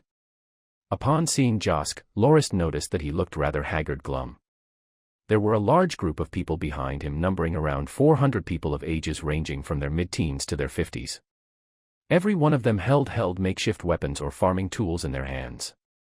"My lord, I have let your expectations down," said Josk humbly before he saluted. Loras laughed and said, "Don't worry about it. The tide of battle is really hard to predict, so accidents like these really can't be blamed on you. Moreover, we have troubled you so much to go all the way there and back. So let's cut the pleasantry short and enter the camp first. We'll talk after we get you something warm to eat." The aromatic smell of cooked meat wafted around the camp. Charade had ordered to have the dead mounts of the pike cavalry to be skinned and cooked in a big cauldron into stew, providing a hearty serving of meat for all within the convoy. Upon hearing what Loras had just said and taking a whiff of the mouth-watering smell of food, Josk's men instantly let out a loud cheer as their stomachs growled aloud. Embarrassed, Josk said, "My lord, to be honest, we haven't eaten for the past day. Everyone's pushed to the brink of hunger already." The near 400 men settled down in the camp pretty quickly after 30 or so tents were set up in the northwestern section. After that, Shade Camp had someone bring over some horse meat and potato stew for them to fill their stomachs with. Within the tent, Josk could be seen wolfing down his food. He almost instantly finished the whole bowl of horse meat stew and the tens of pieces of bread Reedy had brought for him. After having his fill, he started to recount his experience after returning to the stronghold. Among the insurgents who fought against Count Cabri, Josk could be considered as a rather influential person with almost 700 men under his command and a total of 2,000 people including the soldiers' family members. However, he didn't have the intention of setting up his own stronghold and instead chose to let the family members stay at the largest stronghold, the Hidden Bull stronghold, while he led the soldiers to cause trouble for the Count, enabling him to be one of the most active insurgent groups in the area. The recent skirmish between the Hidden Bull stronghold and the Count's forces had caused Josk to lose nearly half of his own men and drove him to try to burn the supplies of the Count in an act of desperation, resulting in him getting acquainted with Loras. When he left the convoy to rally up the other insurgent groups, he had imagined that they would be thrilled to join the war effort. However, when he arrived at the western mountain area, he was only met with rejection and ridicule. To the people living in the mountains, the fact that the Count's rebel sweeping corps had left the mountains was already considered a victory for them. They believed that they should take advantage of the peace that was to come to rest up instead of provoking the rebel sweeping corps, lest they once again fall into their sights. They even suggested to Josk to let the convoy and the Count's forces wipe each other out. Some of them even suspected Josk for entering into a secret agreement with the convoy. Otherwise, why would he bother asking the rest of them to attack the Count's forces? Given that they had struggled so hard just to protect their strongholds from the rebel sweeping corps, to take the initiative to attack them was like knocking an egg against a rock. And some others even hoped that the convoy and the Count's forces would mutually obliterate one another so that they will be able to take advantage of the whole situation. Given that Josk had told them about the size of the convoy, they inferred that it would definitely own a huge amount of resources that would instantly make them filthy rich. Toiling away for 3 whole days at the mountains to try to negotiate with the insurgents, Josk ended up heavily disappointed that nobody bothered to join his cause to aid the convoy in attacking the enemy's main camp. To make matters worse, the leader of the Hidden Bull stronghold invited Josk over and told him that they would no longer be able to sustain the 2,000 family members of the soldiers and Josk's men due to the losses they sustained during the recent skirmish with the Count's forces and suggested that they either join the stronghold and survive on some meager amount of rations until spring the year after or bring them away from the stronghold to find other means of survival. Josk was angered beyond belief as that signified that the Hidden Bull stronghold intended to take advantage of Josk to make up for their own losses without even taking into account their contributions in resisting the Count's forces. In fact, the stronghold did not lack any supplies at all as they had obtained 2/3 of the supplies pillaged from the Count's warehouse that was just recently conquered by Josk's forces. The prideful Josk instantly exposed the lies of the stronghold's leader and left with his men that very night. After that, he brought them to another stronghold within the mountains that had been ravaged by the Count's forces. Josk was starting to feel a headache welling up when he saw the pained and crying old people and children as well as the 100 or so injured men. The mere thought of the leaders of the Western Mountain insurgents caused him to grit his teeth in anger. These short-sighted ambitionless bastards who only dare to hide in their little corner will never be able to help me avenge my family. They are completely satisfied with staying at the strongholds for the rest of their lives within the mountains. When he recalled his arrangement with Lorist and the way the stronghold leaders treated him, for the first time in his life, Josk felt like rushing into battle and dying to end it all. That was why he left all of his rations with the women and children at the abandoned stronghold and rushed all the way to the encampment with 300 of his able-bodied men to the camp. He thought that as long as the convoy was still fighting with the Count's rebel sweeping corps, he would sacrifice himself and do whatever damages he could to the enemy to fulfill his promise with Lorist. However, when he arrived at the battlefield with an empty stomach, the fight had already ended for 2 whole days. At that moment, Josk instantly regretted that he had spent so much time to convince the stronghold leaders to no avail. Lorist gave him a brief summary of the battle that had occurred and said that the convoy was only able to obtain victory due to a series of unlikely coincidences. After that, Lorist suggested that Josk move his men and their family members to this camp as the convoy would leaving in the next 2 days, citing the reason that the camp was much easier to defend and incredibly hard to besiege with ample land for farming as well. He said that as long as he occupied the camp, his days in the future would be much easier and he wouldn't have to face the likes of the mountain insurgents ever again. If Josk was willing to do as he suggested, Lorist said that he would have some of his carriages help out with the moving and even leave enough equipment and supplies for them. After considering it deeply, he shook his head and turned down Lorist's goodwill and gave a response that greatly shocked him. "My lord, I would like to join the convoy and follow you up to the north. However, when we arrive at your homeland and dominion, I will come back here after everything is settled down to kill the Count and all his illegitimate sons before returning to serve you completely." Lorist wondered why Josk would end up at that decision as well as his history with the Count. Josk sighed and said, "My lord, I'm truly, very tired. I really gave it a lot of thought on the way here and I realized that I may not be as good a leader as I had hoped. I even ignored the feelings of my own men to go through such lengths to resist the Count due to a personal vendetta. After all this time they took me as their leader, I still can't give them and their families the care they deserve. I only realized all my mistakes when I led these men away from the Hidden Bull stronghold. I really have wronged the warriors who have fallen in battle under my command for not being able to provide their families with a sustainable and peaceful environment to live in. I really can't do it. My lord, I'm really grateful that you were willing to give the camp to us. But I understand that even if we were to stay here for the time being, we wouldn't be able to avoid the inevitable conflict and battles that are to come. That's why I would like to entrust you with my men so that they can have a peaceful life when they reach the Northlands. I believe that you will definitely be able to let them have the comfortable and blissful life that they deserve." After that, he told Lorist about why he hated the Count so much. To Lorist, it all seemed like a children's tale of happiness as well as one of revenge. Josk's father was a gold-ranked knight who had left his newlywed wife around 20 years ago to answer the call to arms of the Empire to resist the invasion of the trade union, only to die on the battlefield and never return. After Josk was given birth to, his mother soon left the world from a sickness that has ailed her since she had gotten wind of her husband's death. Orphaned from young, he had only managed to survive thanks to the goodwill of his neighbors. During one fateful day when he was 12, he managed to save Baron Omidor from a raging wild boar and was brought back to the castle of the thankful Baron. Among the landed nobles in the area, Baron Omidor was considered to be an eccentric person. First, he was extremely devoted and never had any illegitimate children nor affairs with his maidservants and has remained single after his wife passed away and lived with his precious daughter ever since. Additionally, the Baron also had a great relationship with the citizens of his dominion and rarely punished them for no good reason and usually laughed it off when anyone committed a simple mistake. He would even distribute food and clothing to his citizens during festivities, earning him the reputation of the most benevolent noble in the area. After understanding Josk's family history, the Baron decided to adopt him and trained him strictly in hopes that one day he would become a gold-ranked knight like his father. Josk himself also trained zealously and successfully became a 1-star gold knight who was well versed with the bow and arrow under the Baron's tutelage at the age of 24.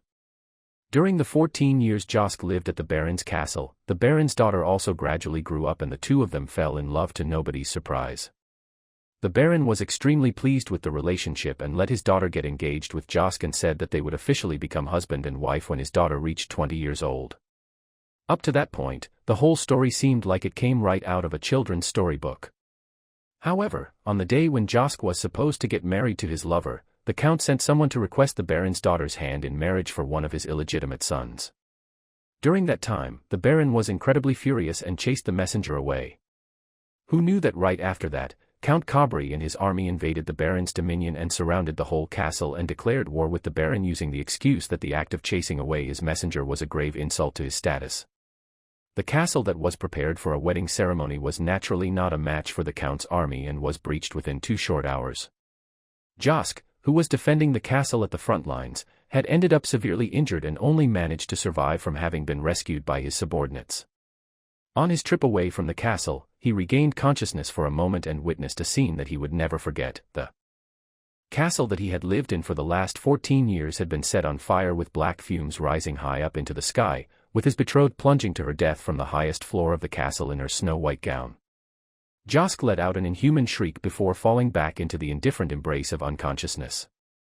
It took another half a year before he completely recovered from his injuries and infiltrated the Count's mansion in an attempt to kill the Count and his illegitimate son.